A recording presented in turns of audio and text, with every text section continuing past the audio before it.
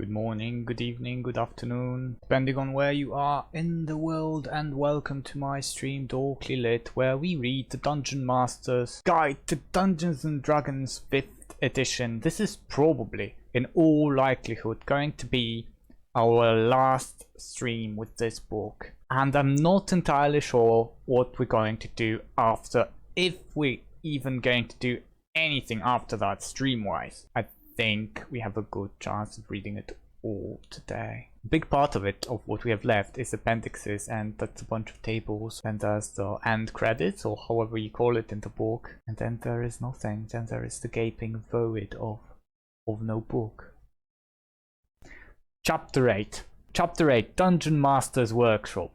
As the Dungeon Master, you aren't limited by the rules in the player's handbook. The guidelines in this book, or the selection of monsters in the monster manual. Okay, I read that wrong, but you get the idea. Yes, it's the same book. Nice to hear from you. It's been a while though. Fortnite had a new season in the meantime. What's Fortnite? Anyway, let's I guess I know what Fortnite is. I was joking, but come on, who cares about Fortnite? I don't. Fortnite isn't even a geeky game. It's like a game for normies. It's a game for the sort of people who like I don't know, FIFA on the consoles. This chapter contains optional rules that you can use to customize your campaign, as well as guidelines on creating your own material, such as monsters and magic items. I really like making my own magic items. Monsters not so much, but magic items, that's where it's at. The options in this chapter relate to many different parts of the game. Some of them are variants of rules, and others are entirely new rules. Each option represents a different genre, style of play, or both. It's probably not that I like giving my players good magic items, because I enjoy designing cursed items as much as I enjoy designing the good ones. It's probably just the fact that monster is mostly blocks of stats that you're gonna have to deal with, and with a magic item, when you're designing your own magic item, I can't help but feel excited about what the players are gonna try to do with it. Yeah, so that's why. It's all over the place, this read along so far. The options in this chapter relate to many different parts of the game. Some of them are variants of rules, and others are entirely new rules. Each option represents a different genre, style of play, or both. Consider trying no more than one or two of the options at a time, so that you can clearly assess the effects on your campaign before adding other options. Before you add a new rule to your campaign, ask yourself two questions. Will the rule improve the game? Will my players like it? If you're confident that the answer to both questions is yes, then you have nothing to lose by giving it a try. Urge all players to provide feedback. If the rule or game element isn't functioning as intended, or isn't adding much to your game, you can refine it or ditch it. No matter what a rule source, a rule serves you, not the other way around. Beware of adding anything to your game that allows the character to concentrate on more than one effect at a time, use more than one reaction or bonus action per round, or attune to more than 3 magic items at a time. Rules and game elements that override the rules for concentration, reactions, bonus actions, and magic item attunement can seriously unbalance or overcomplicate your game. The part where they say about unbalancing it, I don't treat tabletop RPG as something that should be balanced necessarily. Like rules being fair and balanced and equally strong, and classes being equal, spells being appropriate to the level. These sort of things, I think they belong more in the domain of wargaming, and not so much in the domain of role-playing games. You can have things that are way out of depth in any regard in a role-playing game, in my opinion, and that's fine. But what they mentioned here earlier about asking yourself some serious questions before you introduce a new rule, that's important. Adding rules is not a good idea most of the time because it adds complexity. I prefer cutting rules to adding rules, actually. I'd rather eliminate some rules, trim some rules if I don't have to use them. I really like to do the things that I can do with the bare minimum of things that I can do them with. That way, the pacing of your games is going to be much better. Everything is going to happen much quicker. The stories are going to have more story in them and less bookkeeping and less tracking what items you have, what amount of HP a monster has, and rolling. Rolling can be fun, but let's keep it at a moderate amount of rolling. Let's not overdo with the rolling. Ability options. The optional rules in this section pertain to using ability scores, proficiency dice. This optional rule replaces a character's proficiency bonus with a proficiency die, adding more randomness to the game and making proficiency a less reliable indicator of mastery. Instead of adding a proficiency bonus to an ability check, an attack roll or saving throw, the character's player rolls a die. Proficiency die table shows which die or dice to roll, as determined by the character's level. Whenever a feature such as the rogue's expertise lets a character double his or her proficiency bonus, the player rolls the character's proficiency die twice instead of once. This option is intended for player characters and non-player characters who have levels as opposed to monsters who don't. Proficiency die. Level 1 to 4, proficiency bonus +2 or proficiency die 1d4. Level 5 to 8, proficiency bonus +3, proficiency die 1d6. Level 9 to 12, proficiency bonus +4, proficiency die 1d8. Level 13 to 16, proficiency bonus +5, proficiency die 1d10. Level 17 to 20th, proficiency bonus +6 or proficiency die 1d12. I feel like that's a bad rule, because you have to sum up more things. Well, you have to sum up the die, and it is more randomness, but what is randomness really for? Why would you want, strictly speaking, your skills to have a higher fail rate and a higher chance to do something that's extremely improbable? I feel like this rule doesn't contribute to anything. This one gets an A. I'm gonna rate these rules, yay or nay. Each of these rules I'm gonna rate yay or nay, and this one gets an A. Skill variance. A skill dictates the circumstances under which a character can add his or her proficiency bonus to an ability check. Skills define those circumstances by referring to different aspects of the 6 ability scores. For example, acrobatics and stealth are 2 different aspects of dexterity, and a character can specialize in either or both. You can dispense with skills and use one of the following variants. Choose whichever one best suits your campaign. Ability check proficiency. With this variant rule, characters don't have skill proficiencies. Instead, each character has proficiency in 2 abilities, one tied to the character's class and one tied to the character's background. The ability proficiencies by class table suggest proficiency for each class, and you choose which ability is tied to a given background. Starting at first level, a character adds his or her proficiency bonus to any ability check tied to one or the other of these 2 abilities. So we have a quaint little table here. Ability check proficiencies by class. Class barbarian, strength, dexterity, or wisdom. Bard, anyone. Cleric, intelligence, wisdom, or charisma. Druid, intelligence or wisdom. Fighter, strength, dexterity, or wisdom. Monk, strength, dexterity, or intelligence. Paladin, strength, wisdom, or charisma. Why does monk have strength, dexterity, and intelligence and no wisdom? I feel like wisdom would belong here much more than intelligence, or even perhaps strength. Anyway, ranger, strength, dexterity, or wisdom. Rogue, dexterity, intelligence, wisdom, or charisma. Sorcerer, intelligence or charisma. Warlock, intelligence or charisma. Wizard, intelligence or charisma.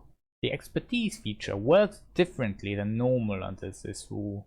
At first level, instead of choosing 2 skill proficiencies, a character with expertise class feature chooses one of the abilities in which he or she has proficiency.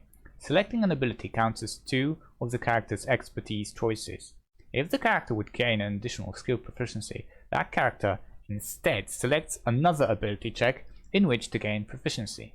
This option removes skills from the game and doesn't allow for much distinction among characters. For example, a character can't choose to emphasize persuasion or intimidation. He or she is equally adept at both. This skill gets an A from me. Because Dungeons and Dragons doesn't have, like, to begin with, it doesn't have too much rules that help you flesh out the character as a person and the life experience, I guess. And one of these things is skills, is precisely skills. This variant rule, it cuts out skills completely, and pretty much any ranger is very much like every other ranger stats wise, and I don't like it. I mean, they could still be very different characters, but for example, a proficient liar, you can't make a proficient liar, you can just make a character that's very charismatic, and these are not the same thing. That's an A, that's an A. Background proficiency. With this variant rule, characters don't have skill or tool proficiencies. Anything that would grant the character a skill or tool proficiency provides no benefit. Instead, a character can add his or her proficiency bonus to any ability check to which the character's prior training and experience reflected in the character's background reasonably applies. The DM is the ultimate judge of whether the character's background applies. For example, the player of a character with a noble background could reasonably argue that the proficiency bonus should apply to a charisma check the character makes to secure an audience with the king. The player should be encouraged to explain in specific terms how the character's background applies, not simply "I'm a noble, but I spent 3 years before starting my adventuring career serving as my family's ambassador to the court, and this sort of thing is second nature to me now." This simple system relies heavily on players developing their characters' histories. Don't let it result in endless debates about whether character's proficiency bonus applies in a given situation. Unless a player's attempt to explain the relevance of the character's background makes everyone else at the table roll their eyes at its absurdity, go ahead and reward the player for making the effort. If a character has the expertise feature, instead of choosing skills and tools to gain the benefit of that feature, the player defines aspects of his or her background to which the benefit applies. Continuing the noble example, the player might decide to apply expertise to situations where courtly manners and etiquette are paramount, or figuring out the secret plots that court members hatch against one another. I didn't like this part about the expertise, but I'd lie if I said this was a bad rule. I wouldn't play with it because if I want to play Dungeons & Dragons, I want to play it with skills. But the way this is handled is very much like aspects in Fate 2 Fudge Edition, which is my favorite tabletop role-playing game. And it's a very good way to solve it. It's similar. It's not the same as aspects, but it's similar. It's good. This system, I haven't tried it, but I can blindly say that it's gonna work well for just about anyone, especially if you're into the storytelling aspect of tabletop RPG, because I've played something similar and it works. It gets a yay, but I'm not gonna use it because I want the Dungeons and Dragons experience, and it's kind of less Dungeons and Dragons. This is more of the old familiar things that I'm already familiar with, I guess. Personality, trait, proficiency. With this variant rule, characters don't have skill proficiencies. Instead, the character can add his or her proficiency bonus to any ability check directly related to the character's positive personality traits.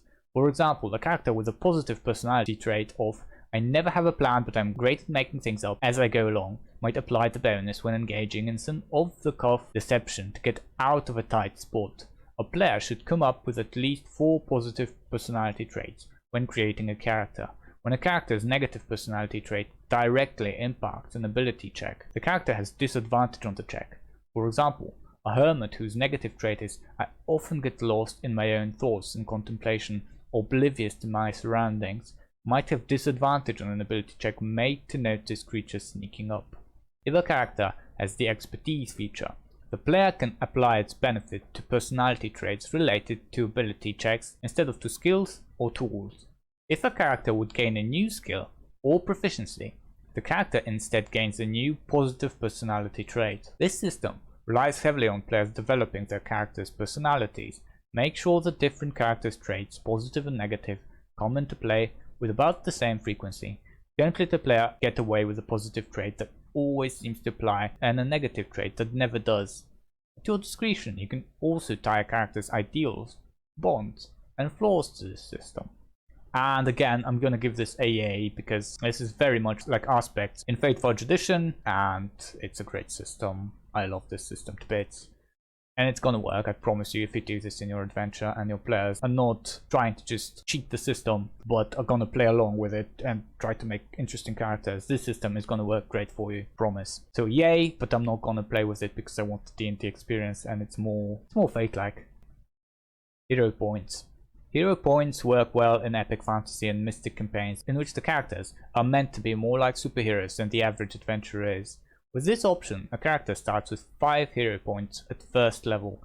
Each time the character gains a level, he or she loses any unspent hero points and gains new total equal to 5, thus the character's level. A player can spend a hero point whenever he or she makes an attack roll, an ability check, or a saving throw. The player can spend the hero point after the roll is made, but before any of its results are applied. Spending the hero points allows the player to roll a d6 and add it to the d20, possibly turning a failure into a success. A player can spend only 1 hero point per roll. In addition, whenever a character fails a death saving throw, the player can spend 1 hero point to turn the failure into a success. This rule gets a yay from me.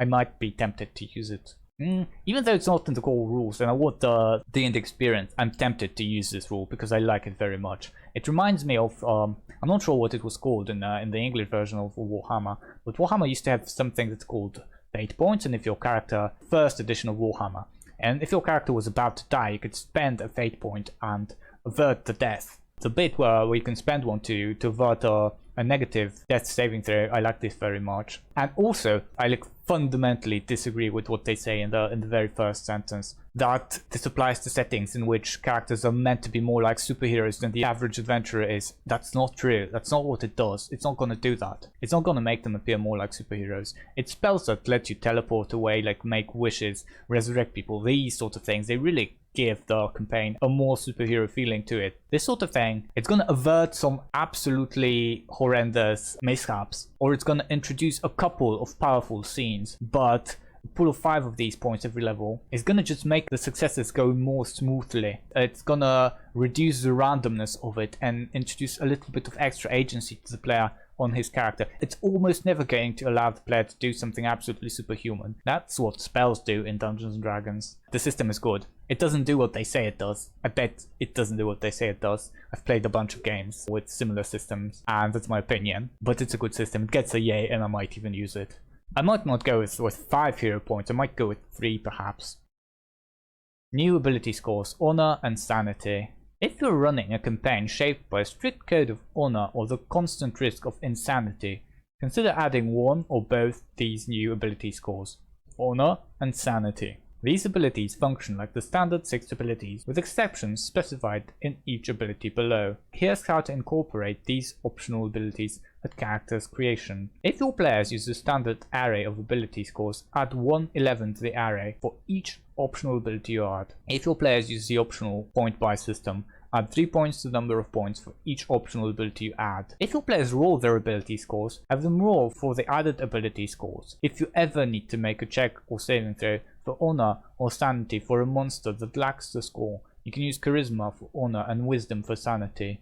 Honor score. If your campaign involves cultures where rigid code of honor is part of a daily life, consider using the honor score as means of measuring a character's devotion to that code. This ability fits well in a setting inspired by Asian cultures such as Karatur in the Forgotten Realms. The honor ability is also useful in any campaign that revolves around orders of knights. Honor measures not only a character's devotion to a code, but also a character's understanding of it. The honor score can also reflect how others perceive a character's honor. A character with high honor usually has a reputation that others know about, especially those who have high honor scores themselves. Unlike other abilities, honor can't be raised with normal ability score increases. Instead, you can award increases to honor or impose reductions based on a character's actions.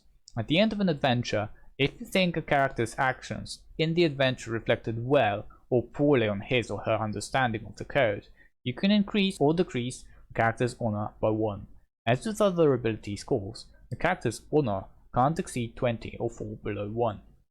Honor checks. Honor checks can be used in social situations such as charisma would, when a character's understanding of a code of conduct is the most defining factor in the way a social interaction will play out. You might also call for an honor check when a character is in one of the following situations: being unsure how to act with honor, surrendering while trying to save face, trying to determine another character's honor score, trying to use the proper etiquette in a delicate social situation, using his or her honorable or dishonorable reputation to influence someone else. Honor saving throws.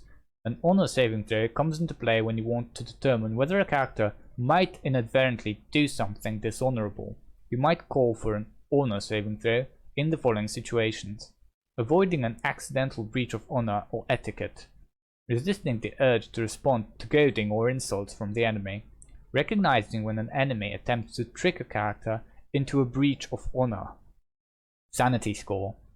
Consider using sanity score if your campaign revolves around entities of an utterly alien and unspeakable nature, such as Great Cthulhu, whose powers and minions can shatter a character's mind. A character with a high sanity is level-headed even in the face of insane circumstances, while a character with low sanity is unsteady, breaking easily when confronted by eldritch horrors that are beyond normal reason. Sanity checks. you might ask characters to make a sanity check in place of an intelligence check to recall lore about the alien creatures of madness featured in your campaign, to decipher the writings of raving lunatics, or to learn spells from tomes of forbidden lore. You might also call for a sanity check when a character tries one of the following activities: deciphering a piece of text written in a language so alien that it threatens to break the character's mind, overcoming the lingering effects of madness, comprehending a piece of alien magic foreign to all normal understanding of magic.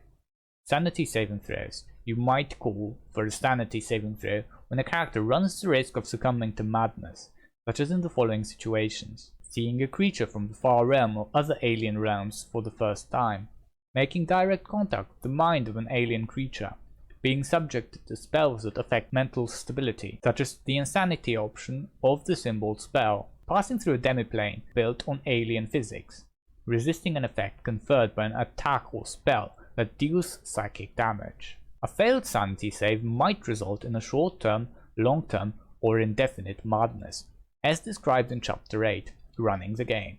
Anytime a character suffers from long-term or indefinite madness, the character's sanity is reduced by 1. A Greater Restoration spell can restore sanity lost in this way, and a character can increase his or her sanity through level advancements. Alright, this rule gets an A. It gets a really strong A. Because what it tries to do is it tries to hack Dungeons and Dragons into a system that resembles certain other systems better built for these sort of campaigns. Why would you want to play Dungeons and Dragons with sanity in an eldritch horror setting when there is Call of Cthulhu and a bunch of other systems are there that feature these sort of things if you want fancy? Like, a bunch of stuff in D&D just fundamentally doesn't fit it. The game rules and the capabilities of characters specifically, they match this very high fantasy, epic, powerful hero story. It fits a hero story, the D&D rules, and they don't fit a horror story at all. Why would you play a game that has so much of its rules and its fundamental construction really devoted to martial weapons and powerful, fantastical spells, to play a game that's about something else, that's about horror? Because these things, they don't really fit too well with horror. Raise dead spells, bless and cure wounds, like easy cure wounds. Healing spells in Dungeons and Dragons are a big feature of game balance, and in a horror setting, such an easy heal, it doesn't mesh well with the narrative. And pretty much the same thing goes with Honor. Why would you hack D&D into a samurai game when there's the Legend of the Five Rings or whatever else you might find? I don't know that many, but there's better ones, I bet.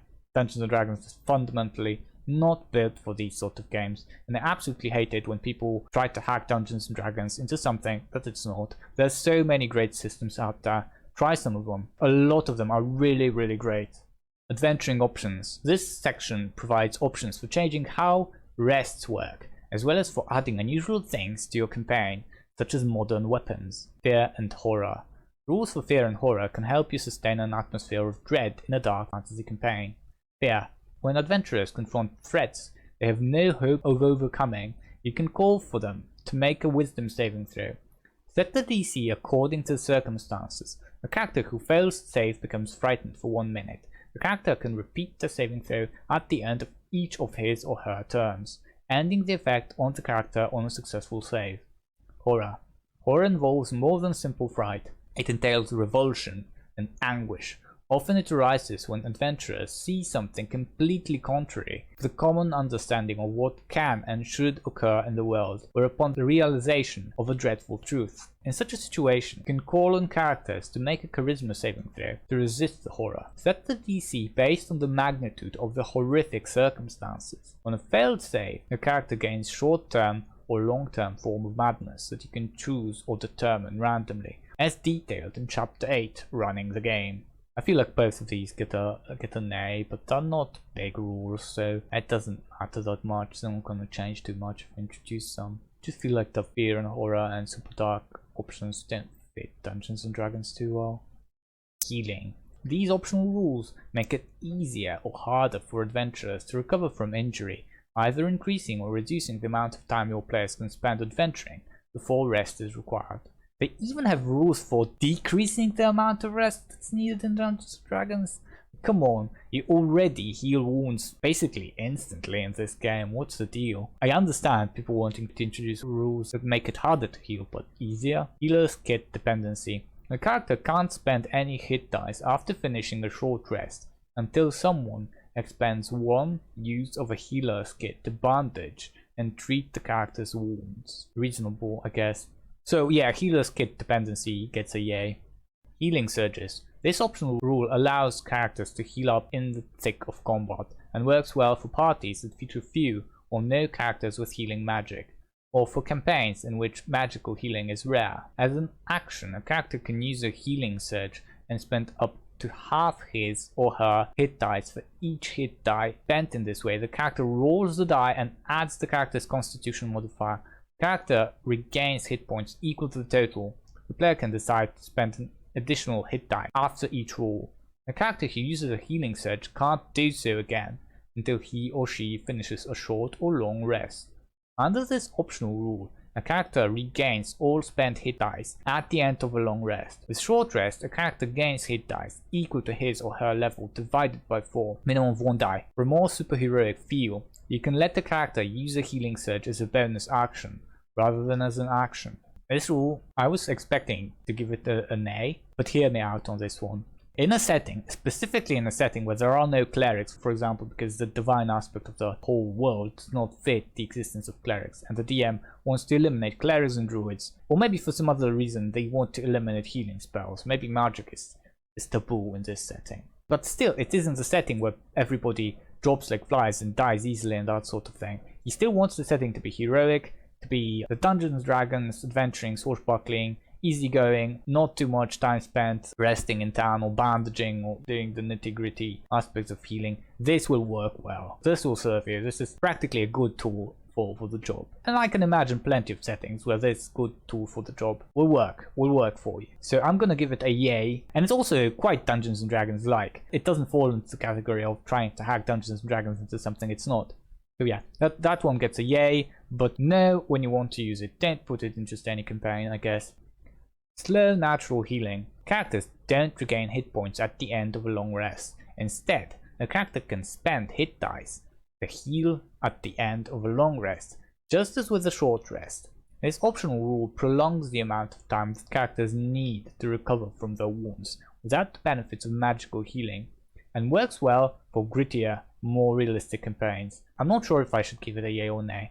I'm gonna just say that if you want a grittier, more realistic campaign, Dungeons & Dragons is not a good choice for you. It's not gonna work well for you. Rest variants. The rules for short and long rest presented in Chapter 8 of the Player's Handbook work well for a heroic style campaign. Characters can go toe to toe with deadly foes, take damage to within an inch of their lives, yet still be ready to fight again the next day. If this approach doesn't fit your campaign, consider the following variants.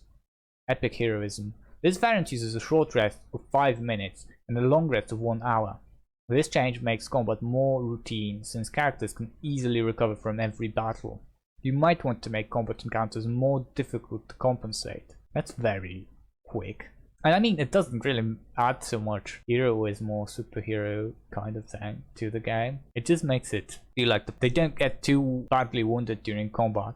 They just get scratches or not even that much. Hit points is some abstract concept and characters just don't get hurt too much. I get the feeling that in a lot of movies and in a lot of game settings, when there's a sword duel, one of the people just goes unscathed and the other just dies. It doesn't go to, I don't know, 10% hit points versus 0 hit points. It's not what happens.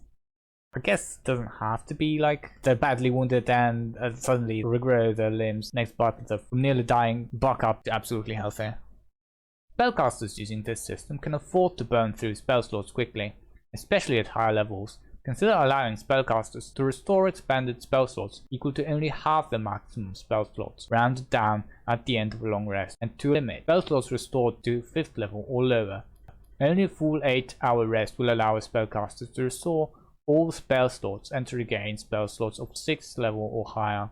I'm gonna go with nay on this. If you hate people resting, camping, more like it, not resting. When they can rest 5 minutes, it's a short rest, they're gonna keep doing it very often. But if you hate people camping, taking it a bit slower, then you might want to introduce it. But I see no narrative point to this rule. It's not going to do anything for your story. Gritty realism. This variant uses a short rest of 8 hours and a long rest of 7 days.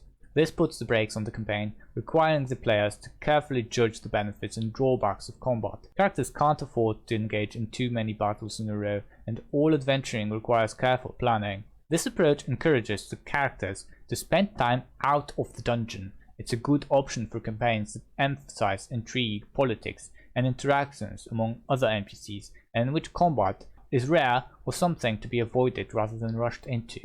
This is a good rule. I'm gonna give it a yay, but make no mistake, introducing this rule is not going to turn your setting into gritty realism. Dungeons & Dragons is fundamentally not built for gritty realism, and this rule by no means is going to make your game grittily realistic. In one of my games, the game where I play as a player, we use this rule and it doesn't do what they say it does. It doesn't make it gritty or realistic. Nothing can make Dungeons & Dragons gritty and realistic, short of a complete overhaul. Firearms. If you want to model the swashbuckling style of the Three Musketeers and similar tales, you can introduce gunpowder weapons to your campaign that are associated with the Renaissance. Similarly, in a campaign where a spaceship has crashed or elements of a modern-day Earth are present, futuristic or modern firearms might appear. The firearms table provides examples of firearms from all three of these periods. The modern and futuristic items are priceless. Proficiency. It's up to you to decide whether a character has proficiency with a firearm. Characters in most D&D worlds wouldn't have such proficiency. During their downtime, characters can use the training rules in the player's handbook to acquire proficiency, assuming that they have enough ammunition to keep the weapon working while mastering their use. Properties. Firearms use special ammunition, and some of them have the burst fire or reload property. Ammunition. The ammunition of a firearm is destroyed upon use. Renaissance and modern firearms use bullets. Futuristic firearms are powered by a special type of ammunition called energy cells. An energy cell contains enough power for all the shots its firearm can make. I don't know what they mean by that. Burst fire. A weapon that has the burst fire property can make a normal single target attack, or it can spray a 10-foot cube area within normal range with shots. Each creature in the area must succeed on a DC 15 dexterity saving throw or take the weapon's normal damage. This action uses 10 pieces of ammunition. Reload. A limited number of shots can be made with a weapon that has the reload property. A character must then reload it using an action or a bonus action, the character's choice. Explosives. A campaign might include explosives from the Renaissance or modern world. The latter are priceless as presented in the explosives table. By the way, this rule on the weapons, I'm not sure if they've concluded describing it, but I'm gonna give it a yay in case you want to do a weird mix of near future and fantasy, like the pulps of old, the sort of thing you'd see in John Carter maybe. I don't know too many books of the period and the genre, but there was this corny old brand of fantasy where writers weren't sure what's fantasy, what's sci-fi, and the two of them were kind of blended, and it often had this specific art style, like Rosetta art kind of thing. It has a charm of its own, and someone might want to do a setting like that. For that setting, I think Dungeons & Dragons with firearms and futuristic weaponry would fit just perfect. The over-the-top heroism and spells of Dungeons & Dragons, they would feel right at home in a setting like that. So I'm gonna give it a yay for that particular application, and some of you might find another great application. So yeah, this one is a yay. Explosives. Okay, we've read through that. Bomb. As an action, a character can light this bomb and throw it at a point up to 60 feet away. Each creature within 5 feet of that point must succeed on a DC 12 dexterity saving throw or take 3d6 fire damage. Gunpowder. Gunpowder is chiefly used to propel a bullet out of the barrel of a pistol or rifle, or it is formed into a bomb. Gunpowder is sold in small wooden kegs and water-resistant power horns. By the way, also if you just want to do a fantasy setting that is Renaissance firearms, I assume it just works. Setting fire to a container full of gunpowder can cause it to explode, dealing fire damage to creatures within 10 feet of it. 3d6 for powder horn, 7d6 for a keg. A successful DC 12 dexterity saving throw halves the damage. Setting fire to an ounce of gunpowder causes it to flare for 1 round, shedding bright light in a 30-foot radius and dim light for additional 30 feet. Dynamite has an action. A creature can light a stick of dynamite and throw it at a point up to 60 feet away. Each creature within 5 feet of that point must make a DC 12 dexterity saving throw, taking 3d6 bludgeoning damage on a failed save, or half as much damage on a successful one. A character can bind sticks of dynamite together so they explode at the same time. Each additional stick increases the damage by 1d6 to a maximum of 10d6, and the burst radius by 5 feet to a maximum of 20 feet. Dynamite can be rigged with a longer fuse to explode after a set amount of time, usually 1 to 6 rounds. Roll initiative for the dynamite. After the set number of rounds goes by, the dynamite explodes on that initiative. I have nothing much to add to it. I'm gonna give it a yay just for the same reasons. It's the firearms rules. Grenades. As an action, a character can throw a grenade at a point up to 60 feet away. With a grenade launcher, the character can propel the grenade up to 120 feet away. Each creature within 20 feet of an exploding fragmentation grenade must make a DC 15 dexterity saving throw, taking 5d6 piercing damage on a failed save, or half as much damage on a successful one. 1 round after a smoke grenade lands, it emits a cloud of smoke that creates a heavily obscured area in a 20-foot radius.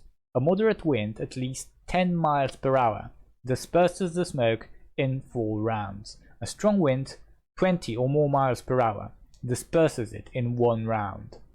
Figuring out alien technology. Okay, so this is a table, by the way, if you're just listening and I'm not saying what I'm saying. Figuring out alien technology. Int check total and result. That's the columns of the table. On an int check total of 9 or lower, 1 failure, 1 charge, or use is wasted. If applicable, character has disadvantage on next check. 10 to 14, 1 failure, 15 to 19, 1 success, 20 or higher, 1 success, character has advantage on next check. Firearms. Renaissance item. Martial ranged weapons. Pistol. 20.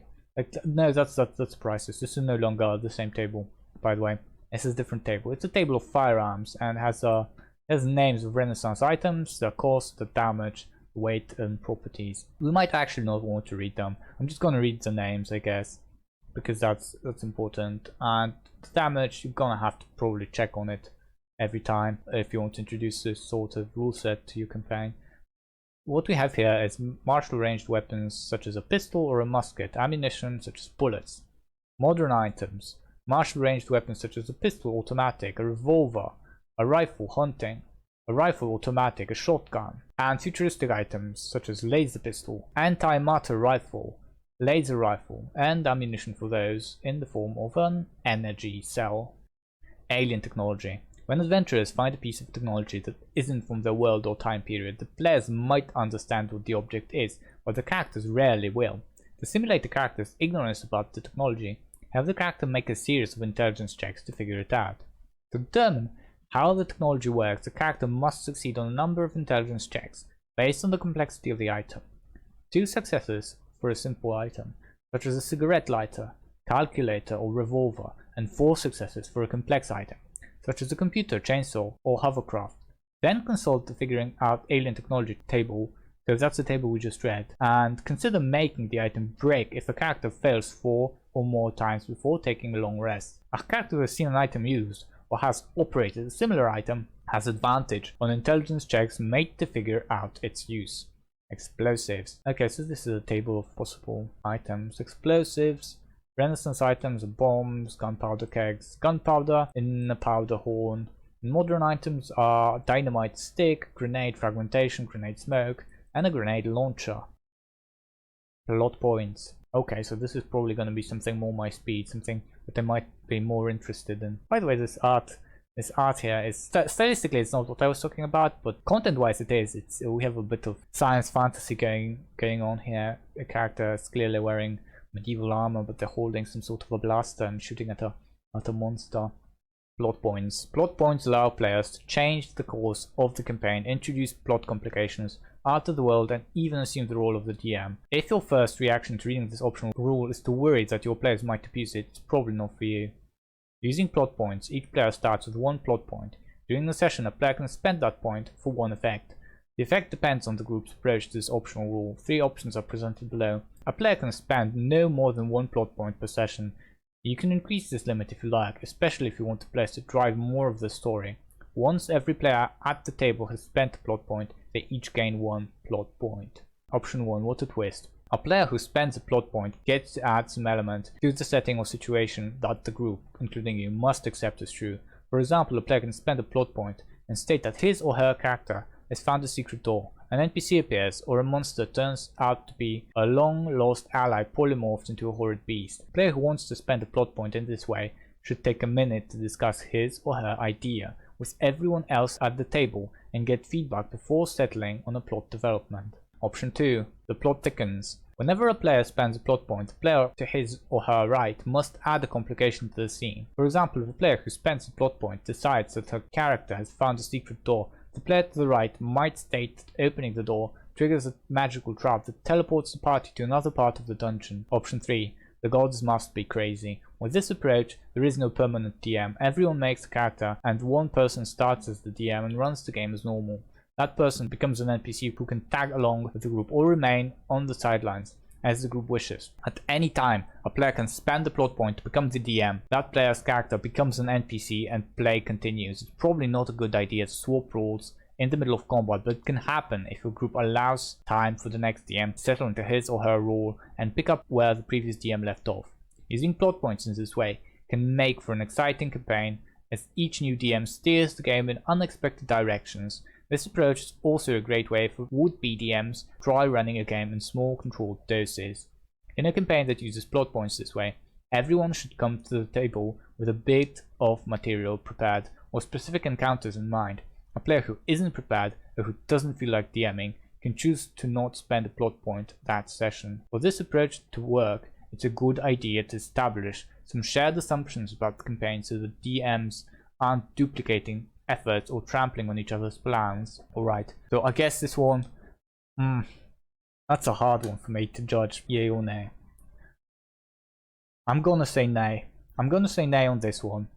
Why I don't like this? Well, some of the people who know Fate and heard me mention that Fate is my favorite tabletop RPG might be shocked to hear that I don't like this. But hear me out. I like Fate Fudge Edition specifically. I don't like Fate Core, and the reason I don't like Fate Core is because Fate Core is a lot like this. It's a lot like these added options where players are given bits of agency of the DM. While Fate Fudge Edition is very subtle, it's very gentle with this. It has something like the fate points that I mentioned earlier, and it has aspects that can be invoked, and it relies on the story. Fate Fudge Edition keeps the players firmly in the shoes of his or her character. It doesn't add these sort of twists where you describe that the monster turns out to be everyone's long lost friend. It doesn't do that unless you really want to, but that's not the goal of the book. It's not the spirit of the book to do these things. While Fate Core goes absolutely bonkers, goes all the way on all these things, and I feel like that's just not for me. It's not the tabletop RPG experience that I'm looking for. I don't know what to tell you, I just don't like this. And I have experience with it, and I just don't like it. That's why I'm gonna give it a nay. And another reason why this deserves an A in my opinion is that this tries to turn Dungeons and Dragons into something that it is not. When you focus on these hardcore twists to the story, it doesn't have that much relevance that a rapier does 1d8 piercing damage when you can, with a plot point, you can turn a powerful monster into an ally. It's not gonna be a balanced game that revolves around combat that's pretty close between sides, or spells that feel fair. This is not gonna matter when players have fate points. It's gonna trivialize, or it's gonna relegate into the realm of the unnecessary a lot of what is Dungeons and Dragons at its core. It falls into the group of rules to try to hack Dungeons and Dragons to something it is not, which is another reason for me to give it an A. So this one is firmly an A. My advice for you is not to do it. If you want to do this sort of thing, give a read to Fate Core maybe. And if you just want a great game, give a read to Fate Forge Edition. That's my favorite one.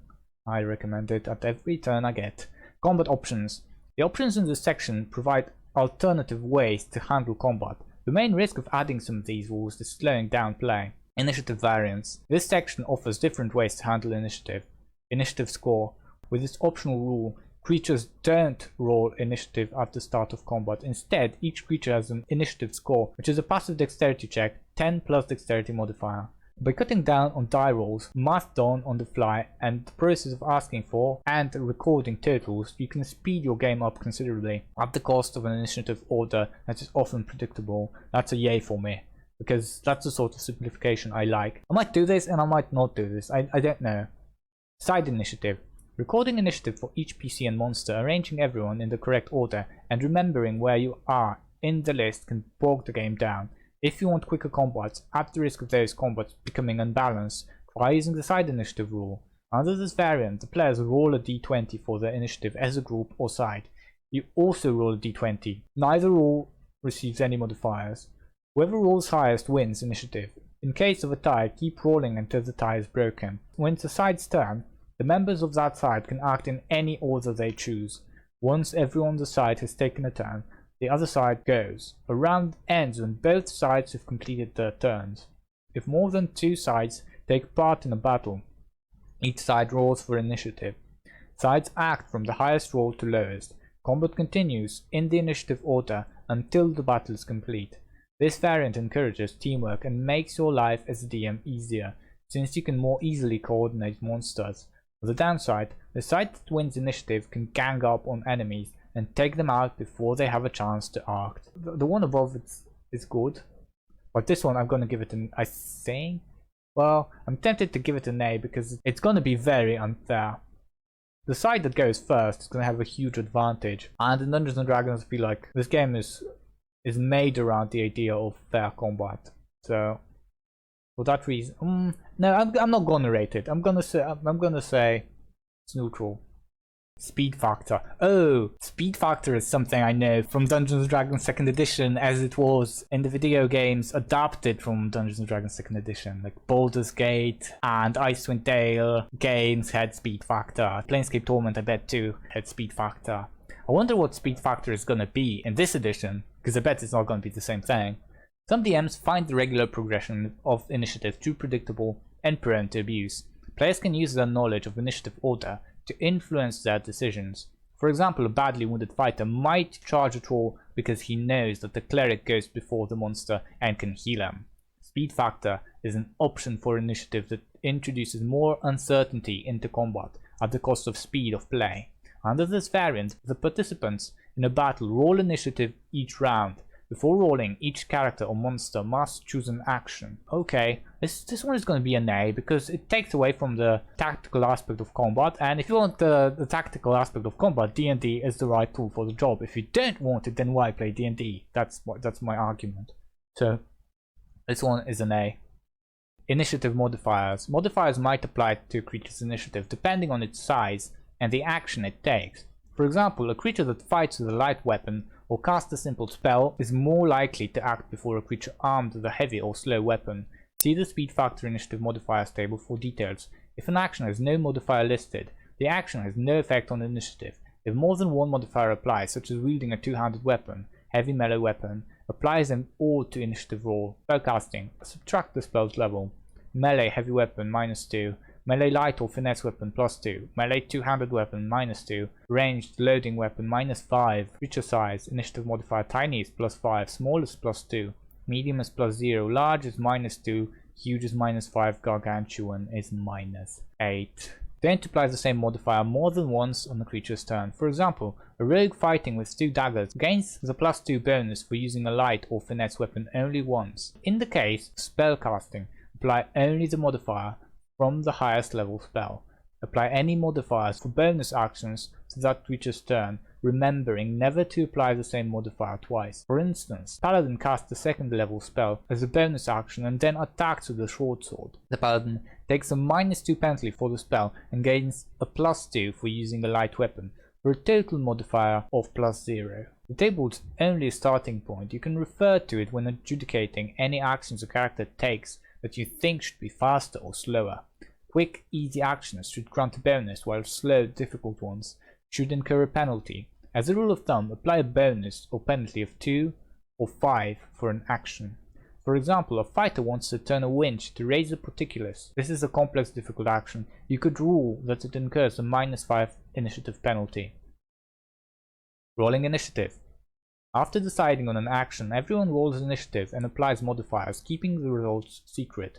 You then announce an initiative number, starting with 30 and working down. It helps to call out ranges of numbers at first. Break any ties by having the combatant with the highest dexterity act first. Otherwise, roll to determine who goes first. Turns. On its turn, a creature moves as normal, but must take the action it selected or take no action at all. Once everyone has acted, the process repeats. Everyone in the battle selects an action, rolls initiative, and takes turns in order. Oof. I already rated this optional rule as nay, but after I've read through all this, I'm only more set in my decision because it's needlessly complicated. For what it offers, which I think it offers nothing, but even if it offered like a little bit, even if we took all the good things from it and ignored all the bad things and treated that as like a net gain, it's just too complex for all of that. Imagine trying to introduce new players to this rule set. It's so clunky, so unwieldy. You shouldn't do it. I can't imagine advising anyone to do this rule. They're gonna have a bad time. Action options. This section provides new action options for combat. They can be added as a group or individually to a game. Climb onto a bigger creature. If one creature wants to jump onto another creature, it can do so by grappling. A small or medium creature has little chance of making a successful grapple against a huge or gargantuan creature, unless magic has granted the grappler supernatural might. As an alternative, a suitably large opponent can be treated as terrain for the purpose of jumping onto its back or climbing to a limb. After making any ability checks necessary to get into position and onto the larger creature, the smaller creature uses its action to make a strength, athletics, or dexterity acrobatics check, contested by the target's dexterity acrobatics check. If it wins the contest, the smaller creature successfully moves into the target creature's space and clings to its body. While in the target space, the smaller creature moves with the target and has advantage on attack rolls against it. The smaller creature can move around with the larger creature's space, treating the space as difficult terrain. The larger creature's ability to attack the smaller creature depends on the smaller creature's location and is left to your discretion. The larger creature can dislodge the smaller creature as an action, knocking it off, scraping it against the wall, or grabbing and throwing it by making a strength athletics check, contested by the smaller creature's strength athletics or dexterity acrobatics check. The smaller creature chooses which ability to use. Damn it. I went through 3 verbs before I got the right one. The smaller creature chooses which ability to use. I like that they're suggesting a rule on how to climb on top of a bigger creature, because if you're a DM and a player declares that he attempts such an action, you have to resolve it somehow. There's no option of telling the player it's not in the rulebook so you can't do it. This is not how tabletop games work. If it makes sense for a character to try and do it and a player says they want to do it, you have to let them do it somehow, or try to let them do it. But this rule I feel is too complicated. We're not gonna have a good time resolving all of these. It's good that they have a rule for it. Maybe the rule could be better. If I were to give it an A, it would be on the basis of it being too complex to use practically. Who knows, maybe it's easier than I think. I don't know. Disarm. A creature can use a weapon attack to knock a weapon or another item from the target's grasp. The attacker makes an attack roll contested by the target's strength, athletics check, or dexterity acrobatics check. If the attacker wins the contest, the attack causes no damage or other ill effect. The defender drops the item. The attacker has disadvantage on its attack roll if the target is holding the item with 2 or more hands. The target has advantage on his ability check if it's larger than the attacking creature, or disadvantage if it is smaller. Good. You have to have rules for disarming if a player declares that they're trying to disarm an opponent. And that's a rule for that. So yeah, that's a yay. That's an easy yay. Mark. This option makes it easier for melee combatants to harry each other with opportunity attacks. When a creature makes a melee attack, it can also mark its target.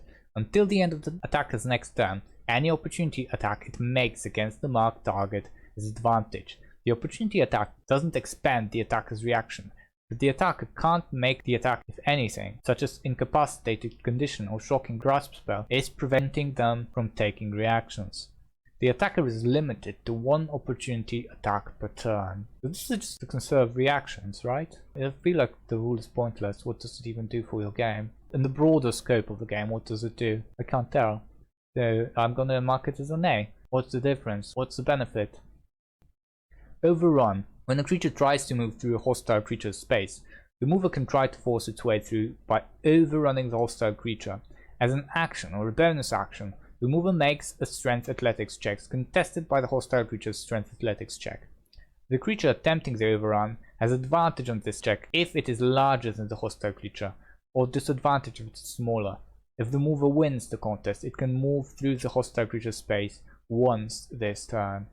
Okay, so if a player declares that they want to run through an opponent, if I can imagine their character running over that opponent, we have to resolve it somehow mechanically, and that's just that. So same as the disarm action, I'm gonna give it an easy A. Shove aside. With this option, a creature uses a special shove action from the player's handbook to force a target to the side rather than away. The attacker has disadvantage on its strength athletics check when it does so. If that check is successful, the attacker moves the target 5 feet to a different space within its reach. I guess this should be like a core rule, because any player can declare that they tried to do this, right? So an easy A, just like overrun and disarm. That's an easy A. Tumble. A creature can try to tumble through a hostile creature's space, ducking and weaving past the opponent.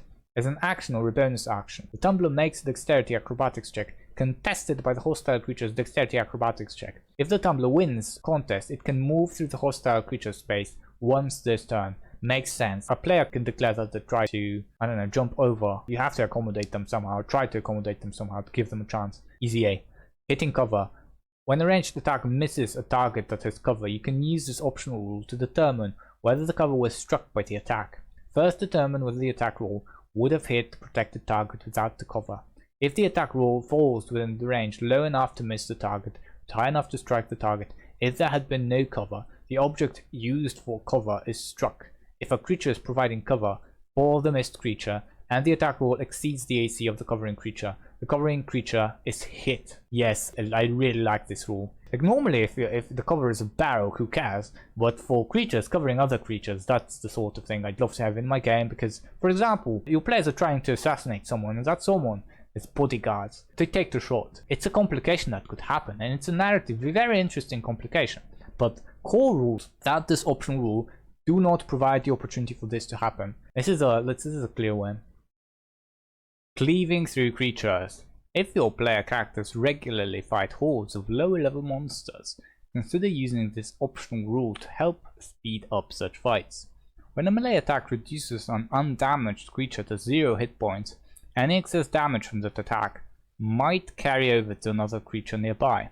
The attacker targets another creature within reach, and if the original attack roll can hit it, applies any remaining damage to it. If that creature was undamaged and is likewise reduced to 0 hit points, repeat this process, carrying over the remaining damage until there are no valid targets, or until the damage carried over fails to reduce an undamaged creature to 0 hit points. What is this for? Thwarting flies? I don't like this rule fundamentally. It's just another rule to remember in combat. A newer player does not take kindly to having extra rules to remember, and it doesn't bring that much flavor to your campaign. I'm gonna probably give it an A, but it's a weak nay. If you really want to introduce this rule in your campaign, feel free to. Injuries. Damage normally leaves no lingering effects. This option introduces the potential for long-term injuries.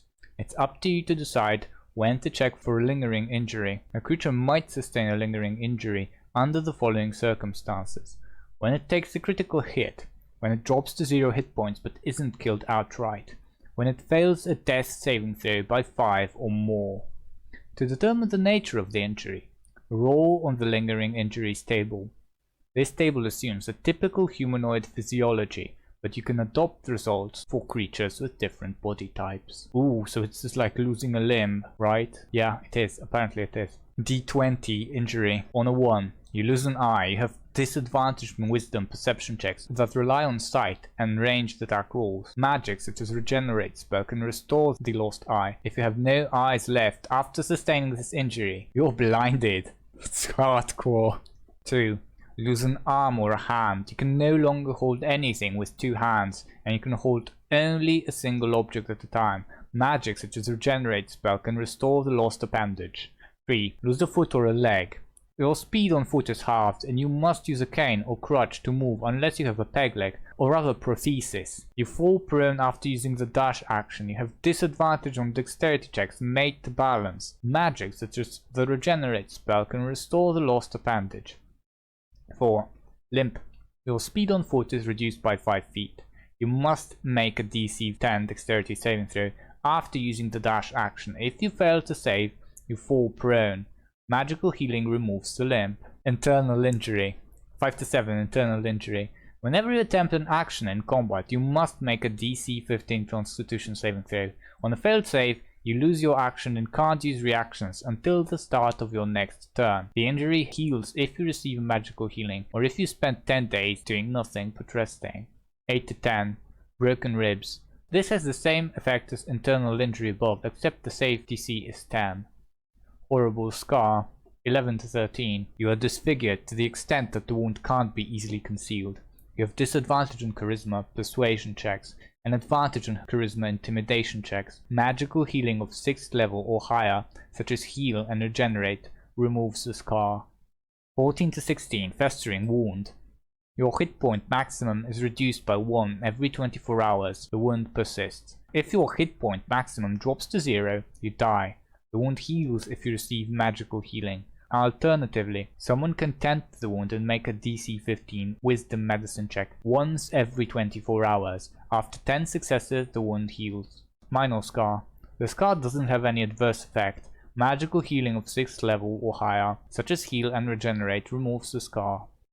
Instead of using the effect described in the table, you can put the responsibility of representing a character's lingering injury in the hands of the player. Roll on the lingering injuries table as usual, but instead of suffering the effect described for the result, the character gains a new flaw with the same name. It's up to the player to express the lingering injury during play, just like any other flaw, with the potential to gain inspiration when the injury affects the character in a meaningful way. I really like this rule. I'm not gonna say that I would apply it whenever someone takes a critical hit. I wouldn't. I might when someone drops to 0 hit points but isn't killed outright, like every time. Or better yet, the last one, when someone fails a death saving throw by 5 or more, like I'd be much more likely to do it. Yeah, the first two options I said that I wouldn't do them, but still I was very enthusiastic about the whole thing.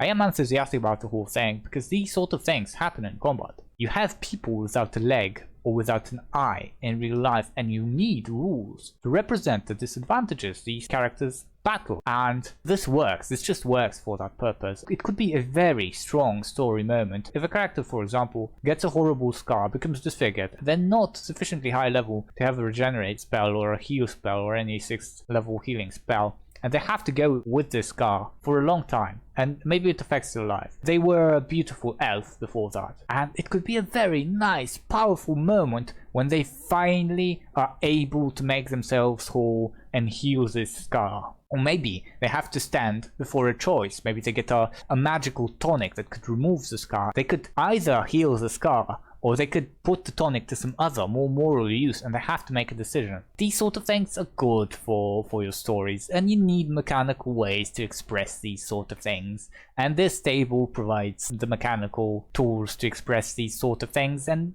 that's why I give it like a firm yay. It should probably even be in the core rules somewhere. Massive damage.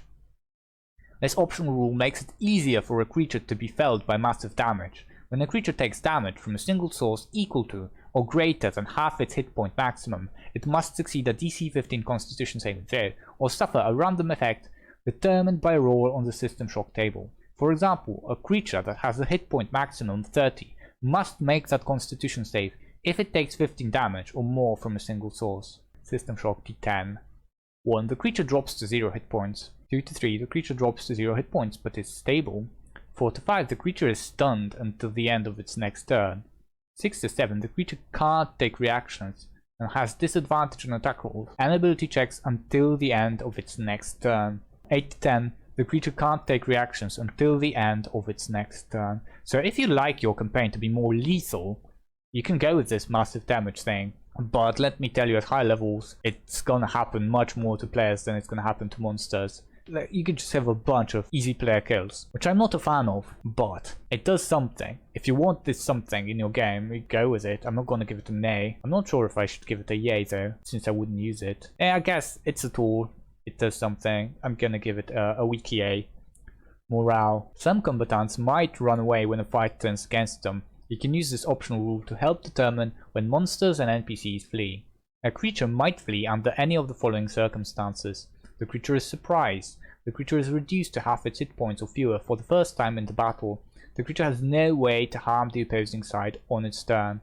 A group of creatures might flee under any of the following circumstances. All creatures in the group are surprised. The group's leader is reduced to 0 hit points, incapacitated, taken prisoner, or removed from battle. The group is reduced to half of its original size with no losses on the opposing side.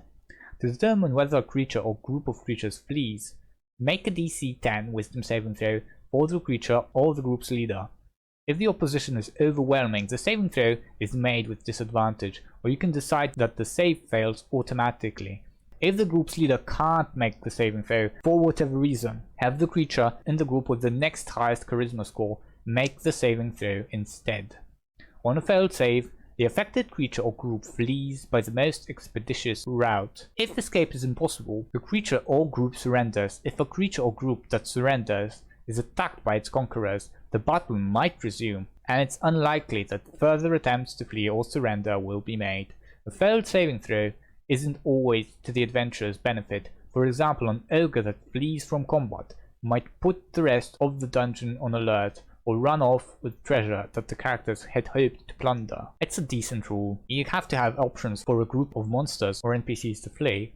You don't have to codify it in such a way that there has to be some conditions met for this to happen. You could just use your role-playing sense, put yourself in the shoes of the commander of this group and think what would the commander do, and if to your mind this creature would be likely to flee, you could just decide that they flee without using this rule. But if you want to put something rules-based and random to it, feel free to add the rule with its conditions and its DC 10 saving throw. That's fair. I'm gonna give it a yay. It's kinda Dungeons and Dragons like. Creating a monster. Monster Manual contains hundreds of ready-to-play monsters, but it doesn't include every monster that you can imagine. Part of the D&D experience is the simple joy of creating new monsters and customizing existing ones, if for no other reason than to surprise and delight your players with something they've never faced before. The first step in the process is coming up with the concept for your monster. What makes it unique? Where does it live? What role do you want it to serve in your adventure, your campaign, or your world? What does it look like? Does it have any weird abilities? Once you have the answers to these questions, you can start figuring out how to represent the monster in your game. Modifying a monster. Once you have an idea for a monster, you'll need statistics to represent it. The first question you should ask yourself is, can I use statistics that already exist? A stat block in the monster manual might make a good starting point for your monster. Imagine, for example, that you want to create an intelligent, arboreal predator that hunts elves. There is no such monster in the monster manual, but the Quaggoth is a savage humanoid predator with a climbing speed. You could borrow the Quaggoth stat block for your monster, changing nothing but the creature's name. You can also make minor tweaks such as replacing the Quaggoth's language, Undercommon, with one that's more appropriate, such as Elvish or Sylvan. It's hardly making a monster, I guess. Need a fiery phoenix? Take the gigantic eagle or roc, give it immunity to fire, and allow it to deal fire damage with its attacks. Need a flying monkey? Consider a baboon with wings and a flying speed. Almost any monster you can imagine can be built using one that already exists. Adapting a stat block is far less time consuming than creating one from scratch, and there are changes you can make to an existing monster that have no effect on its challenge rating, such as swapping languages, changing its alignment, or adding special senses. However, once you change the creature's offensive or defensive ability, such as its hit points or damage, its challenge rating might need to change, as shown later.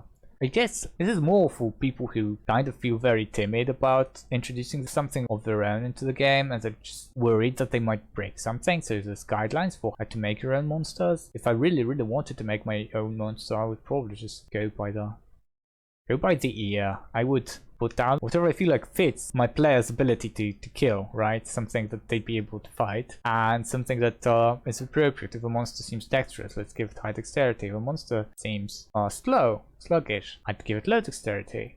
If it seems strong, I'd give it high strength. If it seems not so strong, but maybe clever, I'd give it low strength, but maybe high intelligence, or perhaps high dexterity to compensate for its low strength. I'd consider adapting a stat block too, but I'd probably change it heavily.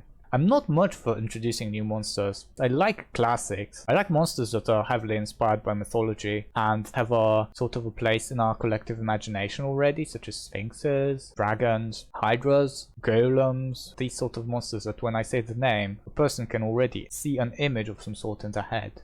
I like these sort of monsters. It's a powerful thing when you can just say a name and someone is already imagining something. It's cool, you could just draw it in a different way for your token or whatever if you're playing on Roll20. Or you could make an interesting mini for it if you're playing with minis. And that in and of itself is kind of interesting. I don't feel like necessarily coming up with weird monsters. Unless you have a good narrative idea. For example, you're doing a desert campaign and there is this funnel monster. Like these bugs that catch their prey by creating this sand funnel. Let's presume you can't find a monster like that in the Dungeons and Dragons manual. Which I'm not sure if you can or cannot. Let's assume you can't.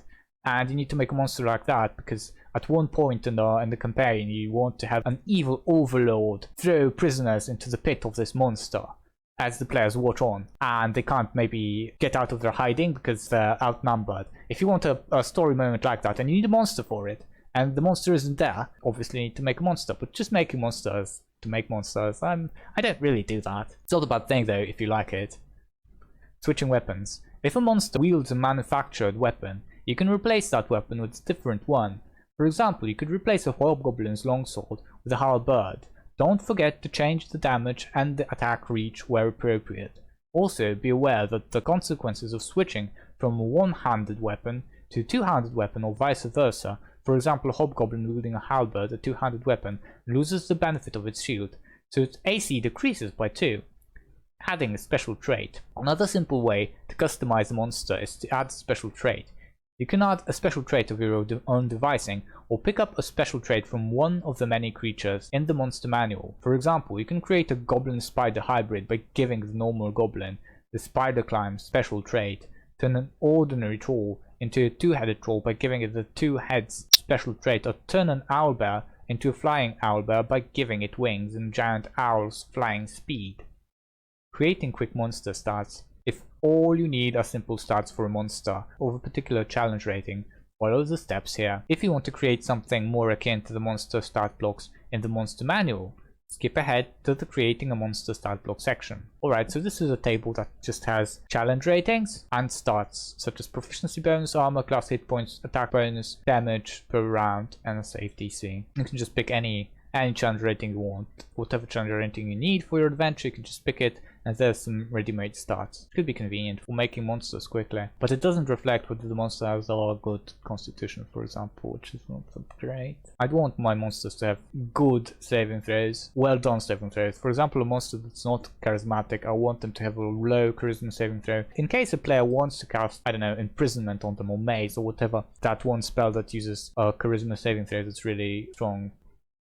Step 1. Expected challenge rating. Pick the expected challenge rating CR for your monster. Knowing the monster's expected challenge rating will help you figure out the monster's proficiency bonus and other important combat statistics. Don't worry about getting the challenge rating exactly right. You can make adjustments in later steps. A single monster with a challenge rating equal to the adventurer's level is, by itself, a fair challenge for a group of 4 adventurers. If the monster is meant to be fought in pairs or groups, its expected challenge rating should be lower than the party's level. Don't fall into the trap of thinking that your monster must have a challenge rating equal to the level of the characters to be a worthy challenge. Keep in mind that monsters with a lower challenge rating can be a threat to higher level characters when encountered in groups. And it doesn't necessarily have to be just because they're encountered in groups. The players might fight it when they're wounded. The players might fight it in a terrain that's inconvenient for them and convenient for the monster. Step 2. Basic statistics. Use the monster statistics by challenge rating table to determine the monster's armor class, hit points, attack bonus, and damage output per round based on the challenge rating you choose in Step 1. Step 3. adjust statistics, raise or lower the monster's armor class, hit points, attack bonus, damage output per round, and save DC as you see fit, based on whatever concept you have in mind for the monster. For example, if you need a well-armored monster, increase its armor class. Once you've made the desired adjustments, record the monster's statistics. If there are any other statistics you think the monster needs, such as ability scores, follow the appropriate steps under creating a monster stat block. Step 4. Final challenge rating. Calculate the monster's final challenge rating, accounting for the adjustments you made in Step 3. Defensive challenge rating. Read down the hit points column of the monster statistics by challenge rating table until you find the monster's hit points. Then look across and note the challenge rating suggested for a monster with these hit points. Now look at the armor class suggested for a monster of that challenge rating. If your monster's AC is at least 2 points higher or lower than the number, adjust the challenge rating suggested by its hit points up or down by 1 for every 2 points of difference. Offensive challenge rating. Read down the damage round column of the monster statistics by challenge rating table until you find the monster's damage output per round. Then look across and note the challenge rating suggested for a monster that deals that much damage. Now look at the attack bonus suggested for a monster of that challenge rating. If your monster's attack bonus is at least 2 points higher or lower than that number, adjust the challenge rating suggested by its damage output up to or down by 1 for every 2 points of difference. If the monster relies more on effects with saving throws than on attacks, use the monster's save DC instead of its attack bonus. If your monster uses different attack bonuses or save DCs, use the ones that will come up the most often. Average challenge rating. The monster's final challenge rating is the average of its defensive and offensive challenge ratings. Round the average up or down to the nearest challenge rating to determine your monster's final challenge rating. For example, if the creature's defensive challenge rating is 2 and its offensive rating is 3, its final rating is 3. With the final challenge rating, you can determine the monster's proficiency bonus using the monster statistics by challenge rating table. Use the experience points by challenge rating table to determine how much XP the monster is worth. A monster of challenge rating 0 is worth 0 XP if it poses no threat. Otherwise, it is worth 10 XP. Creating a monster isn't just a number crunching exercise. The guidelines in this chapter can help you create monsters, but the only way to know whether a monster is fun is to playtest it. After seeing a monster in action, you might want to adjust the challenge rating up or down based on your experiences.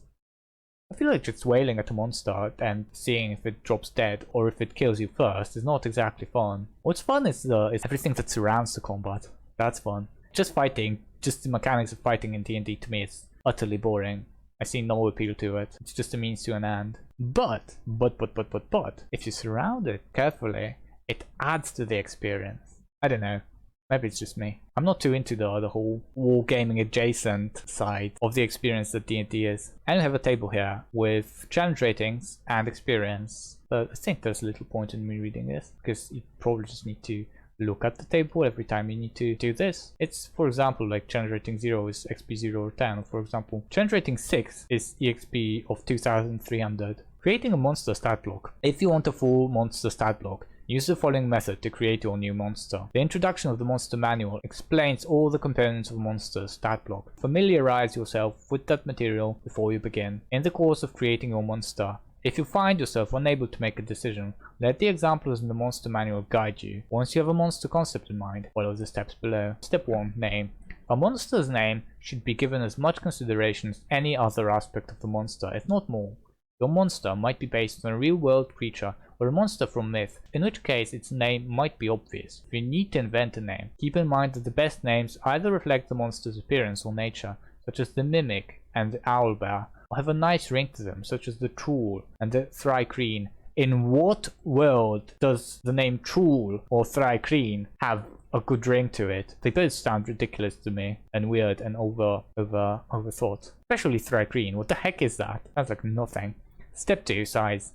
Make a monster whatever size you want. Tiny, small, medium, large, huge or gargantuan. A monster's size determines which die is used to calculate its hit points in Step 8. Size also determines how much space the monster occupies, as discussed in the player's handbook. Step 3. Type. A monster's type provides insight into its origins and nature. The monster manual describes each monster type. Choose the type that best fits your concept for the monster. Step 4. Alignment. If your monster has no concept of morals, it is unaligned. Otherwise, it has an alignment appropriate to its nature and moral outlook, as discussed in the player's handbook. Step 5. Ability scores and modifiers. Monsters, like player characters, have 6 ability scores. A monster can't have a score lower than 1 or higher than 30 in any ability. A monster's score in any ability determines its ability modifier, as shown in the ability scores and modifiers table in the player's handbook. If you can't decide what a monster's ability scores should be, look for the comparable monsters in the monster manual and mimic their ability scores. For example, if your monster is roughly as smart as a human commoner, give it an intelligence of 10 plus 0 modifier. If it's as strong as an ogre, give it a strength of 19 plus 4 modifier. Step 6. Expected challenge rating. Choose a challenge rating for your monster. See Step 1 under Creating Quick Monster Stats for more information. You will use the proficiency bonus in later steps, so jot it down now or remember it. Step 7. Armor class. A monster's armor class has a direct bearing on its challenge rating and vice versa. You can determine your monster's armor class in one of 2 ways. Use the table. You can use an appropriate AC based on the monster's expected challenge rating, as shown in the monster statistics by challenge rating table. The table provides the baseline AC for a monster of a specific challenge rating. Feel free to adjust the AC as you see fit. For example, the baseline AC of a challenge rating 1 monster is 13, but if your monster is well armored, raise its AC accordingly. Don't worry if the monster's AC isn't matching up with the expected challenge rating for the monster. Other factors can affect the monster's challenge rating, as shown in later steps. Determine an appropriate AC. Alternatively, you can determine an appropriate AC based on the type of armor the monster wears, its natural armor, or some other armor class booster, such as the mage armor spell. Again, don't worry if the monster's AC isn't matching up with the expected challenge rating for the monster. If your monster wears manufactured armor, its armor class is based on the type of armor worn. See the player's handbook for armor types. If the monster carries a shield, apply the shield bonus to its AC as normal. A monster that doesn't wear armor might have natural armor, in which case it has an AC equal to 10 plus its dexterity modifier plus its natural armor bonus. A monster with thick hide generally has natural armor bonus of +1 to +3. The bonus can be higher if the creature is exceptionally well armored. A gorgon, for example, is covered in steely plates and has natural armor bonus of +9. That's a lot. Step 8. Hit points. A monster's hit points have a direct bearing on its challenge rating and vice versa. You can determine your monster's hit points in one of 2 ways. Use the table. You can start the monster's expected challenge rating and use the monster's statistics by challenge rating table to determine an appropriate number of hit points. The table presents a range of hit points for each challenge rating. Assign hit dice. Alternatively, you can assign a number of hit dice to a monster, then calculate its average hit points. Don't worry if the hit points aren't matching up with the expected challenge rating for the monster. Other factors can affect the monster's challenge rating, as shown in later steps, and you can always adjust the monster's hit dice and hit points later on. A monster can have as many hit dice as you want, but the size of the die used to calculate its hit points depends on the monster size, as shown in the hit dice by size table. For example, a medium monster uses d8 for hit points, so a medium monster with 5 hit dice and a constitution of 13 plus 1 modifier is 5d8 plus 5 hit points. A monster typically has average hit points based on its hit dice. For example, a creature with 5d8 plus 5 hit points with an average of 27 hit points, which is 5 times 4.5 plus 5. Alright, hit dice by size. Monster size tiny hit die d4, average HP per die 2.5 hit points. Small monster has d6 or an average of 3.5. A medium has a hit die of d8 or an average of 4.5. A large has a d10 and an average of 5.5. A huge has a die of d12 or an average of 6.5. A gargantuan monster has a d20 or 10.5. No player can have as much as d20, right? The player's cap at d12. Step 9. Damage vulnerabilities, resistances and immunities. Decide whether your monster has vulnerability, resistance or immunity to one or more types of damage. See the player's handbook for descriptions of the various damage types. Assign a vulnerability, resistance or immunity to a monster only when it's intuitive. For example, it makes sense for a monster made of molten lava to have immunity to fire damage. Giving a monster resistances and immunities to 3 or more damage types, especially bludgeoning, piercing and slashing damage, is like giving it extra hit points. However, adventurers have more resources at higher levels to counterattack such defenses, making resistances and immunities less relevant at higher levels. Effective hit points. If a monster has resistance or immunity to several damage types, especially bludgeoning, piercing and slashing damage from non-magical weapons, and not all characters in the party possess the means to counteract that resistance or immunity, you need to take defenses into account when comparing your monster's hit points to its expected challenge rating.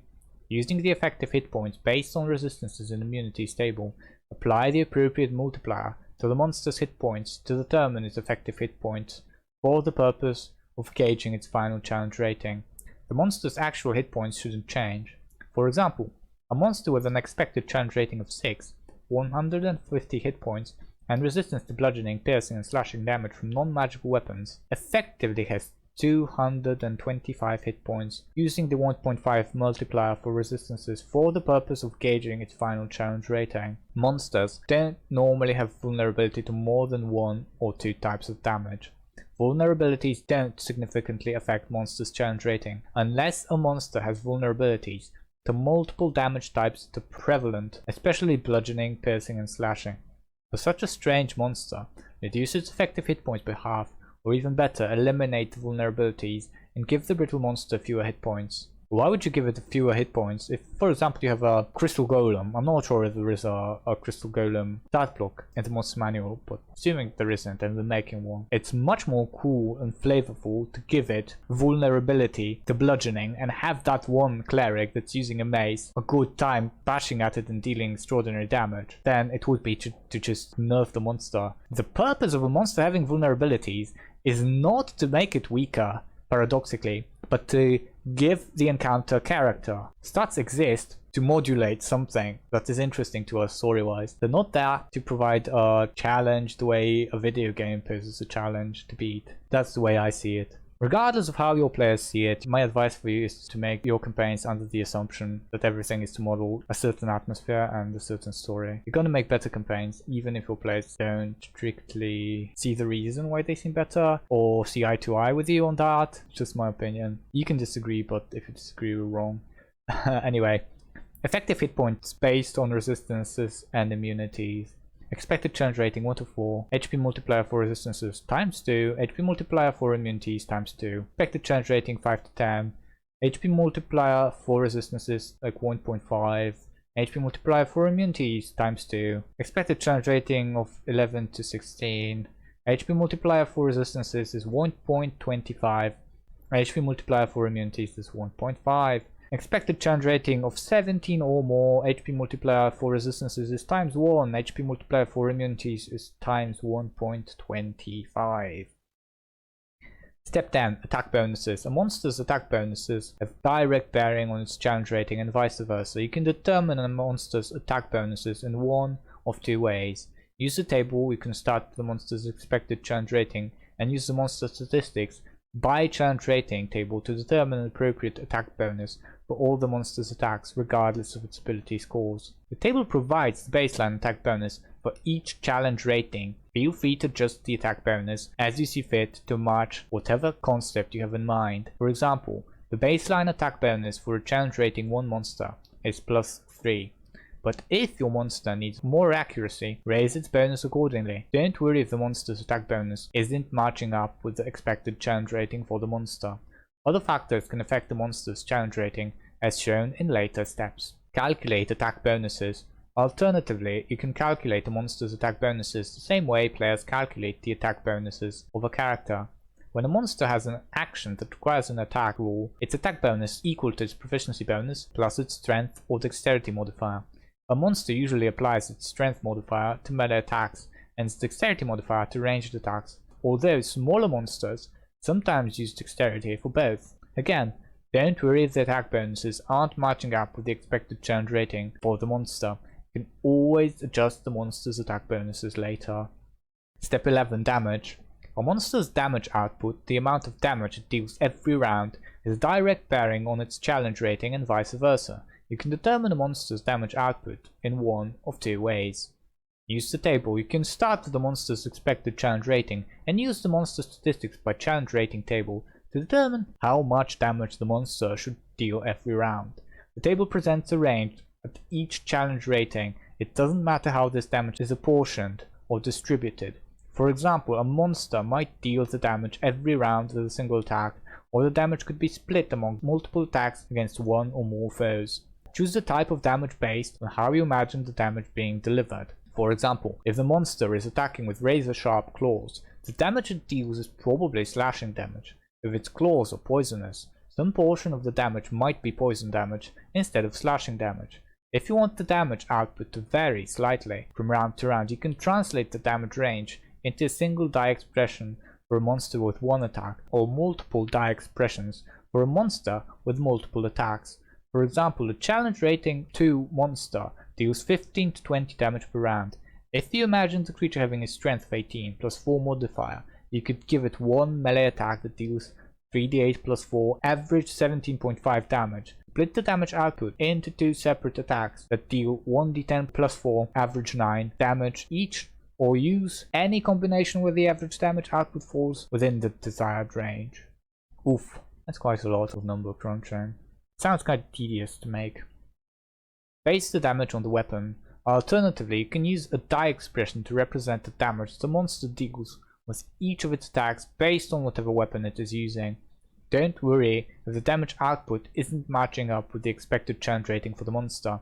Other factors can affect the monster's challenge rating, as will be discussed in later steps. You can always adjust the monster's damage output later on. Some monsters use natural weapons such as claws or tail spikes. Others wield manufactured weapons. If a monster has natural weapons, you decide how much damage it deals with these attacks, as well as the type of damage. See the monster manual, for example. If a monster wields a manufactured weapon, it deals damage appropriate to the weapon. For example, a great axe in the hands of a medium monster deals 1d12 slashing damage plus the monster's strength modifier, as in normal for that weapon. Big monsters typically wield oversized weapons that deal extra dice of damage on a hit. Double the weapon dice if the creature is large, triple the weapon dice if it's huge, and quadruple the weapon dice if it's gargantuan. For example, a huge giant wielding an appropriately sized great axe deals 3d6 slashing damage plus its strength bonus, instead of the normal 1d12. A creature has disadvantage on attack rolls with a weapon that is sized for a larger attacker. You can rule that the weapon size for an attacker 2 or more size larger is too big for the creature to use at all. It's kinda cool. I didn't know D&D had rules for characters actually wielding these oversized weapons, but it's very good that they do have that, because like, a player that's playing a very strong character might want to wield like an insanely oversized axe that they find it on an ogre or a giant, within the constraints of the story, if it would make sense for them to be able to wield it. If it's not too heavy for them to wield, you have to have a mechanical solution to let them try. Great, approve. Overall damage output. To determine a monster's overall damage output, take the average damage it deals with each of its attacks in a round and add them together. If a monster has different attack options, use the monster's most effective attacks to determine its damage output. For example, a fire giant can make 2 greatsword attacks or 1 rock attack in a round. Greatsword attacks deal more damage, so that attack routine determines the fire giant's damage output. If a monster's damage output varies from round to round, calculate its damage output each round for the first 3 rounds of combat and take the average. For example, a young white dragon has a multi-attack routine, 1 bite attack and 2 claw attacks, that deals an average of 37 damage each round, as well as breath weapons that deals 45 or 90 if it hits 2 targets, and it probably will. In the first 3 rounds of combat, the dragon will probably get to use its breath weapon once, and its multi-attack routine twice. So its average damage output for the first 3 rounds would be 90 plus 37 plus 37 divided by 3, or 54 damage rounded down. That's a lot. When calculating a monster's damage output, also account for the special off-turn damage dealing features such as auras, reactions, legendary actions, or lair actions. For example, a Balor's fire aura deals 10 fire damage to any creature that hits the Balor with a melee attack. The aura also deals 10 damage to all creatures within 5 feet of the Balor at the start of each of the Balor's turn. If you assume that one character in the party is within 5 feet of the Balor at all times, hitting it with a melee weapon every round. Then the Balor's damage output per round is increased by 20. A lot, but 20 assuming that they hit every attack. Anyway, we have this attack riders. Many monsters have attacks that do more than deal damage. Some effects that can be added to an attack to give it a flavorful twist include adding damage of a different type to the attack, having a monster grapple the target on a hit, allowing a monster to knock the target prone on a hit, imposing a condition on the target if the attack hits and the target fails a saving throw. Step 12. Save DCs. A monster might have an attack or some other trait that requires a target to make a saving throw. The save DCs to resist such effects have a direct bearing on the monster's challenge rating and vice versa. You can determine save DCs in one of two ways. Use the table. You can start with the monster's expected challenge rating and use the monster's statistics by challenge rating table to determine an appropriate save DC for any effect that requires a target to make a saving throw. Alternatively, you can calculate the monster's DC as follows: 8 plus the monster's proficiency bonus plus the monster's relevant ability modifier. You choose the ability that best applies. For example, if the effect is a poison, the relevant ability is probably the monster's constitution. If the effect is similar to that of a spell, the relevant ability might be the monster's intelligence, wisdom, or charisma. Don't worry if the save DCs aren't matching up with the expected challenge rating for the monster. Other factors can affect the monster's challenge rating, as shown in the later steps, and you can always adjust the save DCs later on. Step 13. Special traits, actions, and reactions. Some special traits, such as magic resistance, special actions such as superior invisibility, and special reactions such as parry, can improve a monster's combat effectiveness and potentially increase its challenge rating. The monster features table lists various features that you can plunder from the monster manual. The table notes which features increase a monster's effective armor class, hit points, attack bonus, or damage output for the purpose of determining its challenge rating. The features don't actually change the monster's statistics. Features that have no effect on the monster's challenge rating are noted with a dash. When assigning special traits, actions, or reactions to monster, keep in mind that not all monsters need them. The more you add, the more complex and harder to run the monster becomes. Innate spellcasting and spellcasting. The impact that innate spellcasting and spellcasting special traits have on monster's challenge rating depends on the spells that the monster can cast. Spells that deal more damage than the monster's normal attack routine and spells that increase the monster's AC or hit points need to be accounted for when determining the monster's final challenge rating. See the special traits section in the introduction of the monster manual for more information on these two special traits. Step 14. Speed. Every monster has a walking speed. Immobile monsters have a walking speed of 0 feet. In addition to its walking speed, a monster might have one or more other speeds, including a burrowing, climbing, flying, or swimming speed. Flying monster. Increase the monster's effective armor class by 2, not its actual armor class, if it can fly, and deal damage at range, and its expected challenge rating is 10 or lower. Higher level characters have a greater ability to deal with flying creatures. I feel like just adding effective armor class 2, it's not gonna reflect the great difficulty the flying monster poses. A flying monster can invalidate a lot of what the party can do to it. It could just fly away. Dragons especially, since they're intelligent and they can fly, and they know when it's better to just retreat, can pose a great challenge. Imagine a group of players fighting a dragon and they're winning, right? Because they've ambushed it, they prepared a good plan. At any time, the dragon can start escaping. And it's not that easy to stop a dragon from escaping once it wants to escape. Step 15. Saving throw bonuses. If you want a monster to be unusually resistant to certain kinds of effects, you can give it a bonus to saving throws tied to a particular ability. And also a dragon that has been ambushed and nearly, quote-unquote, nearly killed, is gonna come back to get a vengeance on the party and ambush them. That's gonna be horrible. I feel like flying is a powerful ability and it also can change the narrative. It's worth more than 2 armor class for sure. Anyway, step 15, saving throw bonuses. If you want a monster to be unusually resistant to certain kinds of effects, you can give it a bonus to saving throws tied to a particular ability. A saving throw bonus is best used to counteract a low ability score. For example, an undead monster with a low wisdom score might need a wisdom saving throw bonus to account for the fact that it's more difficult to charm, frighten, or turn than its wisdom would indicate. A saving throw bonus is equal to the monster's proficiency bonus plus the monster's relevant ability modifier. A monster with 3 or more saving throw bonuses has a significant defensive advantage, so its effective AC, not its actual AC, should be raised when determining its challenge rating. If it has 3 or 4 bonuses, increase its effective AC by 2. If it has 5 or more bonuses, increase its effective AC by 4. Step 16. Final challenge rating. At this point you have all statistical information you need to calculate the monster's final challenge rating. This step is identical to step 4 under creating quick monster stats. Calculate the monster's defensive challenge rating and its offensive challenge rating, then take the average to get its final challenge rating. Step 17. Skill bonuses. If you want a monster to be proficient in a skill, you can give it a bonus equal to its proficiency bonus on ability checks related to that skill. For example, a monster with sharp senses might have a bonus on wisdom perception checks, while a duplicitous monster might have a bonus on charisma deception checks. You can double the proficiency bonus to account for heightened mastery.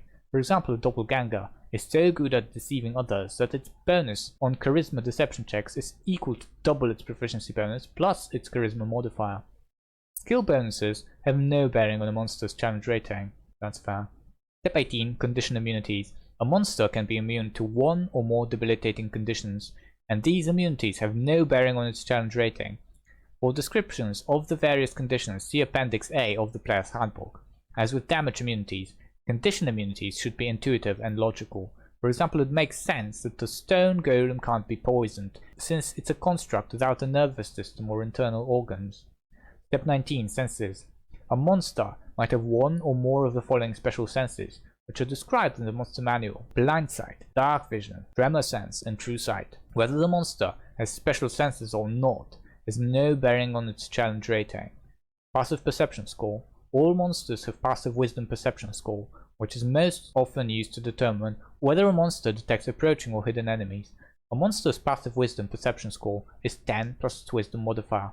If the monster has proficiency in the perception skill, its score is 10 plus its wisdom perception bonus. Step 20. Languages. Whether a monster can speak a language has no bearing on its challenge rating. A monster can master as many spoken languages as you want, although few monsters know more than 1 or 2, and many monsters, beasts in particular, have no spoken language whatsoever. A monster that lacks the ability to speak might still understand language. Telepathy. Whether or not a monster has telepathy has no bearing on its challenge rating.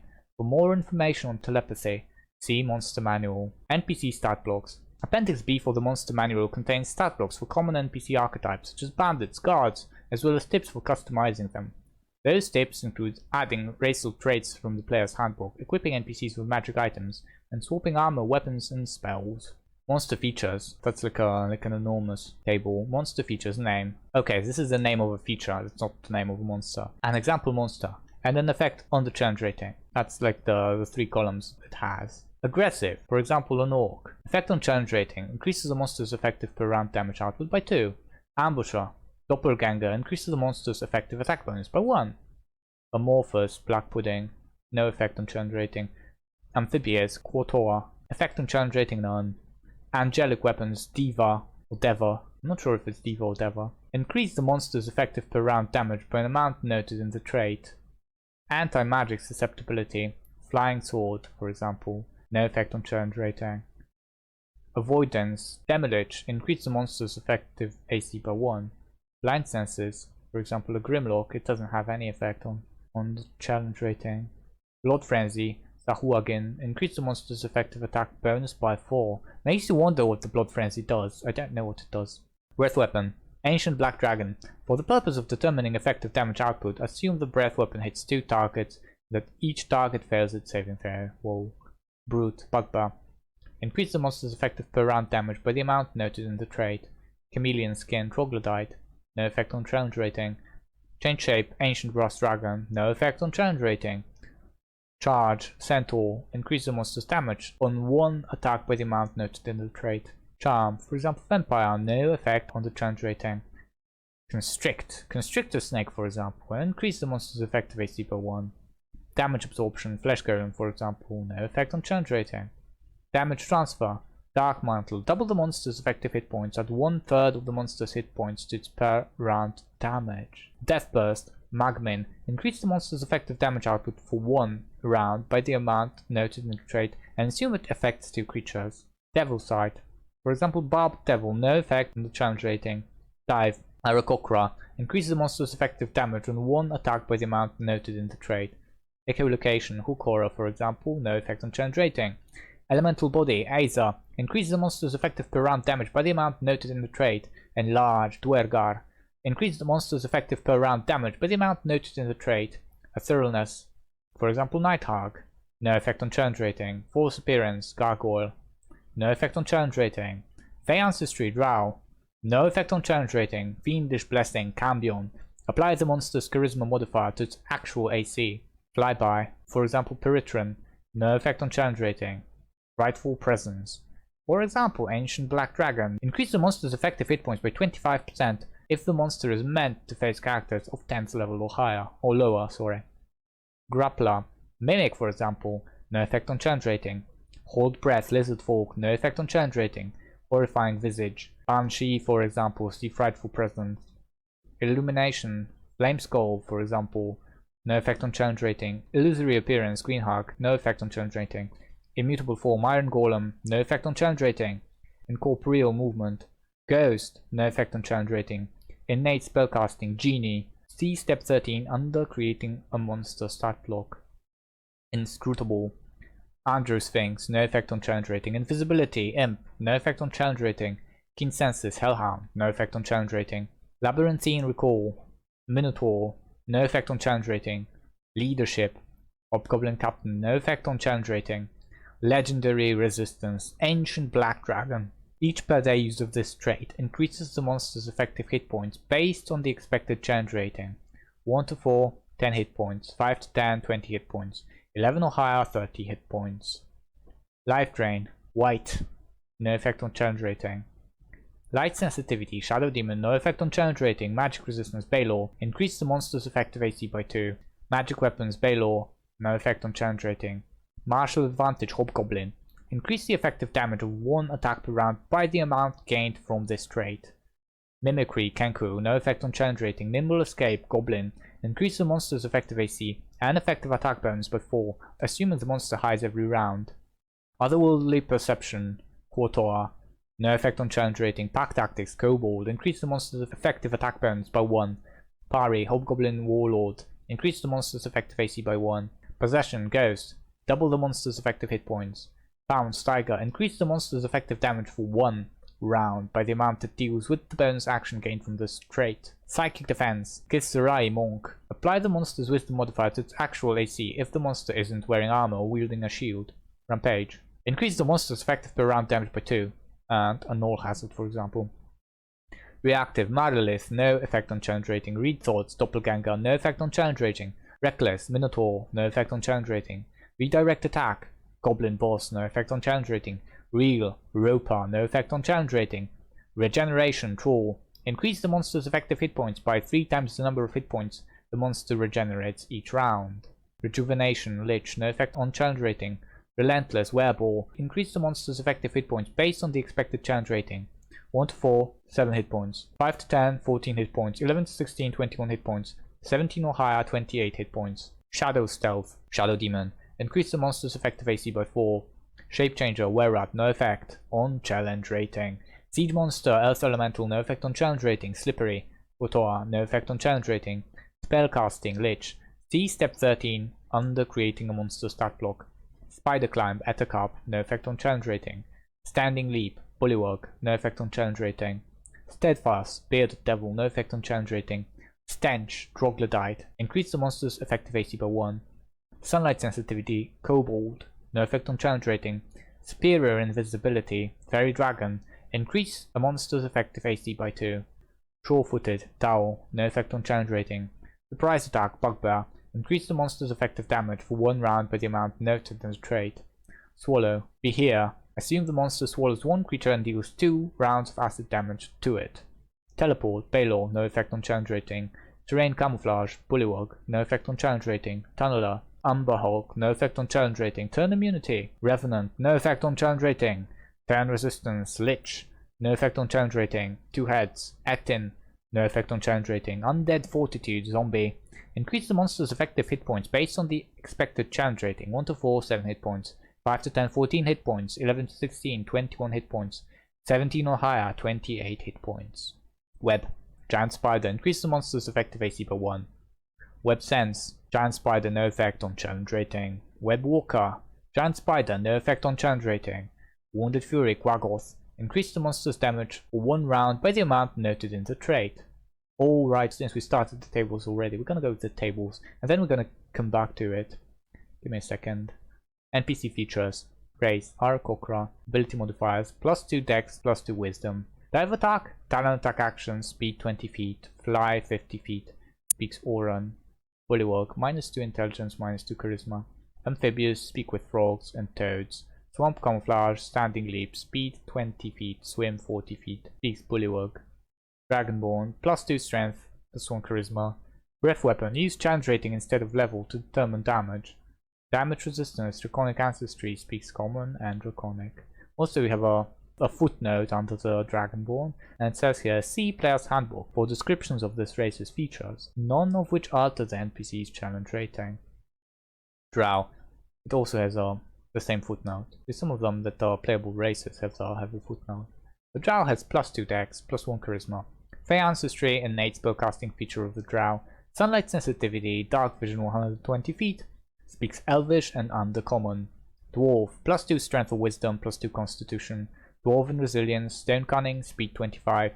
Dark vision of 60 feet, speaks common and dwarvish. Elf, +2 dexterity, +1 intelligence or wisdom. Fey ancestry, trance, dark vision 60 feet, proficiency in the perception skill, speaks common and elvish. Gnoll, +2 strength, -2 intelligence. Rampage, dark vision 60 feet. Gnome, +2 intelligence, +2 dex or con. Gnome cunning. Small size, speed 25, dark vision 60 feet, speaks common and gnomish. Gnome deep, +1 strength, +2 dexterity. Gnome cunning, innate spellcasting, stone camouflage. Small size, speed 20 feet, dark vision 120 feet, speaks gnomish, terran and undercommon. Goblin, -2 strength, +2 dexterity. Nimble escape, small size, dark vision 60 feet, speaks common and goblin. Grimlock, +2 strength, -2 charisma. Blind senses, keen hearing and smell, stone camouflage, can't be blinded, blind sight 30 feet or 10 feet while deafened. Blind beyond this radius, speaks undercommon. Half elf, +1 dex, +1 int, +2 charisma. Fey ancestry, dark vision 60 feet, proficiency in 2 skills, speaks common and elvish. Half orc, +2 strength, +1 constitution. Relentless endurance, dark vision 60 feet, proficiency in the intimidation skill, speaks common and orc. Halfling, +2 dexterity, +1 constitution charisma. Brave, halfling nimbleness. Lucky, small size, speed 25 feet, speaks common and halfling. Hobgoblin, ability modifiers none. Features martial advantage, dark vision 60 feet, speaks common and goblin. Kenku, +2 dexterity. Ambusher, mimicry, understands Oran and common but speaks only through the use of its mimicry trait. Kobold, -4 strength, +2 dexterity. Pack tactics, sunlight sensitivity, small size, dark vision 60 feet, speaks common and draconic. Quator, no ability modifiers. Features amphibious, otherworldly perception, slippery.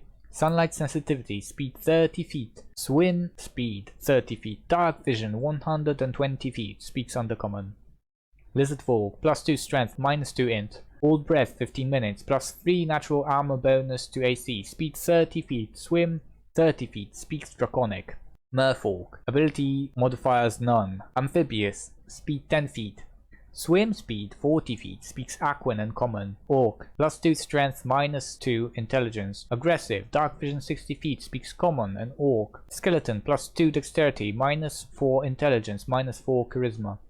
Vulnerable to bludgeoning damage, immune to poison damage and exhaustion. Can't be poisoned, dark vision of 60 feet, can't speak but understands the languages it knew in life. Tiefling, +1 intelligence, +2 charisma. Infernal Legacy, use challenge rating instead of level to determine spells. Resistance to fire damage, dark vision 60 feet, speaks common and infernal. Troglodyte, +2 strength, +2 constitution, -4 intelligence, -4 charisma. Chameleon skin, stench, sunlight sensitivity, +1 to natural armor bonus to AC. Dark vision 60 feet, speaks Troglodyte. Zombie, +1 strength, +2 constitution, -6 intelligence, -4 wisdom, -4 charisma. Undead fortitude, immune to poison, can't be poisoned. Dark Vision 60 feet, can't speak but understands the languages it knew in life. Let's get back to NPC start blocks. Appendix B of the monster manual contains start blocks for common NPC archetypes, such as bandits, guards, as well as tips for customizing them. These tips include adding racial traits from the player's handbook, equipping NPCs with magic items, and swapping armor, weapons, and spells. If you want to take an NPC stat block and adapt it for a specific monster race, apply the ability modifiers and add the features listed in the NPC feature table. If the NPC's AC, hit points, attack bonus, or damage changes, recalculate its challenge rating. Creating NPCs from scratch. If you need completely new statistics for an NPC, you have two options. You can create an NPC stat block similar to the ones in the monster manual as you would a monster stat block, as discussed in the previous section. You can build the NPC as you would a player character, as discussed in the player's handbook.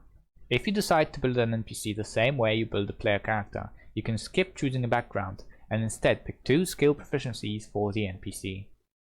The NPC features table summarizes the ability, modifiers, and features of various non-human races, as well as various creatures from the monster manual with a challenge rating lower than 1. Apply these modifiers and add these features to the NPC's stat block, then determine the NPC's challenge rating just as you would for a monster. Features that can affect the monster's challenge rating are listed in the monster features table. The NPC's proficiency bonus is determined by its level, just like a character, rather than by its challenge rating. If the monster you want to use isn't listed on the table, use the process described below under Monsters with Classes. Monsters with Classes. You can use the rules in Chapter 3 of the player's handbook to give class levels to a monster. For example, you can turn an ordinary werewolf into a werewolf with 4 levels of the barbarian class. Such a monster would be expressed as werewolf 4th level barbarian. Start with the monster's stat block. The monster gains all the class features for every class you add, with the following exceptions. The monster doesn't gain the starting equipment of the added class. For each class level you add, the monster gains 1 hit die of its normal type based on its size, ignoring the class's hit die progression. The monster's proficiency bonus is based on its challenge rating, not its class levels. Once you finish adding class levels to a monster, feel free to tweak its ability scores as you see fit. For example, raising the monster's intelligence score so that the monster is a more effective wizard, and make whatever other adjustments are needed. You will need to recalculate its challenge rating as though you had designed the monster from scratch. Depending on the monster and the number of class levels you add to it, its challenge rating might change very little or increase dramatically. For example, a werewolf that gains 4 barbarian levels is a much greater threat than it was before. In contrast, the hit points, spells, and other class features that an ancient red dragon gains from 5 levels of wizard don't increase its challenge rating. Creating a spell. When creating a new spell, use existing spells as guidelines. Here are some things to consider. If a spell is so good that the caster would want to use it all the time, it might be too powerful for its level. A long duration or large area can make up for lesser effect depending on the spell. Avoid spells that have a very limited use, such as one that works only against good dragons. Though such a spell could exist in the world, few characters will bother to learn or prepare it unless they know in advance that doing so will be worthwhile. Make sure the spell fits with the identity of the class. Wizards and sorcerers don't typically have access to healing spells, for example, and adding a healing spell to the wizard's class list would step on the cleric's turf. Spell damage. For any spell that deals damage, use the spell damage table to determine approximately how much damage is appropriate given the spell's level. The table assumes the spell deals half damage on a successful saving throw or a missed attack. Wait, do spells deal half damage on a missed attack? They typically don't. Oh well, I guess we'll just ignore it. If your spell doesn't deal damage on a successful save, you can increase the damage by 25%. You can use different damage dice than the ones in table, provided that the average result is about the same. Doing so can add a little variety to the spell. For example, you could change a cantrip's damage from 1d4, average 5.5, to 2d4, average 5, reducing the maximum damage and making an average result more likely. Also, the spell that uses 2d4 would be better with the talent that lets you reroll ones, I guess there is such a talent that works for all die, right? For all dice, sorry. Spell damage. Okay, here we have this table. Spell damage. Spell level. Cantrip. 1 target, 1d10. Multiple targets, 1d6. First level. 1 target, 2d10. Multiple targets, 2d6. Second level. 3d10.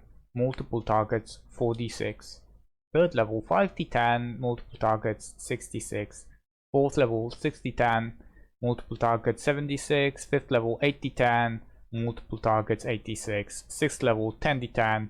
Multiple targets, 11d6. 7th level, 11d10, multiple targets, 11d6. 7th level, 11d10, multiple targets, 12d6. 8th level, 12d10 for a single target, and 13d6 for multiple targets. And 9th level, finally, 15d10 for a single target, and 14d6 for multiple targets.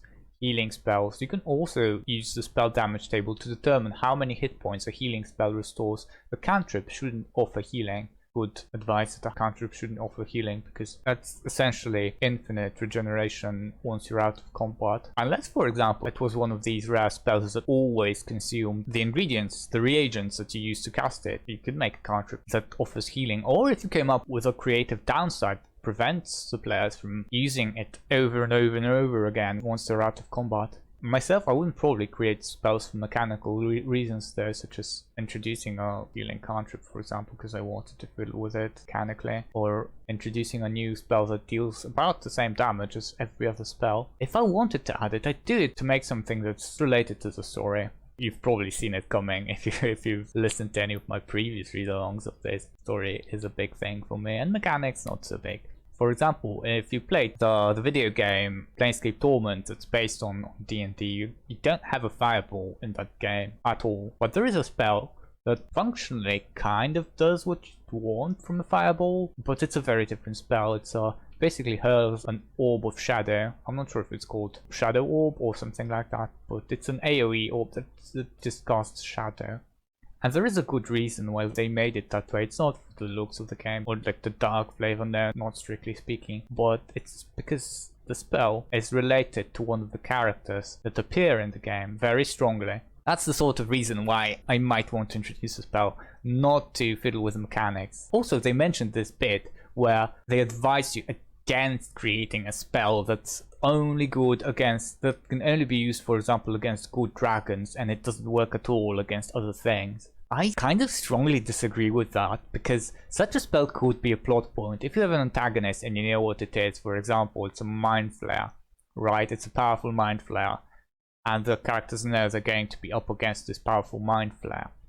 You could make a plot point out of them learning about a spell that is especially powerful against mind flares, and it doesn't do pretty much anything against other enemies, other creatures. But the scroll is perhaps lost somewhere. Maybe there is a copy of it in Candlekeep, but they're not sure. They might want to see if they can get their hands on it, and then we have an adventure hook. You have to get to Candlekeep and search its archives for a copy of this particular spell scroll. They could know the name of a mage who created that spell and the story, why he created it. They have an inkling as to where the mage lived, for example, but it was hundreds of years ago. Or it was a Gith monk that created it, and they know where the Gith monk used to live on the material plane for a brief while. They might want to explore that place. And we have a plot hook. It's very nice. It's very nice. They're only going to memorize the spell probably only once when they fight this particular mind flare that they want to defeat. But that's okay. That's okay. You didn't introduce that spell to modify the mechanics of Dungeons and Dragons. You introduced it to serve your plot point, and that's what it's gonna do. Creating a magic item. The magic items in Chapter 7 Treasure are but a few of the magic treasures that characters can discover during their adventures. If your players are seasoned veterans and you want to surprise them, you can either modify an existing item or come up with something new. Ideally, all players don't know what magic items do. They don't know every single magic item by heart. They don't know that there is a shield of missile attraction and they're gonna suspect it like right away if you give them a shield of missile attraction. Oh, that's a shield, don't pick it up, it's cursed. You hate that, you hate to see it. And if I were to play with players who know every single item, every single magic item in the rulebook, I'd strongly consider not using any of the items in the rulebook, maybe barring few, like a bag of holding that doesn't offer anything interesting in the terms of the plot, just there for convenience. But I'd instead come up with all the magic items they're gonna find. Each and every one would be tailor-made for the sole reason of them not knowing what an item is before their characters know what an item is. Modifying an item. The easiest way to invent a new item is to tweak an existing one. If a paladin uses a flail as her main weapon, you could change a holy avenger so that it's a flail instead of a sword. Unimaginative. Like, why? What's the point? If it's meant to be a sword, just give her a sword. It's not like she's gonna die from picking up a sword. If you want to invent something, invent something. If you don't want to invent, don't just bother reskinning, in my opinion. Unless you reskin, like I mentioned with the orb and the fireball spell. Unless you're reskinning it with a very specific purpose in mind. Very specific. Not like an aesthetic choice for a single character in the campaign. You can turn a ring of the realm into a wand, or a cloak of protection into a circlet of protection, all without altering the item's properties. Other substitutions are equally easy. An item that deals damage of one type can easily deal damage of another type. A flame tongue sword could deal lightning damage instead of fire, for example. One capability can replace another, so a potion of climbing can easily become a potion of stealth. You can also modify an item by fusing it with properties from another item. For example, you can combine the effects of a helm of comprehending languages with those of a helm of telepathy into a single helmet. This makes the item more powerful and probably increases its rarity, but it won't break your game. Finally, remember the tools that are provided for modifying items in Chapter 7 Treasure. Giving an item an interesting minor property, a quirk, or sentience can alter its flavor significantly. Creating a new item. If modifying an item doesn't quite do the trick, you can create one from scratch. The magic item should either let a character do something he or she couldn't do before, or improve the character's ability to do something he or she can do already. For example, the Ring of Jumping lets its wearer jump greater distances, thus augmenting what the character can already do.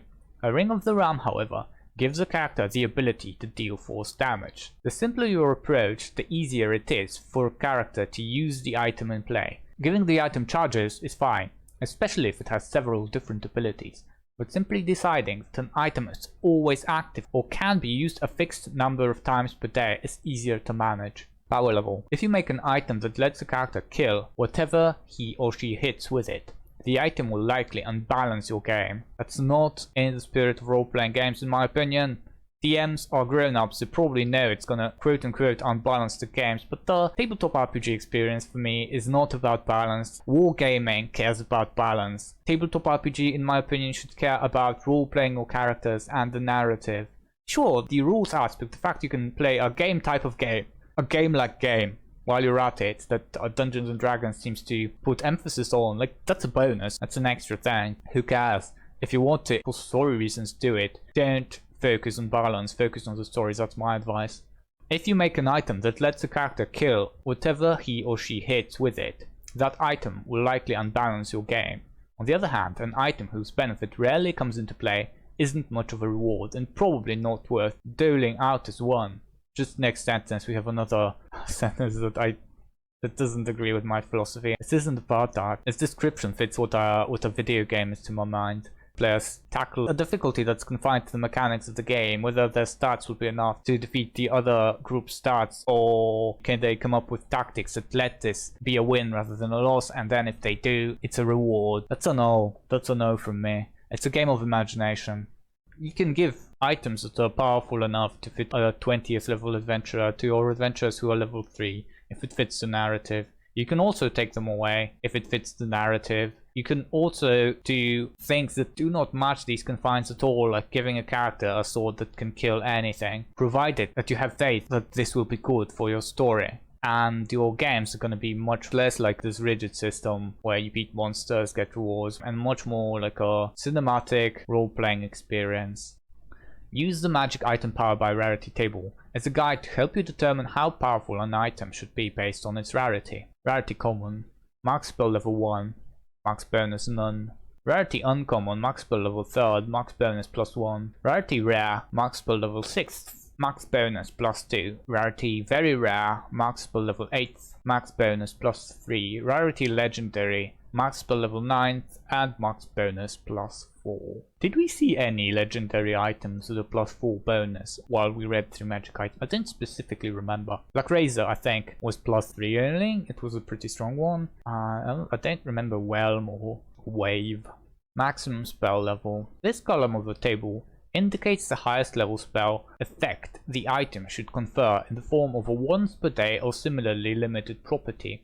For example, a common item might confer the benefit of a first level spell once per day, or just once if it's consumable. A rare, very rare, or legendary item might allow its possessor to cast a lower level spell more frequently. Maximum bonus. If an item delivers a static bonus to AC, attack rolls, saving throws, or ability checks, this column suggests an appropriate bonus based on the item's rarity. Attunement. Decide whether the item requires a character to be attuned to use its properties. Use these rules of thumb to help you decide. If having all the characters in a party pass the item around to gain its lasting benefits would be disruptive, the item should require attunement. If the item grants bonus that other items also grant, it's a good idea to require attunement so that characters don't try to collect too many of those items. Creating new character options. If the options for player characters in the player's handbook don't meet all the needs of your campaign, consult the following sections for advice on creating new race, class, and background options. Creating a race or sub-race. Actually, I have a thought I'd like to share with you guys. A lot of the time, DMs come up with these new items, new feats, new spells, new races, and new things because in general it is fun. It's fun to come up with these things. When I was younger, I did the same thing. I came up with my own role-playing game system. I created it in 2 notebooks because that was more of an analog time. It was a long time ago, and a lot of the things I just added because creating new things, coming up with new things is fun, but it didn't add to the game at all. It was variety for the sake of variety. It couldn't be used for anything really. Having an herbalism-like system from Morrowind where you have a bunch of plants, mushrooms and all that, and they're all written down by name and each has 4 effects, and then if you combine all of them that have the same effect, inside a role-playing game, it's not going to influence the player experience positively in any way. It's not going to bring any plot points to your campaign. It's not going to get anything to be better. It does literally nothing for your campaign. So maybe don't do it, or do it actually if you want to. If you find it fun, do it, but be aware that it's just fun in and of itself, and something else would probably serve your campaign better, something simpler. Actually, learning to trim things, to cut things, to make things minimal, to cut the excessive is very useful in game design, and in being a DM too. Part of it is game design. Learn to kill your darlings. That's a very good advice. Learn to kill your darlings. By darlings, I mean things that you really like but are unnecessary or even counterproductive. You might really like this one thing, but if it's no good for the whole, just get rid of it. Or be able to get rid of it. Creating a race or sub-race. This section teaches you how to modify existing races, as well as create new ones. The most important step in customizing or designing races in your campaign is to start with the story behind the race or sub-race you wish to create. Having a firm idea of a race's story in your campaign will help you make decisions during the creation process. Ask yourself several questions. Why does my campaign need the race to be playable? What does the race look like? How would I describe the race's culture? Where do the members of this race live? Are there interesting conflicts built in the race's history and culture that make the race compelling from a storytelling standpoint? What is the race's relationship to other playable races? What classes and backgrounds are well suited to members of the race? What are the race's signature traits? In the case of a new sub-race, what sets it apart from the other sub-races of the parent race? Compare the race you have in mind with other race options available to players to make sure that the new race doesn't pale in comparison to the existing options, which would result in the race being unpopular or completely overshadow them, so that players don't feel as if the other options are inferior. When the time comes to design the game elements of the race, such as its traits, take a look at the game's existing races and let them inspire you. Cosmetic alterations. A simple way to modify an existing race is to change its appearance. Changes to a race's appearance need not affect its game elements. For example, you could transform halflings into anthropomorphic mice without changing their racial traits at all. Cultural alterations. In your world, elves might be desert nomads instead of forest dwellers, halflings might live in cloud cities, and dwarves might be sailors instead of miners. When you change the culture of a race, you can also make minor alterations to the race's proficiencies and traits to reflect that culture. For example, imagine that the dwarves of your world are seafarers and inventors of gunpowder. You could add the pistol and musket to the list of weapons that dwarves are proficient with, and give them proficiency with waterborne vehicles instead of artisan tools. These two small changes tell a different story than the default assumptions about dwarves in the player's handbook without changing the power level of the race. That's pretty smart actually. I feel like the races that are already in Dungeons and Dragons are plentiful. You could probably reskin, like this thing mentioned over here, or they just change a proficiency for a different proficiency. Many of the races already available into what you're looking for. You shouldn't probably try to come up with something too drastic when making new races, unless you're specifically sure that you want this very, very different race mechanically, then go for it. Personally, I don't really like races that are very weird, that when someone says the name of the race, you can't really tell what that is, that don't already function in the communal imagination of the fantasy fandom. If you hear an elf, it evokes a certain image in you already. Or a dwarf, it does the same, it also invokes a certain image. But if you're not familiar with Dungeons and Dragons and someone says tiefling, what's a tiefling? Tieflings don't exist outside Dungeons and Dragons. There isn't a tiefling myth. Like an average person has no idea what a tiefling is, or an Aasimar, what an Aasimar is. I really don't feel like when you end up with a party that consists of a one-eyed albino minotaur, a Kenku, and I don't know, a warforged, it really speaks to me as a fantasy fan. It doesn't spark a certain aesthetic that I associate with fantasy, that I like, that I admittedly like. Some people might not like it. Some people might like the imagery where every character in the picture is a completely different race, like a completely different race between snail people, red-skinned, centaur-shaped creatures, insect people, and whatever else, and there's like 20 characters and each is different. Maybe some people like that, but I personally don't much care for it. I like my fantasy to look a lot like the archetypical, the cliche, the primal fantasy of yore. I like that. If I were to play with a new group and I felt like I could talk to them about what I want, what I don't want, if there was the sort of people that maybe would see eye to eye with me, I talk to them about the character stories and I'll tell them, listen here, if you want to play a specific race such as Tiefling, Aasimar, Dragonborn, Bugbear, or even something more exotic still, that's okay, but I'd love if you gave me a good reason plot-wise why displaying this specific race over the more core fantasy races make your story better, rather than just being an aesthetic change. I mean, it's fine, there's nothing wrong if you want the aesthetic of a certain race, but just, you know, I don't want to end up with a party of a one-eyed minotaur, albino, six-fingered genasi with different colored eyes and a warforged. Like, that's not my jam. But it's always the player's choice. In the end, you might not like who your players are gonna play with, you might not like the general feel of where they're taking their adventure, but you have to respect their autonomy, because it's not only your story, it is also the story of each and every player. So in the end, if you don't agree with what the player is playing, you don't have to agree, but respect their choices. You have to. Okay, example subrace. Eladrin. Creatures of magic with strong ties to nature, Eladrin live in the twilight realm of the Feywild. Their cities sometimes cross over to the material plane, appearing briefly in mountain valleys or deep forest glades, before fading back into Feywild. The elf subrace in the player's handbook include an ability score increase, a weapon training feature, and 2 or 3 additional traits. Given the story of the Eladrin and their magical nature, an increase to an Eladrin character's intelligence is appropriate. There's no need to alter the basic weapon training shared by high elves and wood elves. An ability that sets the Eladrin apart from other elves is their ability to step through the boundary between planes, disappearing for a moment before reappearing somewhere else. In the game, this is reflected in a limited use of the Misty Step spell. Since Misty Step is a second level spell, this ability is potent enough that the subrace doesn't need additional traits. This leaves us with the following features for the Eladrin subrace. Ability score increase, your intelligence score increases by 1.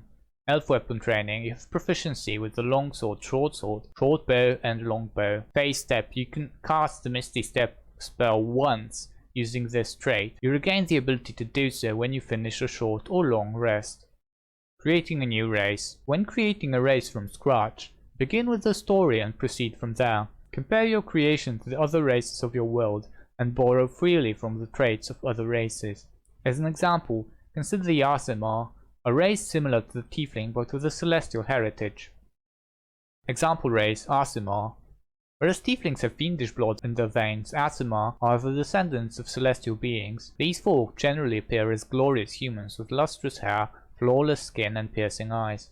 Aasimar often attempt to pass as human in order to right wrongs and defend goodness on the material plane without drawing undue attention to the celestial heritage. They strive to fit into society, although they usually rise to the top, becoming revered leaders and honorable heroes.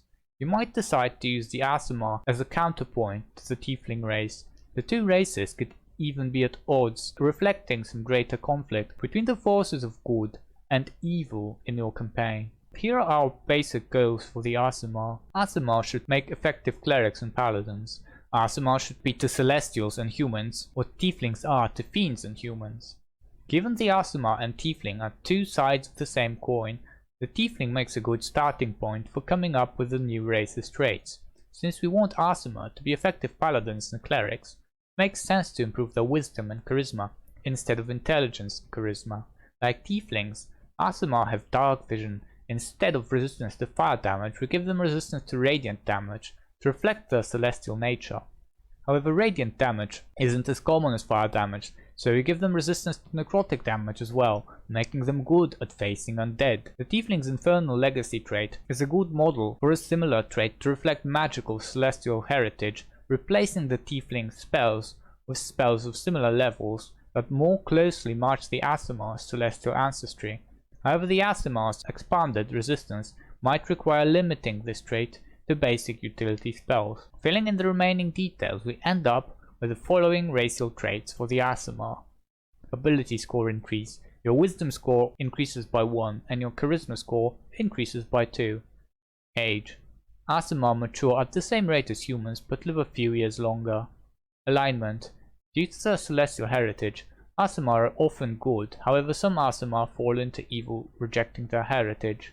Size. Aasimar are built like well-proportioned humans. Your size is medium. Speed. Your base walking speed is 30 feet. Dark vision.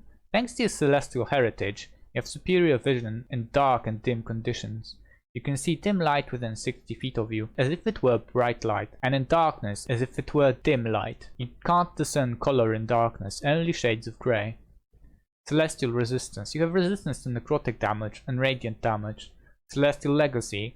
You know the light cantrip. Once you reach 3rd level, you can cast the lesser restoration spell once with this trait, and you regain the ability to do so when you finish a long rest. Once you reach 5th level, you can cast the daylight spell once with this trait as a 3rd level spell, and you regain the ability to do so when you finish a long rest. Charisma is your spellcasting ability for these spells. Languages. You can speak, read, and write Common and Celestial. Modifying a class. The classes in the player's handbook capture a wide range of character archetypes, but your campaign world might have need of something more. The following section discusses ways to modify existing classes to better serve your game's needs. Changing proficiencies. Changing a class's proficiencies is a safe and simple way to modify a class to better reflect your world. Swapping out one skill or tool proficiency for another doesn't make a character any stronger or weaker, but doing so can change the flavor of a class in subtle ways. For example, a prominent guild of rogues in your world might worship a patron deity, performing secret missions in that deity's name.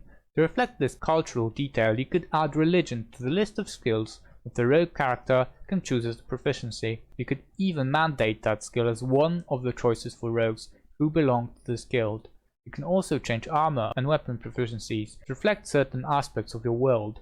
For example, you could decide that the clerics of a particular deity belong to an order that forbids the accumulation of material goods other than magic items useful for their divine mission.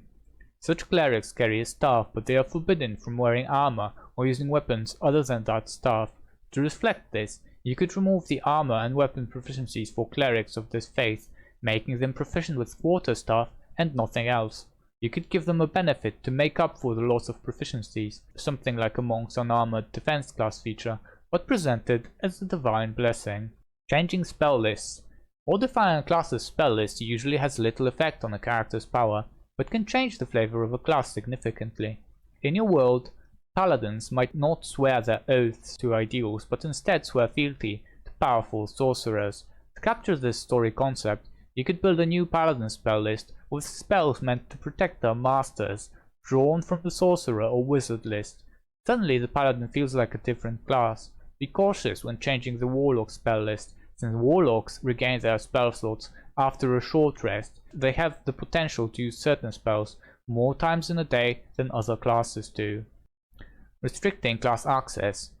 Without changing the way a class functions, you can root it more firmly in the world by associating the class with a particular race or culture. For example, you might decide that bards, sorcerers, warlocks, and wizards represent the magical traditions of 4 different races or cultures. The bardic colleges might be closed to everyone except elves. Dragonborn might be the only creatures capable of becoming sorcerers, and all warlocks in your world might be human. You could break down still further. Bards of the College of Law could be high elves, and bards of the College of War could be wood elves. Gnomes discovered the School of Illusion, so all wizards who specialized in that school are gnomes. Different human cultures produce warlocks with different paths, and so on. Similarly, different cleric domains might reflect entirely separate religions associated with different races or cultures. You decide how flexible you want to be in allowing a player character to break these restrictions. Can a half-elf live among the elves and study their bardic traditions? Can a dwarf stumble into a warlock pack despite having no connection to a culture that normally produces warlocks? As always, it's better to say yes and use the player's desire as an opportunity to develop the character's story and that of your world, rather than shutting down possibilities.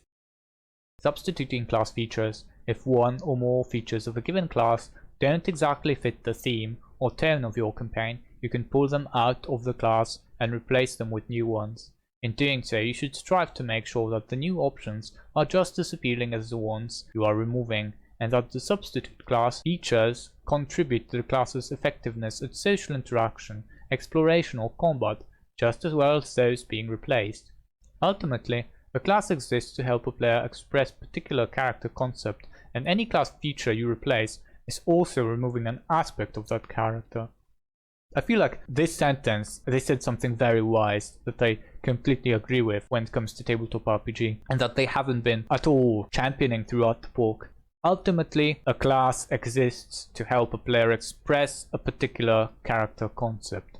Anything really about the character, whether it's class, race, subclass, or specialization, whatever it's called, it's all there for the player to be able to express a character concept. The concept is before. You should think of a character as a person in a story before you even put a class, a race, anything else to them. After you've come up with who the person is in your fantasy story, only then you should try to put a class to them that fits them best, a stat arrangement that fits them best, all these other things. Substituting a class feature should be done only to fit a specific need for your campaign, or to appeal to a player trying to create a specific kind of character, perhaps one modeled after a character from a novel, TV series, comic book or movie. It sometimes happens where players who aren't really strictly into tabletop RPG or into fantasy, they just want to play as a favorite character from a comic or a movie or something like that. And can I be like XYZ? Also, on the topic of my personal beliefs on what makes a good RPG experience, how it maybe seem harsh to people who don't share my beliefs. For example, like, I really hate it when people relate in third person what the characters say. He tells the barmaid he'd like to order ale. The whole acting aspect disappears from the game. I would turn away a player who wouldn't want to roleplay in first person. It might seem harsh to some of you, but remember, as players and as DMs, you should maybe try to play with people who see eye to eye with you, people who are like-minded. You're gonna have so much more fun. The internet is vast and you can find a bunch of people who are into the things you like, probably, I assume. Try to just find people who click with you, who agree with you. If you don't agree with me, don't play with people who like the same things about RPG and dislike the same things about RPG as me. and seek people who like and dislike the things about RPG that you like and dislike. You're gonna have much more fun. You and the people you play with. You are discriminating based on something, but you're discriminating for the better of you and the person that you're interfacing. You're both gonna have more fun if you find the DMs that are just right for you and the players that are just right for you. As much as I hate to admit it, playing tabletop RPG is a human interaction, and you should hang out with humans that you generally want to be around. Okay, the first step is to figure out what class feature or group of class features you're going to replace. Then you need to evaluate what each feature provides to the class so that the features you're adding don't make the class over or underpowered.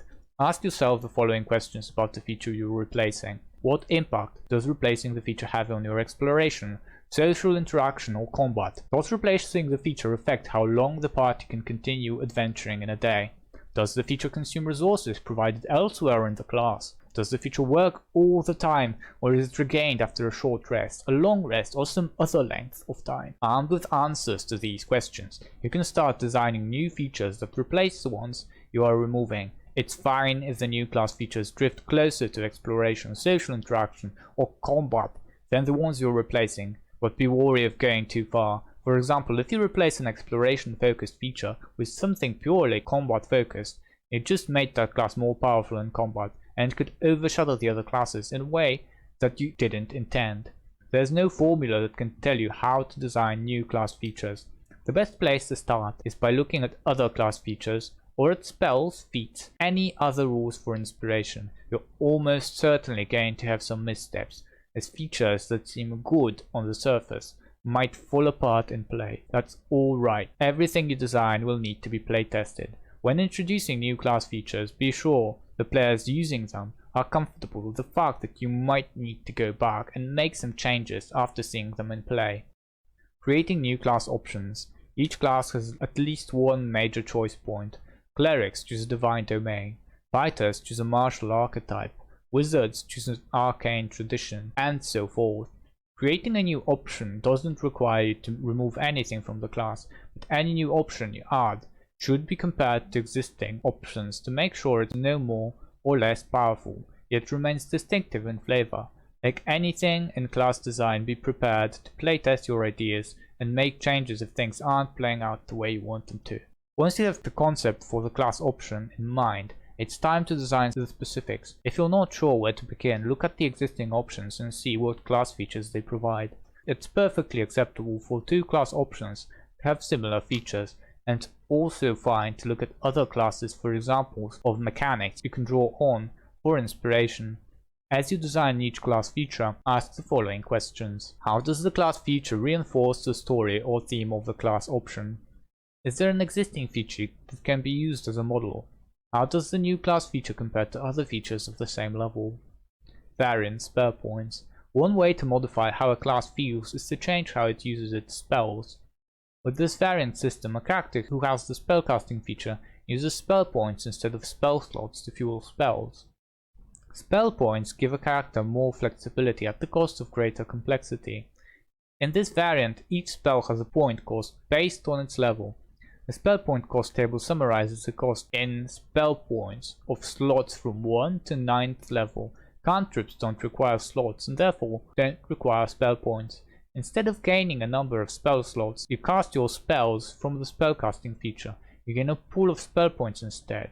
You expand the number of spell points to create a spell slot of a given level, and then use that slot to cast the spell. You can't reduce your spell points total to less than 0, and you regain all spell points when you finish a long rest. Spells of 6th level and higher are particularly taxing to cast. You can use spell points to create one slot of each level of 6th or higher. You can't create another slot of the same level until you finish a long rest. The number of spell points you have to spend based on your level as a spellcaster, as shown in the spell points by level table. Your level also determines maximum spell slots you can create. Even though you might have enough points to create a slot above this maximum, you can't do so.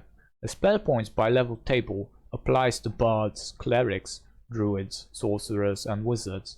For a paladin or ranger, halve the character's level in that class, then consult the table. For a fighter, eldritch knight, or rogue arcane trickster, divide the character's level in that class by 3. This system can be applied to monsters that cast spells using spell slots, but isn't recommended that you do so. Tracking spell point expenditures for a monster can be a hassle. Spell point cost. Spell level first, point cost 2. Spell level second, point cost 3. Spell level third, point cost 5. Spell level fourth, point cost 6. Spell level fifth, point cost 7. Spell level 6th, point cost 9. Spell level 7th, point cost 10. Spell level 8th, point cost 11. Spell level 9th, point cost 13. Spell points by level. Class level, spell points, max spell level. Okay, I guess this is just numbers. Like class level 1 you get 4 spell points, your max spell level is 1, and second class level it's spell points 6 and max level still 1. That sort of thing, and it goes all the way to 133 spell points at level 20th and a maximum spell level of 9th at level 20th. We don't need to read that. Creating a background, a well-crafted background, can help a player create a character that feels like an exciting addition to your campaign. It helps define the character's place in the world rather than what a character is in terms of game mechanics. Instead of focusing on a generic character background, such as a merchant or wanderer, think about the factions, organizations, and cultures of your campaign, and how they might be leveraged to create flavorful backgrounds for player characters. For example, you could create an Acolyte of Candlekeep background that is functionally similar to a Sage background, but which ties a character more closely to a place and organization in your world.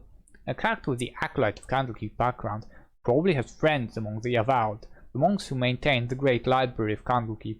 The character can enter the library and consult its lore freely, while others might donate a rare or valuable tome of knowledge before they are allowed entry.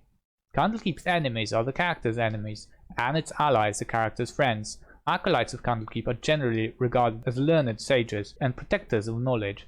It's possible to envision many interesting interactions as NPCs discover the character's background and approach the character in search of assistance. To create your own background, follow these steps. Step 1. Root it in your world. To ground a new background in your campaign setting, determine what element of the campaign the background is tied to. A faction, an organization, a trade, a person, an event, or a location. Step 2. Suggest personal characteristics.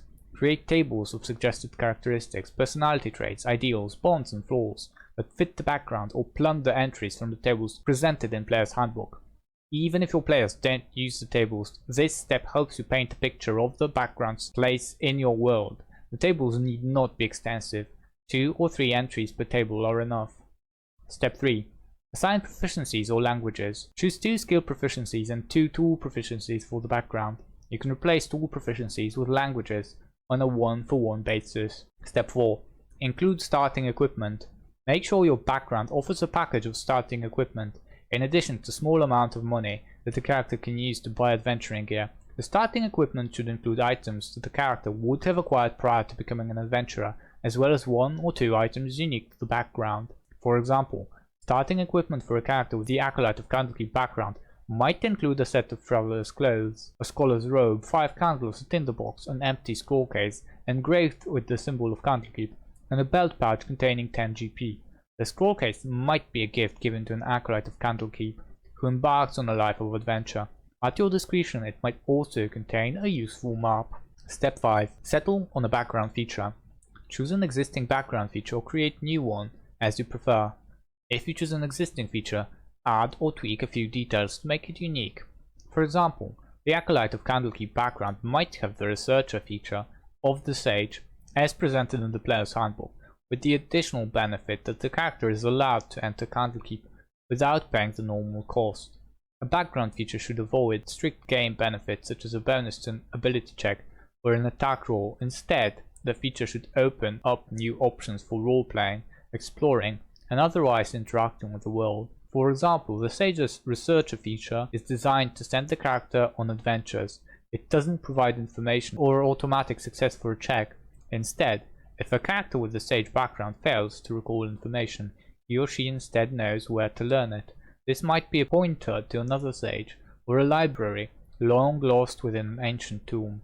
The best background features give characters a reason to strike out on quests, to make contact with NPCs, and to develop bonds to the setting you've devised. I feel like if you want to have a character that comes from the Candlekeep and used to be an Acolyte there, you don't need to come up with a new background that specifically says Acolyte of Candlekeep.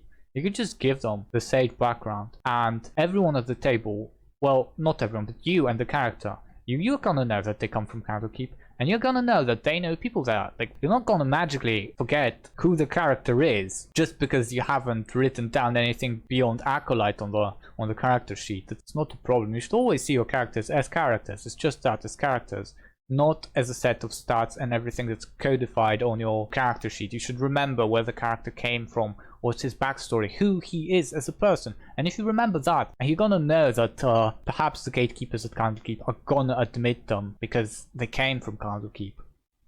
By the way, Appendix A, Random Dungeons. This appendix helps you quickly generate a dungeon. The tables work in an iterative manner. First roll a starting area, then roll to determine the passages and doors found in that area. Once you have initial passages and doors, determine the location and nature of subsequent passages, doors, chambers, stairs, and so on, each of them generated by rolls in different tables. Following these instructions can lead to sprawling complexes that more than fill a single sheet of graph paper. If you want to constrain the dungeon, establish limits ahead of time on how far it can grow. The most obvious limit to dungeon size is the graph paper it's drawn on. If a feature would exceed the boundaries of the page, curtail it. A corridor might turn or come to a dead end at the map's edge, or you can make a chamber smaller to fit the available space. Alternatively, you can decide the passages leading off the edge of the map are additional dungeon entrances, stairs, shafts, and other features that would normally lead to levels you don't plan to map can serve a similar purpose. Starting area. The starting area table produces a chamber or a set of corridors at the entrance to your dungeon. When rolling for a random starting area, pick one of the doors or passages leading into the starting area as the entrance to the dungeon as a whole. Once you've selected the entrance, roll on the appropriate table for each passage or door leading away from the starting area. Passages each extend 10 feet beyond the starting area. After that point, check on the passage table for each passage to determine what lies beyond.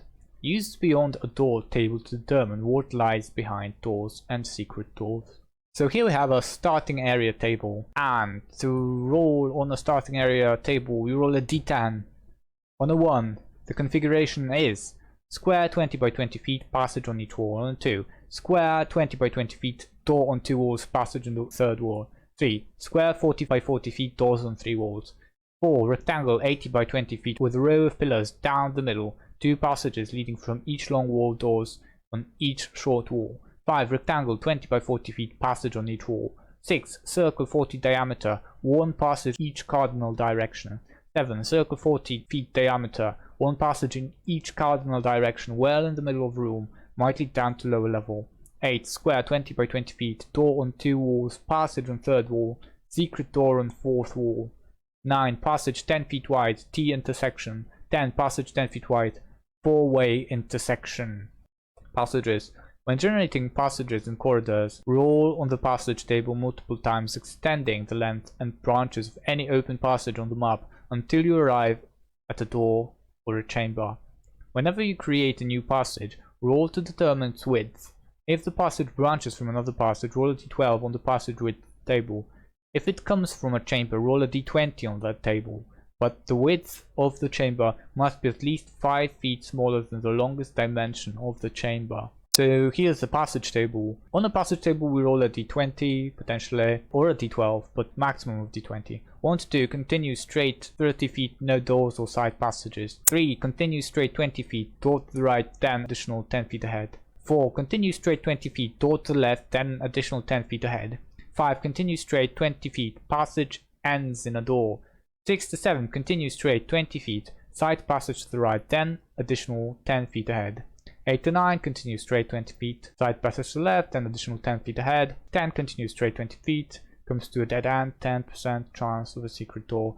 11 to 12, continue straight 20 feet, and passage turns left and continues 10 feet. 13 to 14, continue straight 20 feet, and passage turns to right and continues 10 feet. 15 to 19, chamber. Roll on the chamber table, 20 stairs. Roll on the stairs table. And we have a footnote, something. I'm not sure where it was, what the footnote was marked. See what it says. The existence of stairs presumes a dungeon with more than one level. If you don't want a multi-level dungeon, reroll the result. Use the stairs as an alternative entrance or replace them with another feature of your choice. Okay, so that footnote was on 20.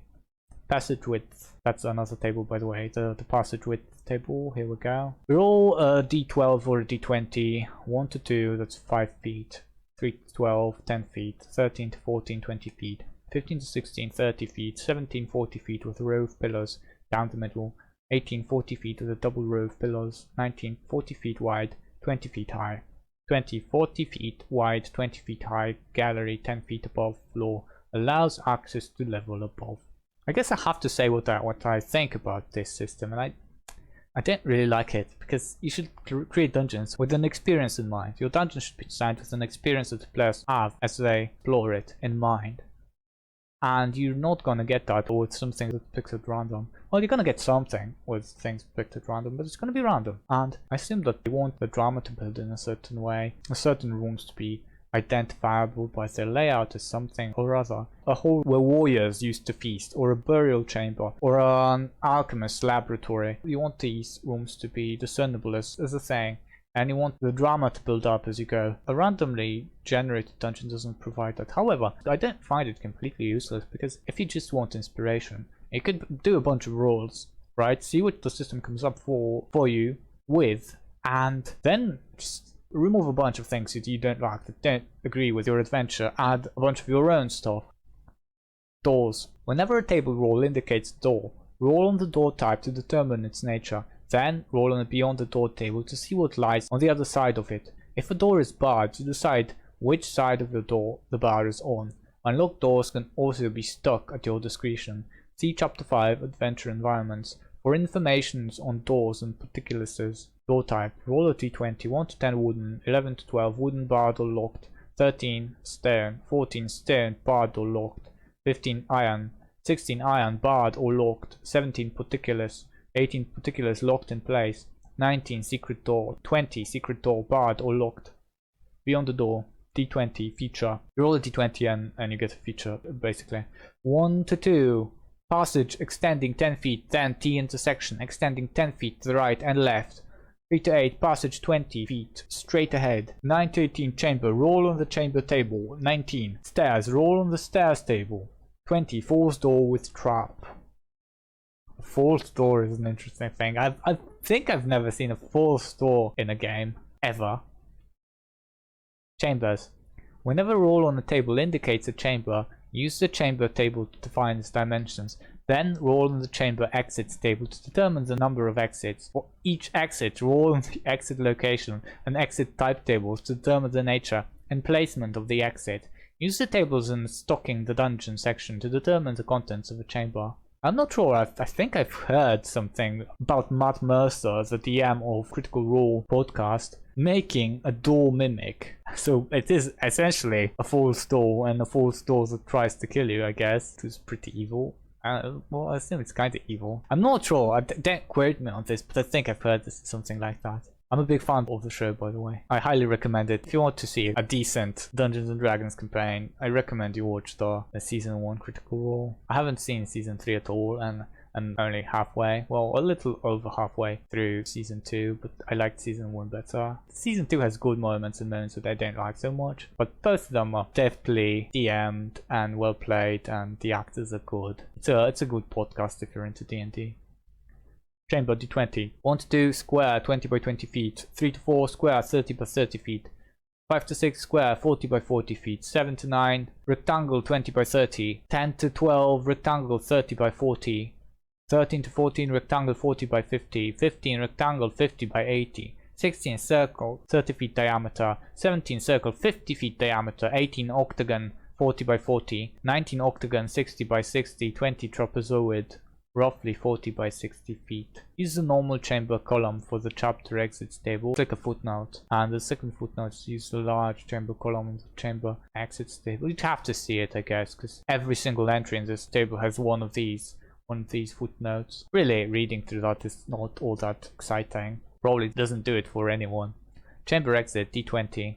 1 to 3 normal chamber 0 exits, large chamber 0 exits. 4 to 5 0 exits, normal chamber 0 exit, large chamber 1 exit. 6 to 8 normal chamber 1 exit, large chamber 1 exits. 9 to 11 normal chamber 1 exit, large chamber 2 exits. 12 to 13 normal chamber 2 exits, large chamber 2 exits. 14 to 15 normal chamber 2 exits, large chamber 3 exits. 16 to 17, normal chamber 3 exits, large chamber 3 exits. 18, normal chamber 3 exits, and 18, large chamber 4 exits. 19, 4 exits, 5 exits. 20, 4 exits, 6 exits. I imagine this is totally boring. We should probably filter more as to which tables we read and which ones we don't. The ones that just have numbers, I think it's probably not that great to read them. Exit location. So I'm just going to read what you could get in the exit location. You could get a wall opposite the entrance, a wall left of the entrance, a wall right of the entrance, or same wall as the entrance. These are locations of exits, by the way. It doesn't gel at all. Not an interesting stream. I hope the next appendix is more text and less tables. Exit type. You could have a door or a corridor. Stairs. Stairs can include any means of going up and down, including ramps, chimneys, open shafts, elevators, and ladders. If your dungeon has more than one level, the amount of space between levels is up to you. A distance of 30 feet works fine for most dungeons. And we have a stairs table where we roll a d20 and we can get various types of stairs, I guess, such as down 1 level to a chamber, down 1 level to a passage 20 feet long, down 2 levels to a chamber, down 2 levels to a passage 20 feet long, down 3 levels to a chamber, down 3 levels to a passage 20 feet long, up 1 level to a chamber, up 1 level to a passage 20 feet long, up to a dead end, down to a dead end, chimney up to 1 level to a passage 20 feet long, chimney up 2 levels to a passage 20 feet long, shaft with or without elevator, down 1 level to a chamber, shaft with or without elevator, up 1 level to a chamber, and down 1 level to a chamber. So the options are pretty plain, I guess. It's not very interesting. Okay, so we have a bunch of text here, luckily. Connecting areas. When your map is done, consider adding doors between chambers and passages that are next to each other, but otherwise not connected. Such doors create more power through the dungeon and expand players' options. If your dungeon consists of more than one level, be sure that any stairs, pits, and other vertical passages line up between levels. If you're using graph paper, lay a new page on top of your existing map, mark the locations of stairs and other features shared by the two levels, and begin mapping the new level. Stocking a dungeon. Creating a map for your dungeon is only half the fun. Once you have the layout, you need to decide what challenges and rewards are to be found in the dungeon's passages and chambers. Any reasonably large space should be stocked with interesting sights, sounds, and objects and creatures. You don't need to have every last detail of the dungeon plotted out. You can get by with nothing more than a list of monsters, a list of treasures, and a list of 1 or 2 key elements of each dungeon area. And to me, if we made such a dungeon, it would be utterly, irredeemably boring. It lacks in story elements at all. It's not enough to have a dungeon that just has monsters, treasures, and maybe, I don't know, a weird fungus. That's not enough. And in many regards, it is also too much, because you have a lot of dead space then. You're gonna have a bunch of rooms that have nothing but monsters, treasures, and maybe a weird fungus. That just adds length to the boredom.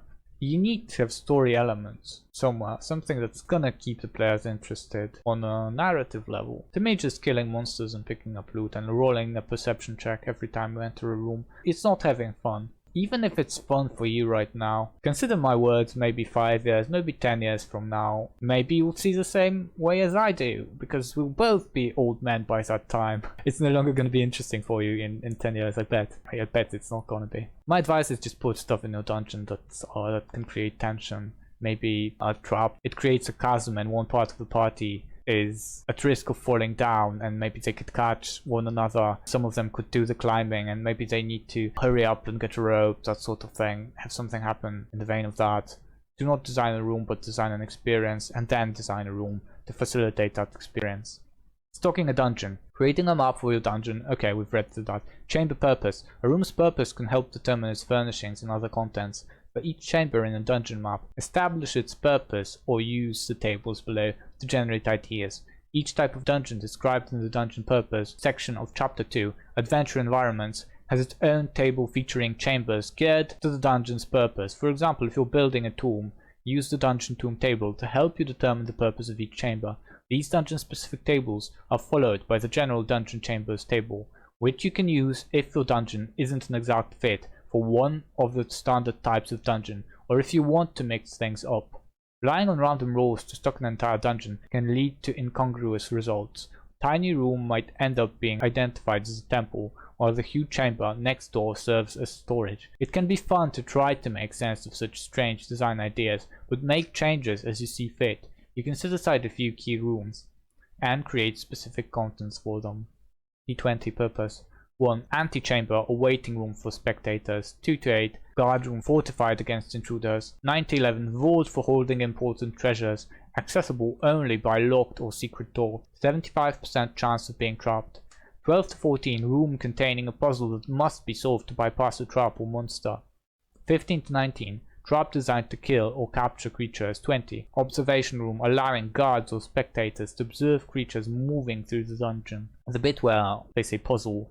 I don't much care for puzzles in dungeons to look like, I don't know, move some squares to create a pattern, and every time someone wants to go through the dungeon and then to the other side, they have to do the dance and move the squares and complete the pattern. No villain would want to move the squares and complete the pattern every time they want to enter their secret lair. This serves very little utility. I don't like puzzles like these. No sane person or insane person is gonna build a chessboard that's the size where one piece is human sized and have, I don't know, people move the chess pieces in order to open a door or a chest. It would be so bizarre.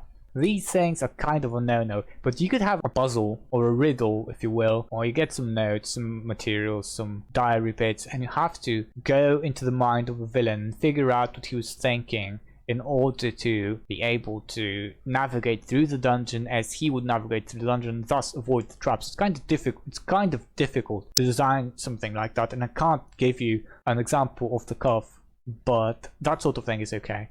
Making players think is good. It's good. Having riddles, puzzles, and these sorts of things is good, but just don't make them look like a secret chamber in Hogwarts. Actually, you can make them look like a secret chamber in Hogwarts, but just don't make them look like this stereotypical thing, like the chessboard or the move the light to the mirror kind of puzzle, because that doesn't make sense. Okay, we have a dungeon lair table. It's a dungeon lair table, and we roll a d20 on it. On a 1, armory stocked with weapons and armor. On a 2, audience chamber used to receive guests. On a 3, banquet room for important celebrations. 4, barracks where the lair's defenses are quartered. 5, bedroom for use by leaders. 6, chapel where the lair's inhabitants worship. 7, cistern or well for drinking water. 8 to 9, guard room for the defense of their lair. 10, kennel for pets or guard beasts. 11, kitchen for food storage and preparation. 12, pen or prison where captives are held. 13-14, storage mostly non-perishable goods. 15, throne room where the lair's leaders hold court. 16, torture chamber. 17, training and exercise room. 18, trophy room or museum. 19, latrine or bath. 20, workshop for the construction of weapons, armor, tools, and other goods. Dungeon maze. D20. 1, conjuring room used to summon creatures that guard the maze. 2 to 5, guard room for sentinels that patrol the maze. 6 to 10, lair for guard beasts that patrol the maze. 11, pen or prison accessible only by secret door, used to hold captives condemned to the maze. 12, shrine dedicated to a god or other entity. 13 to 14, storage for food as well as tools used by the maze's guardians to keep the complex in working order. 15 to 18, trap to confound or kill those sent into the maze. 19, well that provides drinking water. 20, workshop where doors, torch sconces, and other furnishings are repaired and maintained. Dungeon mine. D20. 1 to 2, barracks for miners. 3, bedroom for superior or manager. 4, chapel dedicated to a patron deity of miners, earth or protection. 5, cistern providing drinking water for miners. 6 to 7, guard room. 8, kitchen used to feed workers. 9, laboratory used to conduct tests on strange minerals extracted from the mine. 10 to 15, load where metal ore is mined, 75% chance of it being depleted. 16, office used by mine supervisor. 17, smithy for repairing damaged tools. 18 to 19, storage for tools and other equipment. 20, strong room or vault used to store or the transport to the surface.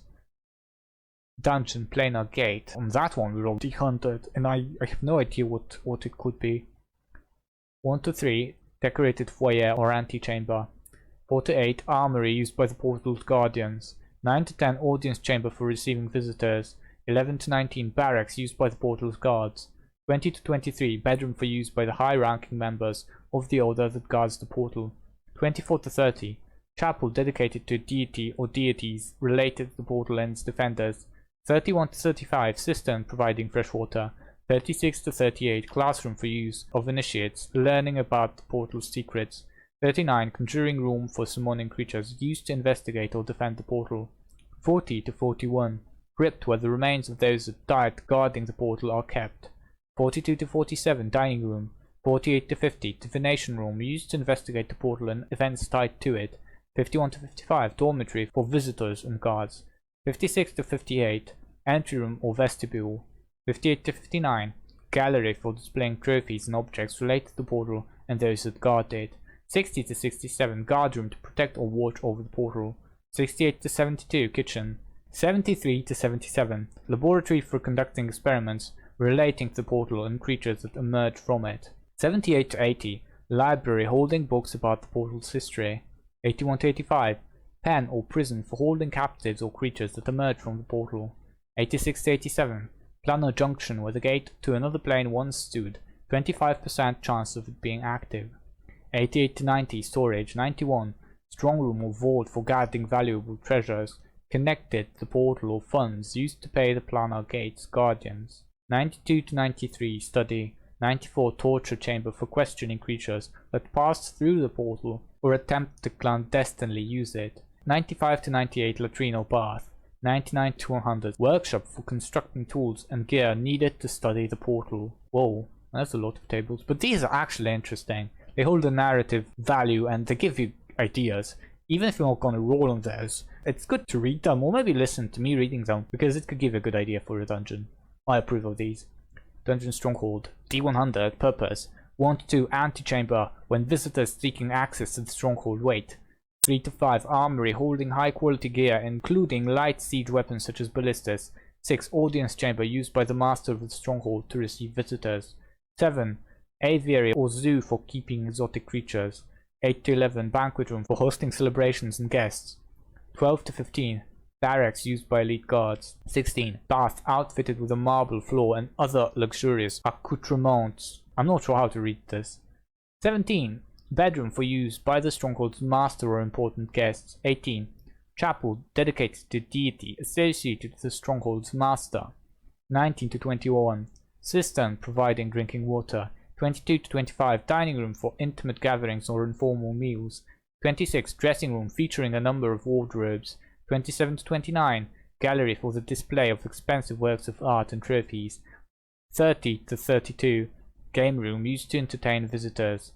33 to 50 guard room. 51 kennel where monsters or trained animals that protect the stronghold are kept. 52 to 57 kitchen designed to prepare exotic foods for large numbers of guests. 58 to 61 library with an extensive collection of rare books. 62 lounge used to entertain guests. 63 to 70 pantry including cellar for wine or spirits. 71 to 74 sitting room for family and intimate guests. 75 to 78 stable. 79 to 86 storage for mundane goods and supplies. 87 strong room or vault for protecting important treasures. 75% chance of being hidden behind a secret door. 88 to 92 study including a writing desk. 93 throne room elaborately decorated. 94 to 96 waiting room where lesser guests are held before receiving an audience. 97 to 98 latrine or bath. 99 to 100 crypt belonging to the stronghold's master or someone else of importance. If I'm ever working on a fantasy game for work again, I might just come back to these for ideas on maps if I ever have to do that. These are long tables, they have a bunch of stuff.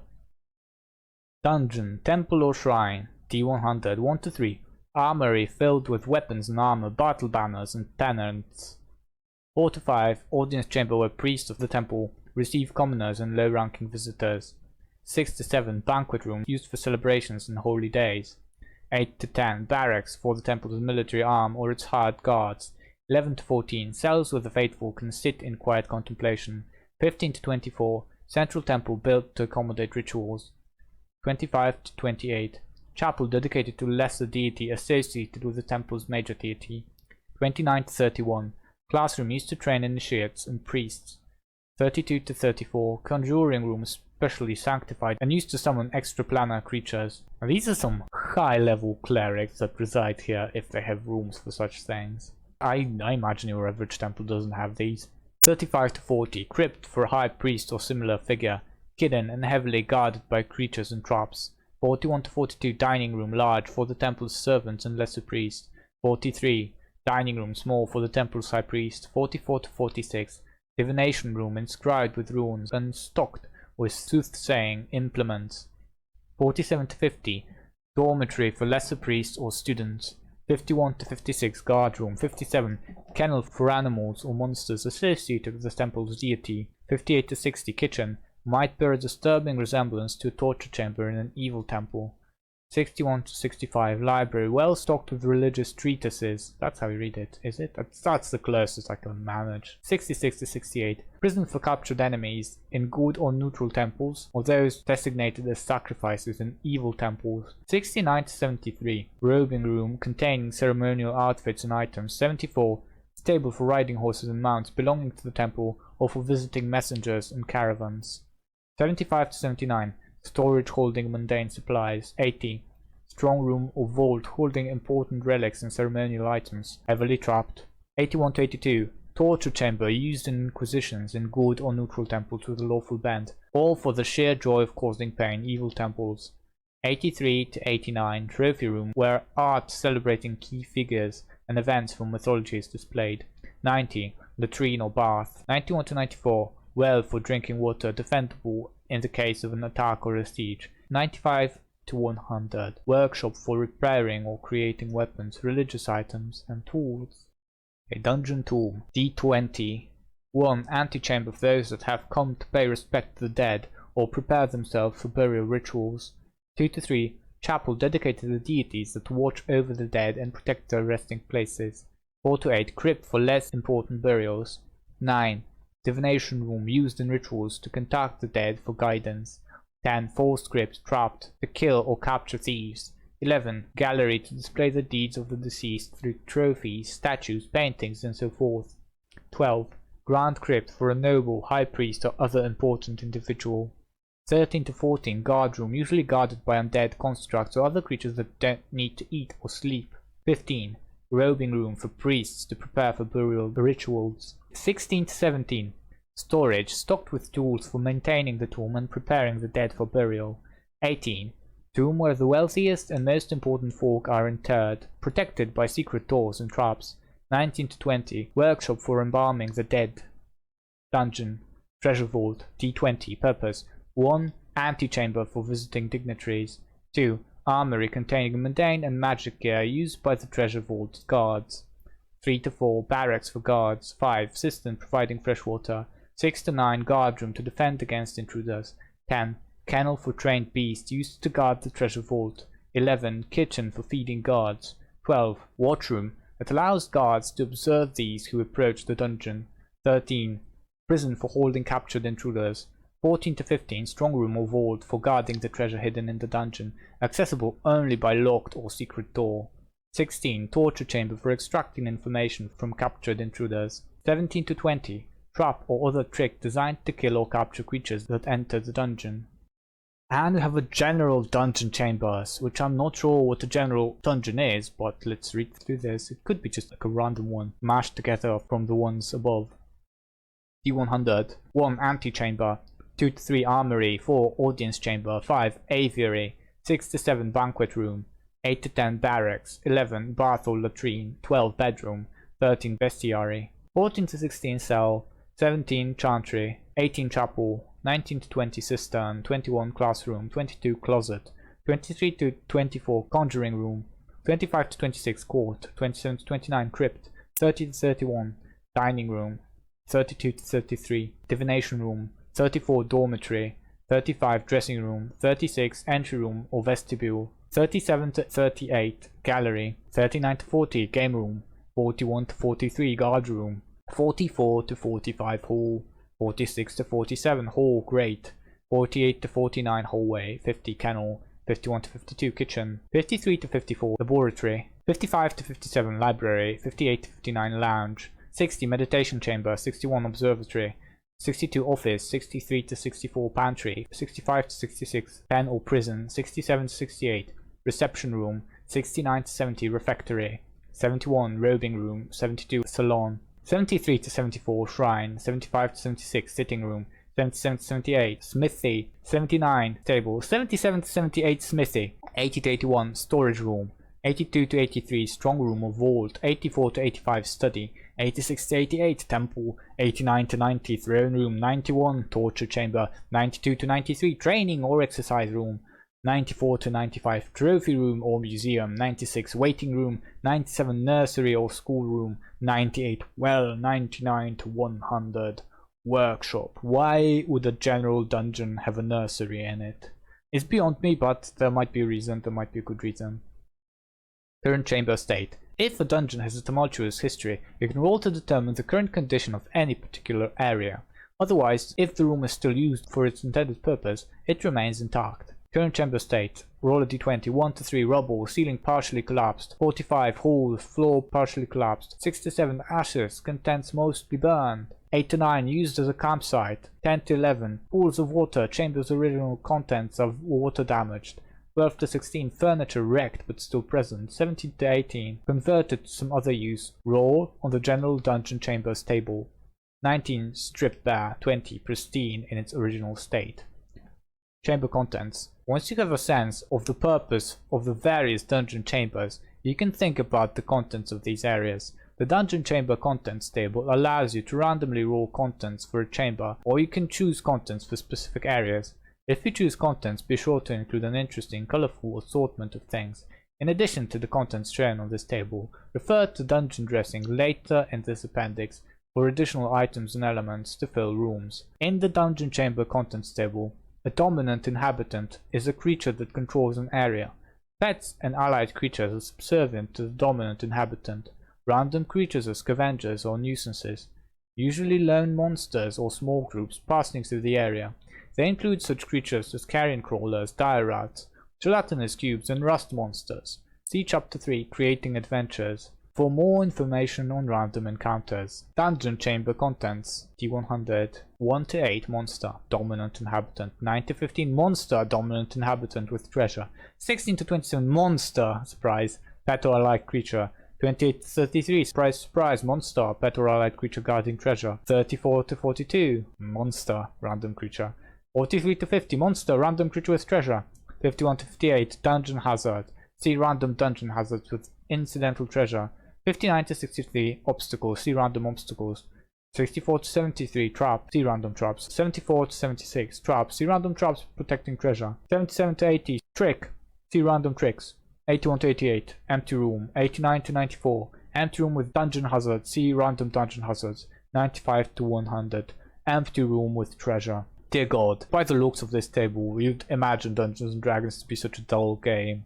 But it's really not, because it's a tabletop RPG, and no tabletop RPG is dull unless the DM makes it dull. So don't be like this table, be interesting and not dull, be plot focused and not just monster, dungeon hazard, trap, obstacle. Let's move on.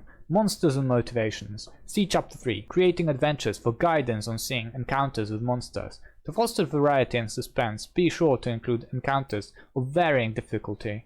A powerful creature encountered early in the dungeon sets an exciting tone and forces the adventurers to rely on their wits. For example, an ancient red dragon might slumber on the first level of a dungeon, a pall of smoke and sound of its heavy breathing filling the chambers near its lair. Clever characters will do their utmost to avoid the dragon, even as the party's brave thief makes off with a few coins from its hoard. Not all monsters are automatically hostile.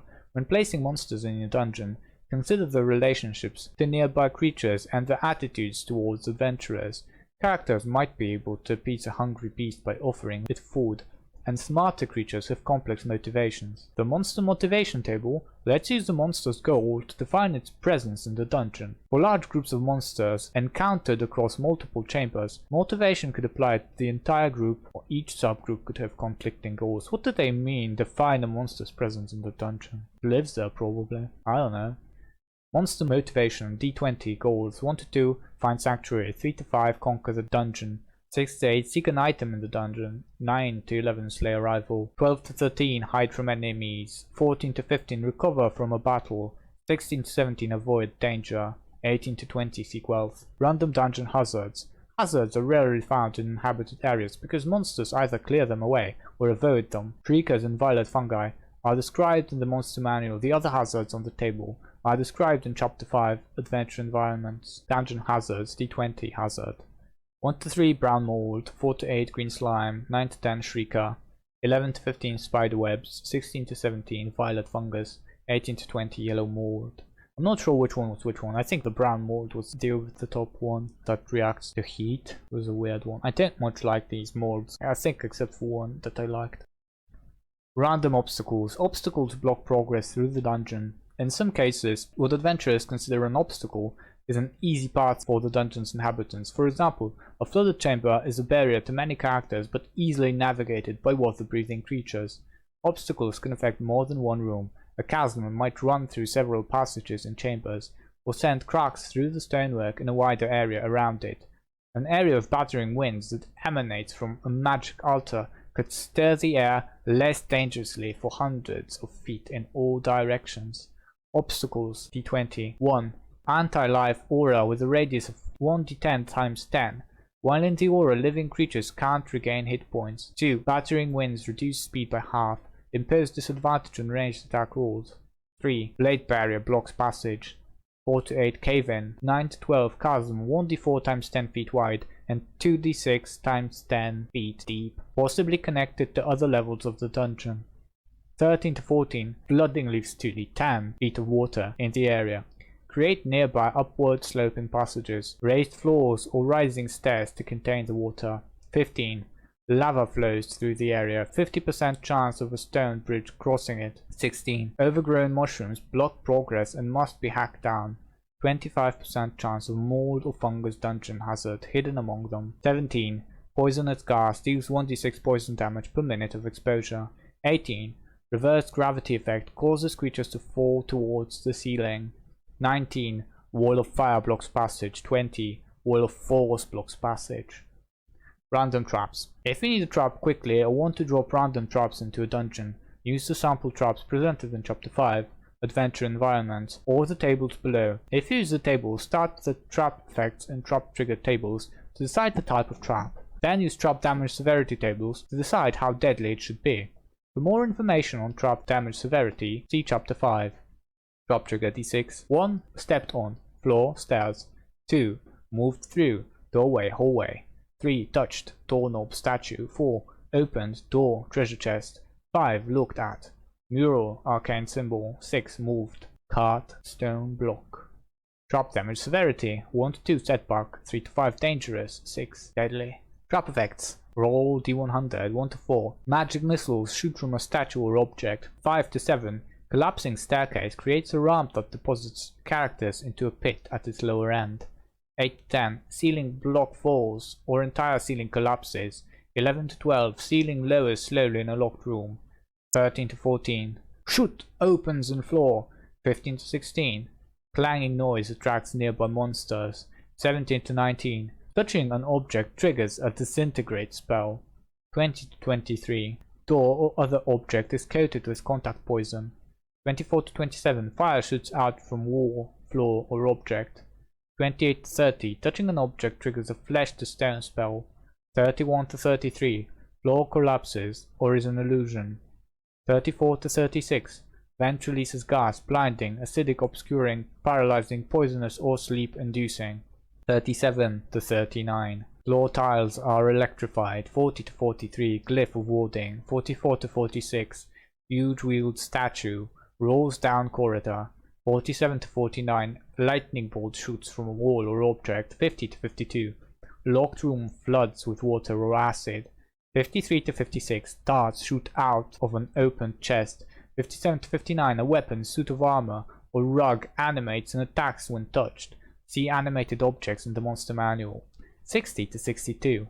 Pendulum, either bladed or weighted, as a maul, swings across the room or hall. Pendulum, either bladed or weighted, as a maul, swings across the room or hall. Yeah, it does rhyme.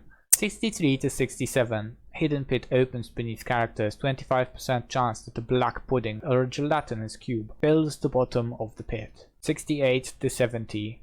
Hidden pit floods with acid or fire, 71 to 73. Locking pit floods with water, 74 to 77. Scything blade emerges from wall or object, 78 to 81. Spears, possibly poisoned, spring out, 82 to 84. Brittle stairs collapse over spikes, 85 to 88. Thunderweave knocks characters into a pit or spikes, 89 to 91. Steel or stone jaws restrain a character, 92 to 94. Stone block smashes across hallway, 95 to 97. Symbol, 98 to 100. Wolves slide together. Random tricks. Tricks are quirkier and less deadly than traps. Some are effects left behind by the dungeon's creators, while others might be manifestations of the strange magical energy suffusing the dungeon. The following tables allow you to generate random tricks. Roll first to determine an object that the trick is placed on, then roll to determine the nature of the trick. Some tricks are permanent effects that can't be dispelled, others are temporary or can be neutralized with dispel magic. You decide which is which. Trick objects, D20. 1. Book. 2. Brain preserved in a jar. 3. Burning fire. 4. Cracked gem. 5. Door. 6. Fresco. 7. Furniture. 8. Glass sculpture. 9. Mushroom field. 10. Painting. 11. Plant or tree. 12. Pool of water. 13. Runes engraved on wall or floor. 14. Skull. 15. Sphere of magical energy. 16. Statue. 17. Stone obelisk. 18. Suit of armor. 19. Tapestry or rug. 20. Target dummy. Tricks. D100. 1 to 3. Age is the first person to touch the object. 4 to 6. The touched object animates or it animates other objects nearby. 7 to 10. Asks 3 skill testing questions. If all 3 are answered correctly, a reward appears. 11 to 13. Bestows resistance or vulnerability. 14 to 16. Changes a character's alignment, personality, size, appearance, or sex when touched. 17 to 19. Changes one substance to another, such as gold to lead, or metal to brittle crystal. 20 to 22. Creates a force field. 23 to 26. Creates an illusion. 27 to 29. Suppresses magical items for a time. 30 to 32. Enlarges or reduces characters. 33 to 35. Magic mouth speaks a riddle. 36 to 38. Confusion targets all creatures within 10 feet. 39 to 41. Gives directions true or false. 42 to 44. Grants a wish. Whoa, that's a strong one. That's not a trick. 45 to 47. Flies about to avoid being touched. 48 to 50. Casts gears on the characters. 51 to 53. Increases, reduces, negates or reverses gravity. 54 to 56. Induces greed. 57 to 59. Contains an imprisoned creature. 60 to 62. Locks or unlocks exits. 63 to 65. Offers a game of chance with the promise of a reward or valuable information. 66 to 68. Helps or harms certain types of creature. 69 to 71. Casts polymorph on the characters. Lasts 1 round. 72 to 75. Presents a puzzle or riddle. 76 to 78. Prevents movement. 79 to 81. Reduces coins, forced coins, gems, forced gems, a magic item or a map. 82 to 84. Releases, summons or turns into a monster. 85 to 87. Casts suggestion of the characters. 88 to 90. Wails loudly when touched. 91 to 93. Talks, normal speech, nonsense, poetry, and rhymes, singing, spellcasting, or screaming. 94 to 97. Teleports characters to another place. 98 to 100. Swaps 2 or more characters' minds. That one is like wicked. In a light-hearted campaign, I might be tempted to do something like that. Random treasures. Use the tables and guidelines in Chapter 7 Treasure to determine the treasure in each area of your dungeon. Empty room. An empty room can be a godsend for characters who need a safe place to take a short rest. Characters can also barricade themselves and take a long rest. Sometimes such a room isn't as empty as it appears. If the characters search a room carefully, you can reward them with a secret compartment containing a journal belonging to a previous inhabitant, a map leading to another dungeon, or some other discovery. Dungeon dressing. Tables in this section provide miscellaneous items and points of interest that can be placed in your dungeon.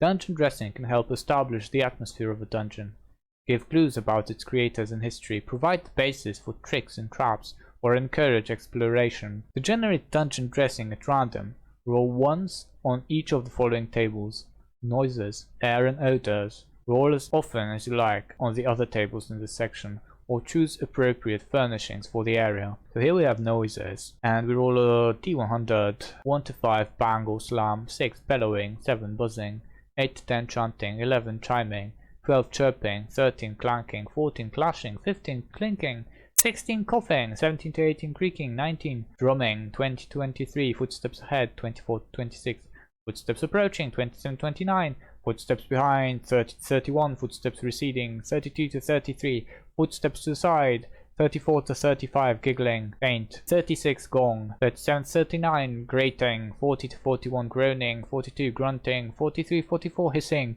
45 horn or trumpet sounding, 46 howling, 47 48 humming, 49 jingling, 50 to 53 knocking, 54 55 laughter, 56 57 moaning, 58 60 murmuring, 71 72 music, 63 rattling, 64 ringing, 65 68 rustling, 69 to 72 scratching or scrabbling, 73 to 74 screaming, 75 to 77 scuttling, 78 shuffling, 79 to 80 slithering, 81 snapping, 82 sneezing, 83 sobbing, 84 splashing, 85 splintering, 86 87 squeaking, 88 squealing, 89 to 90 tapping, 91 to 92 thudding, 93 to 94 thumping, 95 tinkling, 96 twanging, 97 whining, 98 whispering, 99 to 100 whistling. I can't imagine you just doing all random and then you get a sneezing room that is, for example, a nursery inside your dungeon. But there's plenty of those, and these could provide you with interesting inspiration if nothing else. Air. D100, 1 to 60, clear and damp, 61 to 70, clear and drafty, 71 to 80, clear but cold, 81 to 83, foggy or misty and cold, 84 to 85, clear with mist covering floor, 86 to 90, clear and warm, 91 to 93, hazy and humid, 94 to 96, smoky or streamy, 97 to 98, clear with smoke covering the ceiling, 99 to 100, clear and windy. Okay, I have a comment on the 61 to 70, clear and drafty. You might not want to have a draft in the dungeon because drafts don't happen at random. And if you introduce a draft in a dungeon, the players are gonna, if they're smart, they're gonna look for the source of the draft. So a hidden door, a second door, an extra door to the outside. For a draft to happen, you have to have a set of 2 doors. So be careful with that one. Don't do it at random. Odors. D100, 1 to 3 acrid, 4 to 5 chlorine, 6 to 39 dank or moldy, 40 to 49 earthy, 50 to 57 manure, 58 to 61 metallic, 62 to 65 ozone, 66 to 70 putrid, 71 to 75 rotting vegetation, 76 to 77 salty and wet, 78 to 82 smoky, 83 to 89 stale, 90 to 95 sulphurous, 96 to 100 urine. General features: 1 arrow broken, 2 to 4 ashes, 5 to 6 bones, 7 bottle broken, 8 chain corroded, 9 club splintered, 10 to 19 cobwebs, 20 coin copper, 21 to 22 cracked ceiling, 23 to 24 cracks floor, 25 to 26 cracks wall, 27 dagger hilt, 28 to 29 damp ceiling, 30 to 33 dampness wall, 34 dried blood, 35 to 41 dripping blood,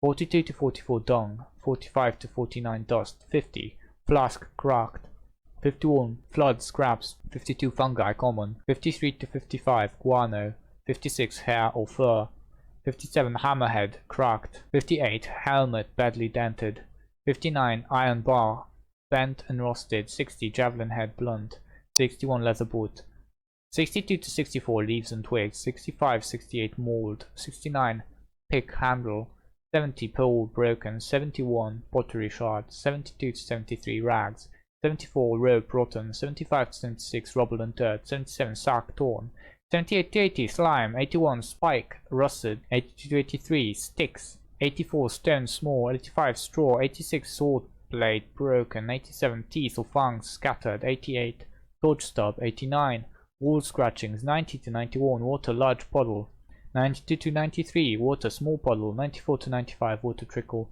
96 wax blob candle stub, 97 wax drippings, wax dippings, I guess it's wax not wax, 97 wax drippings, 98 to 100 wood pieces rotting. This is just a bunch of small, dreary, boring items, but they might give you an idea. I'm not at all opposed to rolling on that, and if you roll something ridiculous, just ignore it. General furnishings and appointments, another D100. 1 altar, 2 armchair, 3 armoire, 4 arras or curtain, 5 bag, 6 barrel, 40 gallons, 7 to 8 bed, 9 bench, 10 blanket, 11 books, 12 brazier and charcoal, 13 bucket, 14 buffet cabinet, 15 bungs, 16 butt, huge cask, 125 gallons, butt, funny, 17 cabinet, 18 candelabrum, 19 carpet, 20 cask, 40 gallons, 21 chandelier, 22 charcoal, 23 to 24 chair plain, 25 chair padded, 26 chair padded or divan, 27 chest large, 28 chest medium, 29 chest of drawers, 30 closet, 31 coal, 32 to 33 couch, 34 crate, 35 cresset, I don't know what a cresset is, 36 cupboard, 37 cushion, 38 desk, I'm not sure how to read it, desk I think, 39 desk, 40 to 42 fireplace and wood, 43 fireplace with mantle, 44 firkin, small cask 10 gallons, 45 fountain, 46 fresco, 47 grindstone, 48 hamper, 49 hassock, 50 hogshead, large cask 65 gallons, 51 idol, large, 52 keg, small barrel 20 gallons, 53 loom, 54 mat, 55 mattress, 56 pail, 57 painting, 58 to 60 pallet, 61 pedestal, 62 to 64 pegs, 65 pillow, 66 pipe, large cask 105 gallons, 67 quilt, 68 to 70 rug, small or medium, 71 rushes, 72 sack, 73 sconce, 74 screen, 75 sheet, 76 to 77 shelf, 78 shrine, 79 sideboard, 80 sofa, 81 staff normal, 82 stand, 83 statue, 84 stool high, 85 stool normal, 86 table large, 87 table long, 88 table low, 89 table round, 90 table small, 91 table trestle, 92 tapestry, 93 throne, 94 trunk, 95 tub, 96 ton, huge cask, 250 gallons, 97 urn, 98 wall, basin in front, 99 wood billets, 100 workbench. Religious articles and furnishings, the 100 item, 1 to 5 altar, 6 to 8 bells, 9 to 11 brazier, 12 candelabra, 13 to 14 candles, 15 candlesticks, 16 cassocks, 17 chimes, 18 to 19 cloth altar, 20 to 23 columns or pillars, 24 curtain or tapestry, 25 drum, 26 27 font, 28 29 gong, 30 35 holy unholy symbol, 36 or 37 holy unholy writings, 38 to 43 idol, 44 to 48 incense burner, 49 kneeling bench, 50 53 lamp. I'm gonna try to go through these quickly because while I don't want to skip them entirely, there could be some interesting items that could inspire you. I think this is not so dull as not to read at all, but I'm gonna read them quickly just to get through it. I think there's some more interesting bits at the end of the book still. D100 item 54 lectern, 55 mosaic, 56 to 58 offertory container, 59 paintings or frescoes, 60 to 61 pews, 62 pipes musical, 63 prayer rug, 64 pulpit, 65 rail, 66 69 robes, 70 71 screen, 72 76 shrine, 77 side chairs, 78 79 stand, 80 82 statue, 83 throne, 84 85 thurible, I'm not sure what that is, I don't know what that is at all, 86 90 tripod, 91 97 vestments, 98 99 votive light, 100 whistle.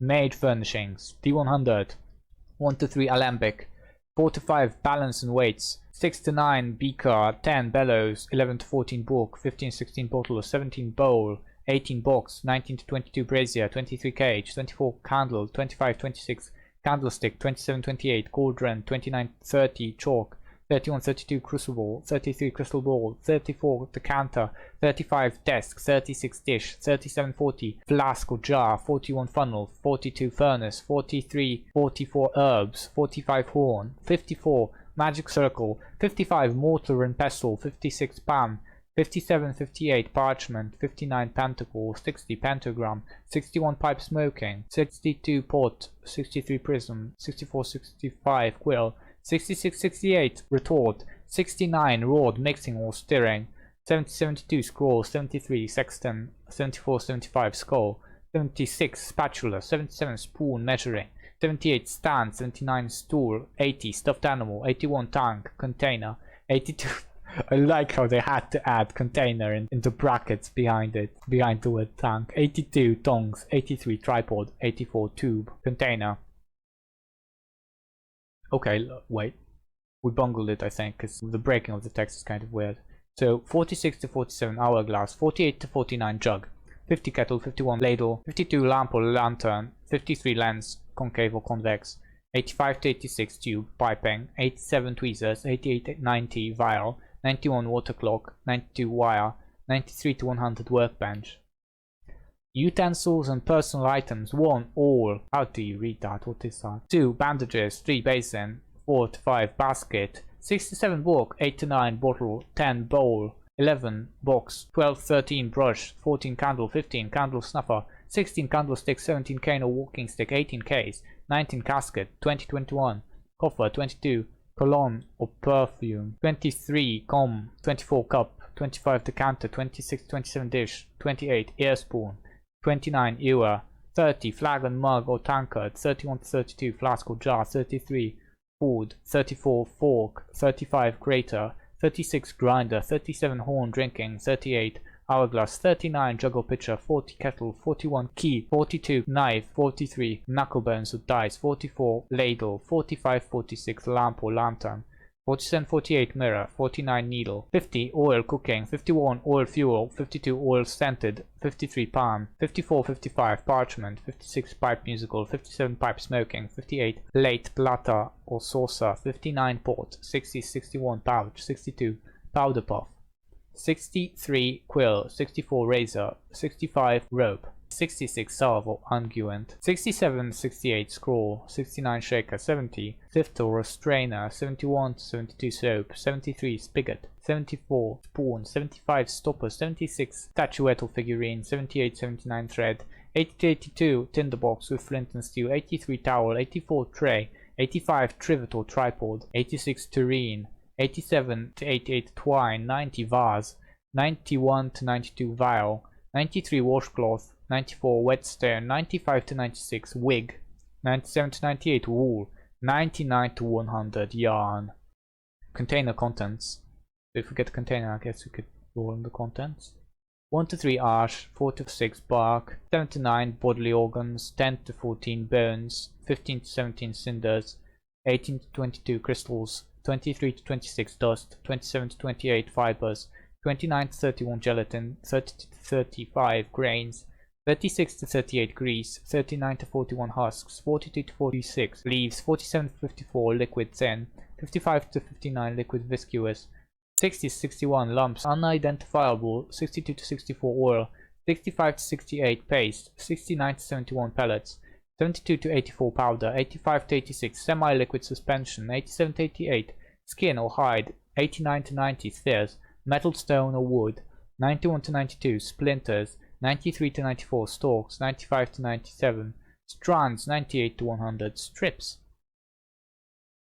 Books, scrolls and tomes, D100, 1 to 2 account records, 3 to 4 alchemist's notebook, 5 to 6 almanac, 7 to 8 bestiary, 9 to 11 biography, 12 to 14 book of heraldry, 15 book of myths, 16 book of pressed flowers, 17 calendar, 18 to 22 catalogue, 23 to 24 contract, 25 to 27 diary, 28 to 29 dictionary, 30 to 32 doodles or sketches, 33 forged document, 34 grammar workbook, 35 to 36 heretical text, 37 to 41 historical text, 42 to 43 last will and testament, 44 to 45 legal code, 46 to 53 letter, 54 lunatic's ravings, 55 magic tricks not a spellbook, 56 magic scroll, 57 59 map or atlas, 60 memoir, 61 to 62 navigational chart or star chart, 63 to 64 novels, 65 painting, 66 to 67 poetry, 68 to 69 prayer book, 70 property deed,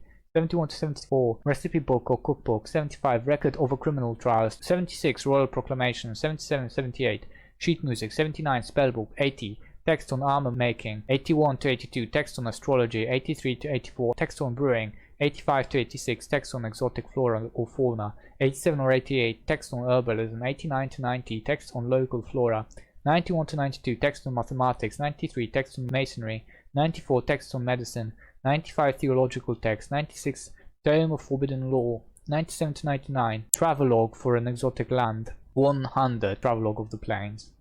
Appendix B monster lists. There's gonna be something in this one that I was looking forward to, because I want to make a desert mini campaign, a desert scenario, and I wonder what they suggest for low levels in a desert environment.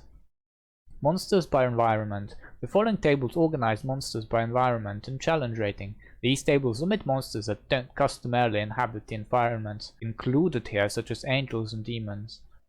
Arctic monsters. Commoner, owl. What? Okay, at challenge rating 0, we have a commoner. Commoner is apparently an Arctic monster according to them, but we'll let it slide. At challenge rating 0, there's commoner and owl. At challenge rating 1/8, there's bandit, bloodhawk, kobold, tribal warrior. At 1/4, there's giant owl, winged kobold. At half is ice mephit, orc and scout. At 1, there's brown bear or a half ogre. At 2, there's bandit captain, berserker, druid, griffin, ogre, orc, eye of Grumsh, auroch, polar bear, saber-toothed tiger. At 3, there's a manticore, a veteran, a winter wolf, a yeti. At 5, there's revenant, troll, werebear, young remoras. At 6, there's mammoth, young white dragon. At 8, there is frost giant. At 9, there is abominable yeti. At 11, there is remoras and the rock.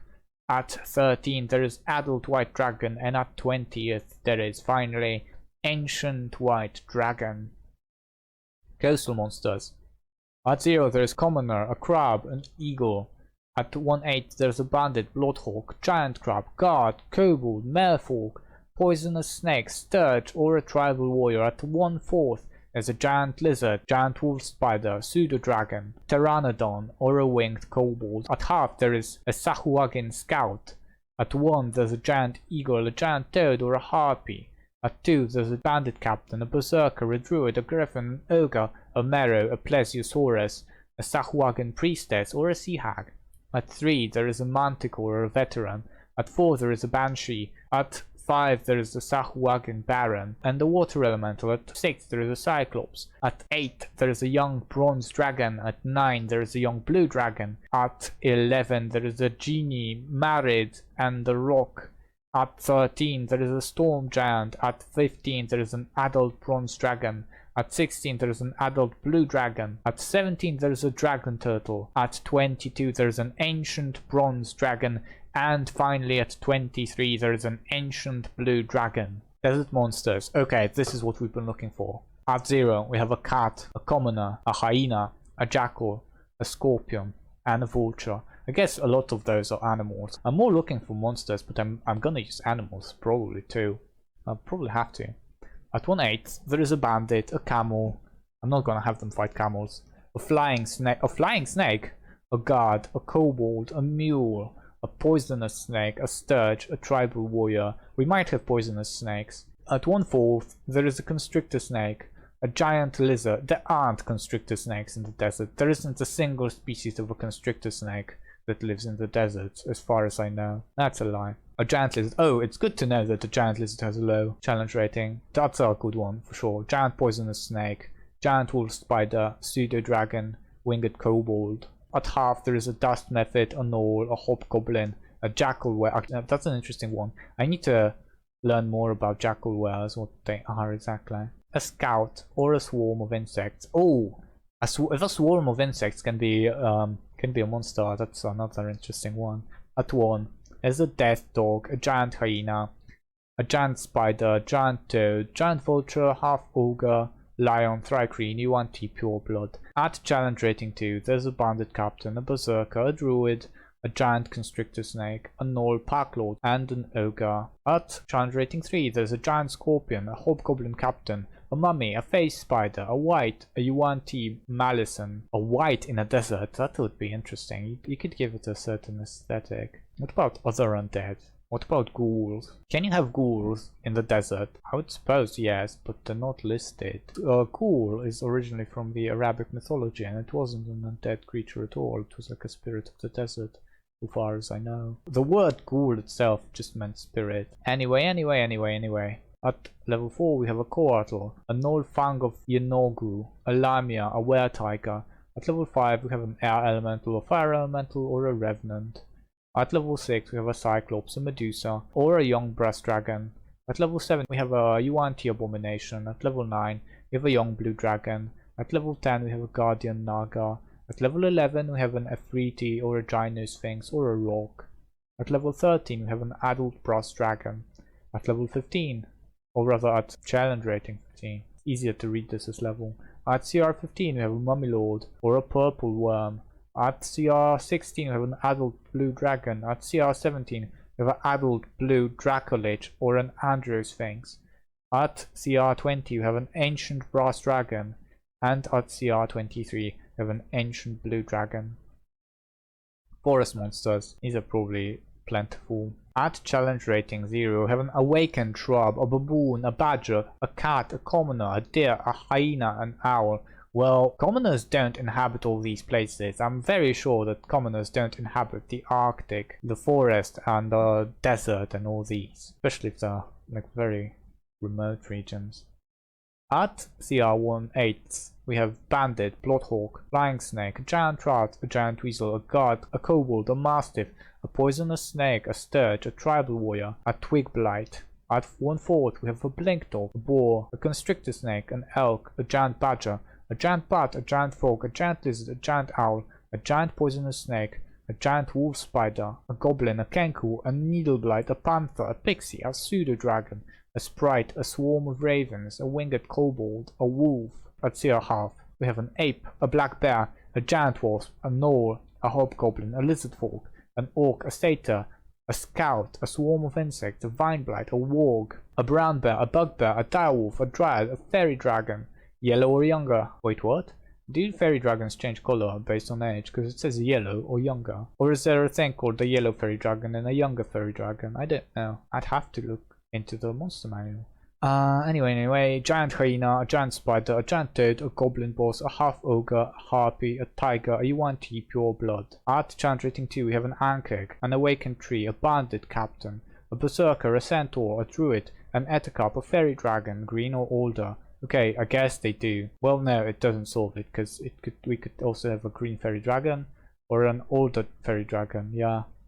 A giant boar, a giant constrictor snake, a giant elk, a gnoll pack lord, a grick, a lizard folk shaman, an ogre, an orc, an eye of Groomsh, an orog, a pegasus, swarm of poisonous snakes, were-rat, a will of the wisp.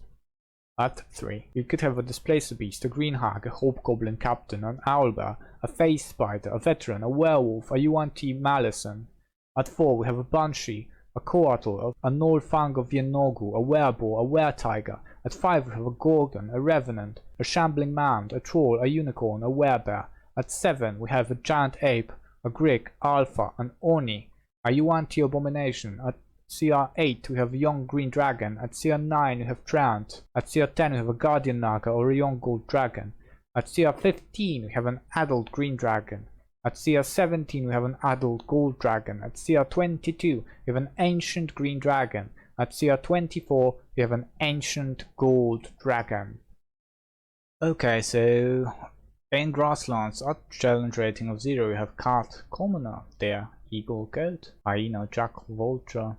At 1/8 we have bloodhawk, flying snake, giant weasel, guard, poisonous snake, sturge, tribal warrior. At 1/4 we have an axebeak, a boar, an elk, a giant poisonous snake, a giant wolf spider, a goblin, a panther or a leopard, a pteranodon, a riding horse or a wolf. I can't assume you'd be fighting a riding horse. These are not strictly monsters, these are creatures. At 1/2 we have cockatrice, giant goat, giant wasp, a gnoll, a hobgoblin, a jackalware, an orc, a scout, a swarm of insects or a warg. At 1 we have a bugbear, a giant eagle, a giant hyena, a giant vulture, a goblin boss, a hippogriff, a lion, a scarecrow, a thri-kreen or a tiger. At 2 we have an allosaurus, an ankeg, a centaur, a druid, a giant boar, a giant elk, a gnoll pack lord, a griffin, an ogre, an orc, an eye of Groomsh, an orog, a pegasus or a rhinoceros. At 3 we have an ankylosaurus, a hobgoblin captain, a manticore, a phase spider or a veteran. At challenge rating 4 we have a coatl, an elephant, a gnoll fang of Yenogu, a wereboar or a were-tiger. At 5 we have a bullet, a gorgon or a triceratops. At 6 you have a chimera, a cyclops. At 8 you have a Tyrannosaurus rex, At 10 we have a young gold dragon. At 17, that's quite a jump from 10 to 17. At 17 we have an adult gold dragon. At 24 we have an ancient gold dragon. Hill monsters. In the hills, at challenge rating 0, you could get a baboon, a commoner, an eagle, a goat, a hyena, a raven, or a vulture.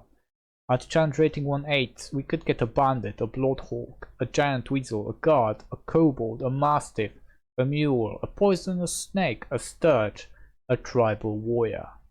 At 1/4, we have axebeak, boar, elk, giant owl, a giant wolf spider, goblin, panther, or a cougar, a pseudo-dragon, a swarm of bats, a swarm of ravens, a winged kobold, or a wolf. I wonder what this wolf spider is. I have no idea what that is.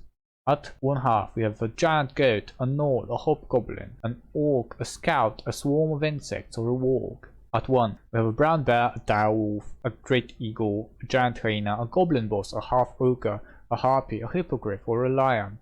At 2 we have a bandit captain, a berserker, a druid, a giant boar, a giant elk, a gnoll pack lord, a griffin, an ogre, an eye of Groomsh, an orog, or a pegasus, or a periton.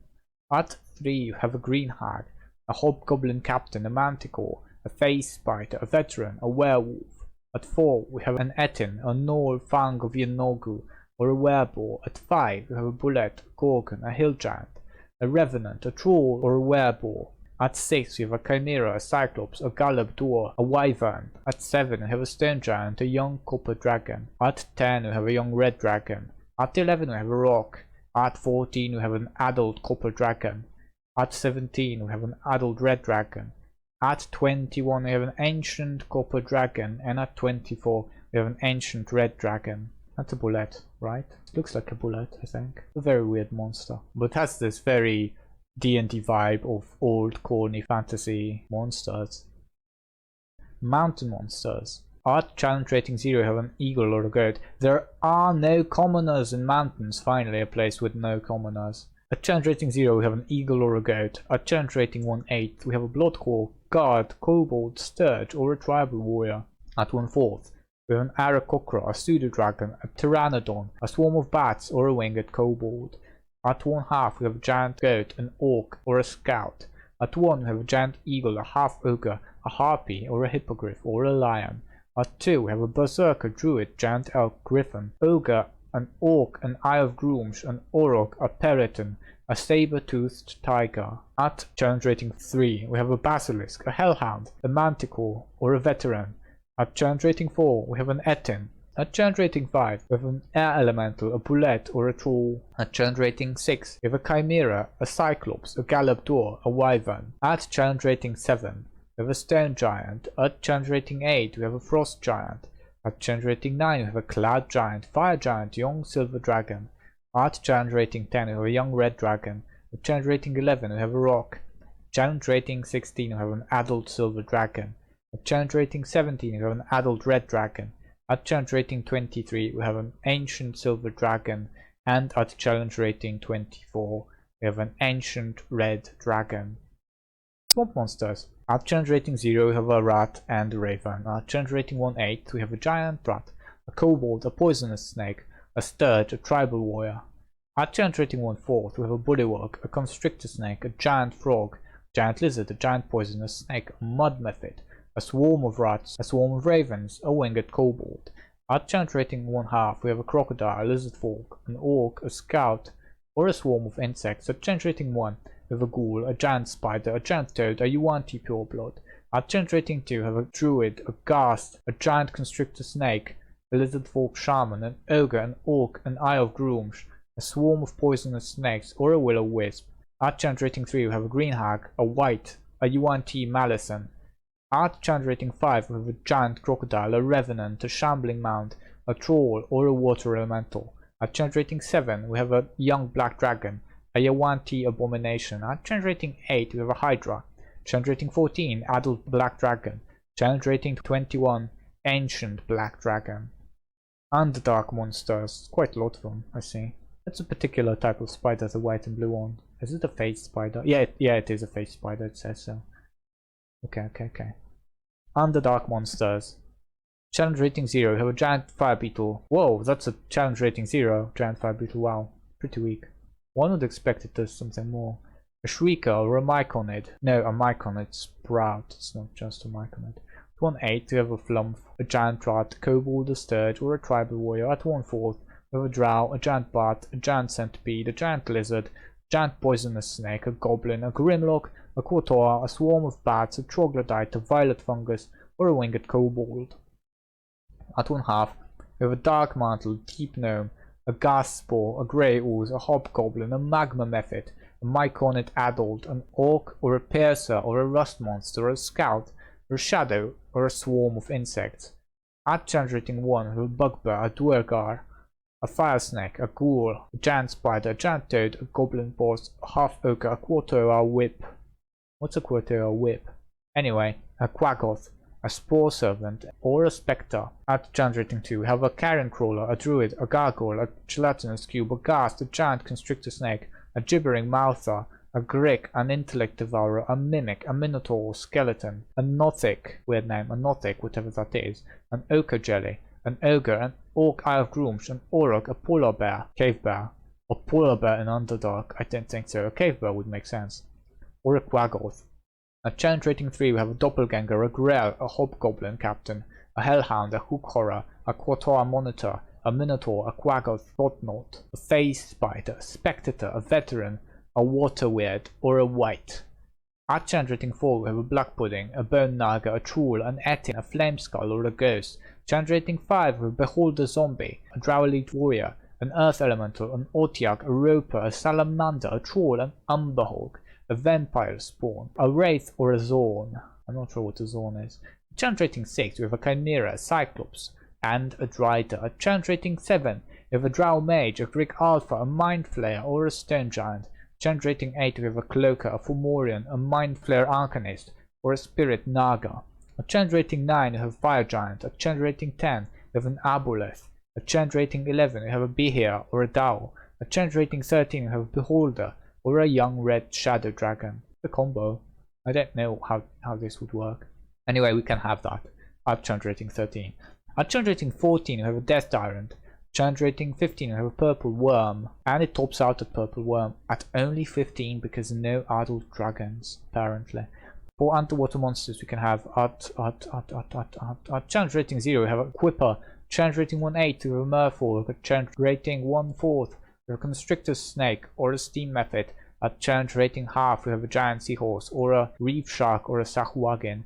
Challenge rating 1, we have a giant octopus or a swarm of quippers. Challenge rating 2, we have a giant constrictor snake, a hunter shark, a mero, a plesiosaurus, a sahuagin priestess or a sea hag.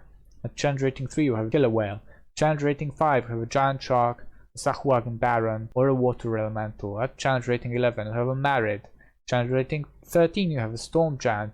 Challenge rating 17, we have a dragon turtle. At challenge rating 23, we have a kraken. Urban monsters.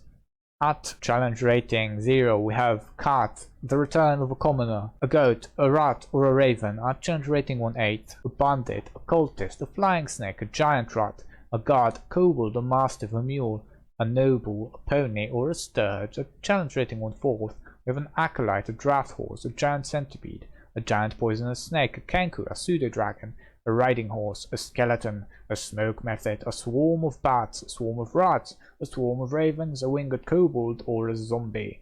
At 1/2, we have a crocodile, giant wasp, a shadow, and a swarm of insects, and a thug, and a warhorse. Challenge rating 1, ghoul, giant spider, half ogre, spectre, spy, UNT pureblood.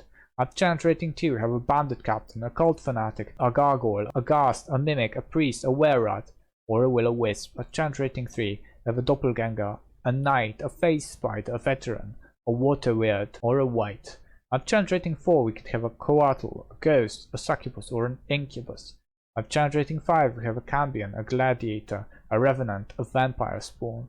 Challenge rating 6, we have an invisible stalker or a mage. At challenge rating 7, we have an oni or a shield guardian. At challenge rating 8, we have an assassin.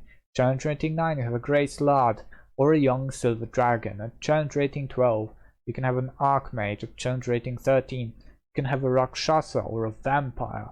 Challenge rating 15, spellcaster or warrior vampire. 16 Adult Silver Dragon, 23 Ancient Silver Dragon, 30 Tarrasque. How on earth is an Ancient Silver Dragon or a Tarrasque an urban monster? So here we have all the monsters by challenge rating. And this is something we're not going to read because they're just names. And we've probably read through the vast majority of them when we read the monsters by geography. So just gonna look at the images. Here's a nice troglodyte holding a two-handed club of some sort. Here we have a green dragon wormling. It's not very green. It looks more like a black dragon wormling, honestly, but it says so. In here it says green. No, that's a black dragon wormling, I bet. They got it wrong. Did they get it wrong? I think they got it wrong. Here we have a coatl, which looks like a winged snake.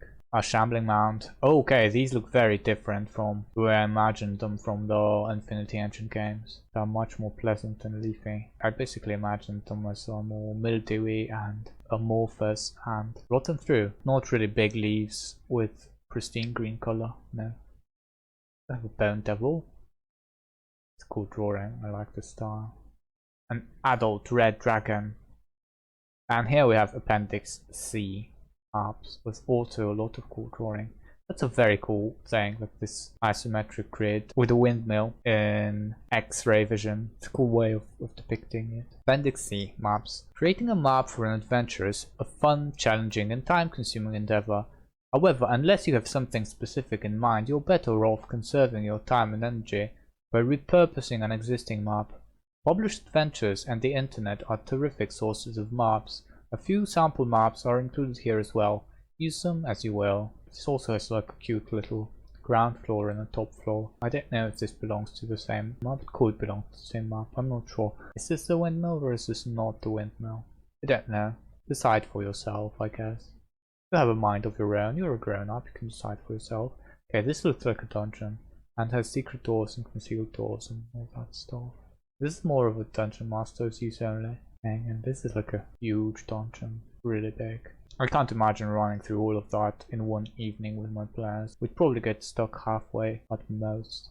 Okay, this is like a landmap of the city. And this level of detail to a city to me is kinda too much. Not due to the laziness, me not wanting to draw it only, but also if I were to give this to my players, they could potentially go house by house and you could with all precision determine how many inns there are, how many houses, how many craftsmen of a particular type, how many majors. You could just map everything out. And if you have theater of imagination, there are some areas that are left unspecified, right? And it's cool for the story because they're like blank canvas that you can add something when it's needed. Theater of imagination has a bunch of pluses to it. It's not just to save time. There's many good things about running your games that way. You have the city built on I guess a bunch of rocky islets, and this looks very much like a map we've seen earlier. It could be a dungeon, it could be like a cave-based dungeon. It doesn't have corridors or anything, it just has a central hall and like 4 extra bits to it. I like the way that base is depicted here. The boat map. That's a very useful one, very particular map. It's very useful, I bet. And that one is a dungeon. It's cut across by a rift of some sort. And Appendix D, the Dungeon Master's Inspiration. Here are several inspiring works that can help you become a better storyteller, writer, performer, and map maker. This is by no means an exhaustive list, but a collection of titles picked out by playtesters and the Dungeons & Dragons creative team. For more inspirational reading, see Appendix E of the Player's Handbook. We've looked through them. There was very few books there that we knew, a bunch of ones we just heard about and haven't read. I think there was The Once and Future King by T.H. White we liked, and I think there were Chronicles of Prydain that we read but did not like. Probably more. Let's see what's in here. These I assume are not going to be just novels. Atlas Games, Once Upon a Time, the storytelling card game. Bernard William, creating character, bringing your story to life. Perfecting plot, charting the hero's journey. Story structure, the key to successful fiction. Malcolm Bowers, Gary Gygax's Extraordinary Book of Names. Joseph Browning and Suzy, A Magical Medieval Society, Western Europe. Janet Burrow, Writing Fiction. Jerry Cleaver, Immediate Fiction. David Cordingley, Under the Black Flag. I'm not sure how to read this name. It could be Lajos Egri or Lajos Egri.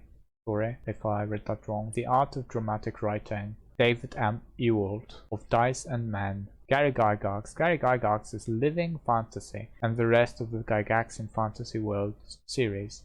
Master of the game, role-playing mastery. Will Hindmarch, Bones, Us and Our Dice. Will Hindmarch and Jeff Tidball, Things We Think About Games. E.D. Hirsch Jr., The New Dictionary of Cultural Literacy. Robert Inkpen, The Encyclopedia of Things That Never Were. J. E. Kaufman and H. W. Kaufman, The Medieval Fortress. Stephen King on writing a memoir of the craft. Ralph Costa, A Theory of Fun for Game Design. Robin D. Laws, Hamlet's Hit Points. Alan and David Day Lee, Castles. David Macaulay, Castle. Sir Thomas Mallory, Le Morte d'Arthur. Oh, that's a very hard one to get through for me personally, but it's a classic. I haven't fully read it. I am ashamed to admit. I might come back to it just because of shame, of personal shame of not having read Le Morte d'Arthur in its entirety. Robert McKee. Story, Substance, Structure, Style and the Principles of Screenwriting. Ian Mortimer, The Time Traveller's Guide to Medieval England. Paul Ryan O'Connor. I don't know what ED stands for. Grimtooth's Traps. Penny Press, Variety Puzzles and Games Series. John Peterson, Playing at the World. Ben Robbins, Microscope. Jesse Schell, Game Design, A Book of Lenses. I've read that one. A Book of Lenses by Jesse Schell is like a very defining work for game dev of today. This book has defined how games are made nowadays in a very, very strong way. And a lot of things that I don't like about games that are relevant in today's gaming are because of that book. Don't get me wrong, it's a great book. Everyone who wants to be a game designer should probably read it. Whether they agree with it or not, well, it doesn't matter. I agree with it mostly, on most things, but unfortunately I feel like the world has learned the wrong lessons from it. Basically, this book introduced a psychologist's perspective to creating games. It treats games, or rather it teaches game designers to treat games as Skinner's boxes, where our end or be all goal is to modulate the user experience rather than create a game that challenges a player against an AI or against another player, like it used to be with games like chess or Magic the Gathering. There are paper games that are made for 2 players.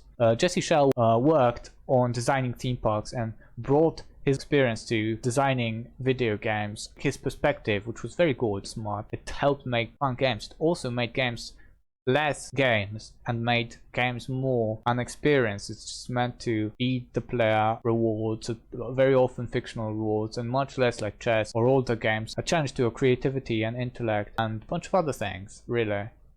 For video game design, it's a defining book. It's a very important book. Also a book whose findings, whose key points I hate, because they changed gaming for the better and for worse. And the part where it changed them for worse, in ways that I can't quite buy. It gave us hollow games, as there's like no game to the game. You just have to go get your fictional bling and that's it. Read that book if you're curious. If you want to be a game designer in the video game industry, you have to read that book. Just don't take it as gospel. It's very educational. It's gonna help you introduce more fun to your games, but it's not gospel. It could turn you from an inspired game designer to just a maker of the same game that everybody else makes. Okay, that was a big tangent, and a bitter one too. Blake Snyder, Save the Cat. Michael Swift and Angus Constom, Cities of the Renaissance World. John Truby, The Anatomy of Story. TSR Arms and Equipment Guide. Campaign Sourcebook Catacomb Guide. Castle Guide. Graham Wormsey, Play Unsafe, How Improvisation Can Change the Way You Roleplay. John Noble Wilford, The Map Makers. Writer's Digest, The Writer's Complete Fantasy Reference. And there we have it. That was the entirety of the Dungeon Master's Guide to the 5th edition of Dungeons & Dragons. Thank you all who watched it on YouTube or who dropped by the stream as I read through it live. It's been a pleasure. I really got into it. I was unsure about the whole project when I started it, but I had a lot of fun. This stream is basically ended. I'm not sure what I'm gonna do with the rest of my streaming experience. What's after that? I have several options really. I was thinking about translating Oko i Hedesa and reading it on stream. Oko i Hedesa is a Polish adaptation of a role-playing game written by Andrzej Sapkowski in the early 90s in 1990, about that time. He shares his perspective on role-playing games and offers some simple rules adapted from a game by two other authors. More so than the rules in the book, it offers a perspective of a guy who can really do storytelling on role-playing. I've read it when I was young. I was around 15 years old. I haven't read it since, but it has some great insights. And it's written by the guy who created the Witcher books, which are great, like much better than the games. And I don't think you can get it anywhere on the internet, to be honest, in English. Anywhere on the internet. I'd love to do it. It obviously costs a lot of work and some preparation before I can even start. I like the idea. I kind of want to do this. But there's time constraints. Another thing we could do is, with all the knowledge we have gained from reading this book, we mean to create a scenario, a one-time scenario, or a mini campaign, which I'm going to play with players found on the internet, and I'm going to publish all the materials for anyone else who wants to play the same scenario and adapt it to his or her players. That was the end objective of me reading this book, to be able to do this. I've been considering if I should maybe create a scenario online while streaming, but I'm not sure what the formula would be for that, so I might not end up doing this. And another thing that I've been honestly also considering is just to quit altogether, not do anything with my stream, just make my adventure, focus on that, focus on my adventure, and have a big hiatus, and don't worry at all about it. Just don't worry at all about it. When the time comes that there is some content that I'd love to stream, I'm gonna just come back like nothing happened to a mostly empty stream, and I'm gonna stream it when I want to, and that's honestly a very appealing option. So it's one of these three things. If you don't see me coming back, it's either because I'm working on Awkward Hadessa or I quit completely. Either way, it's been a pleasure to read and stream myself reading this book for you and for myself. I hope we'll meet again on this channel in the future, close or distant. I wish you all a great evening. This was Mirtek Schwung and Dorky Lid. Bye.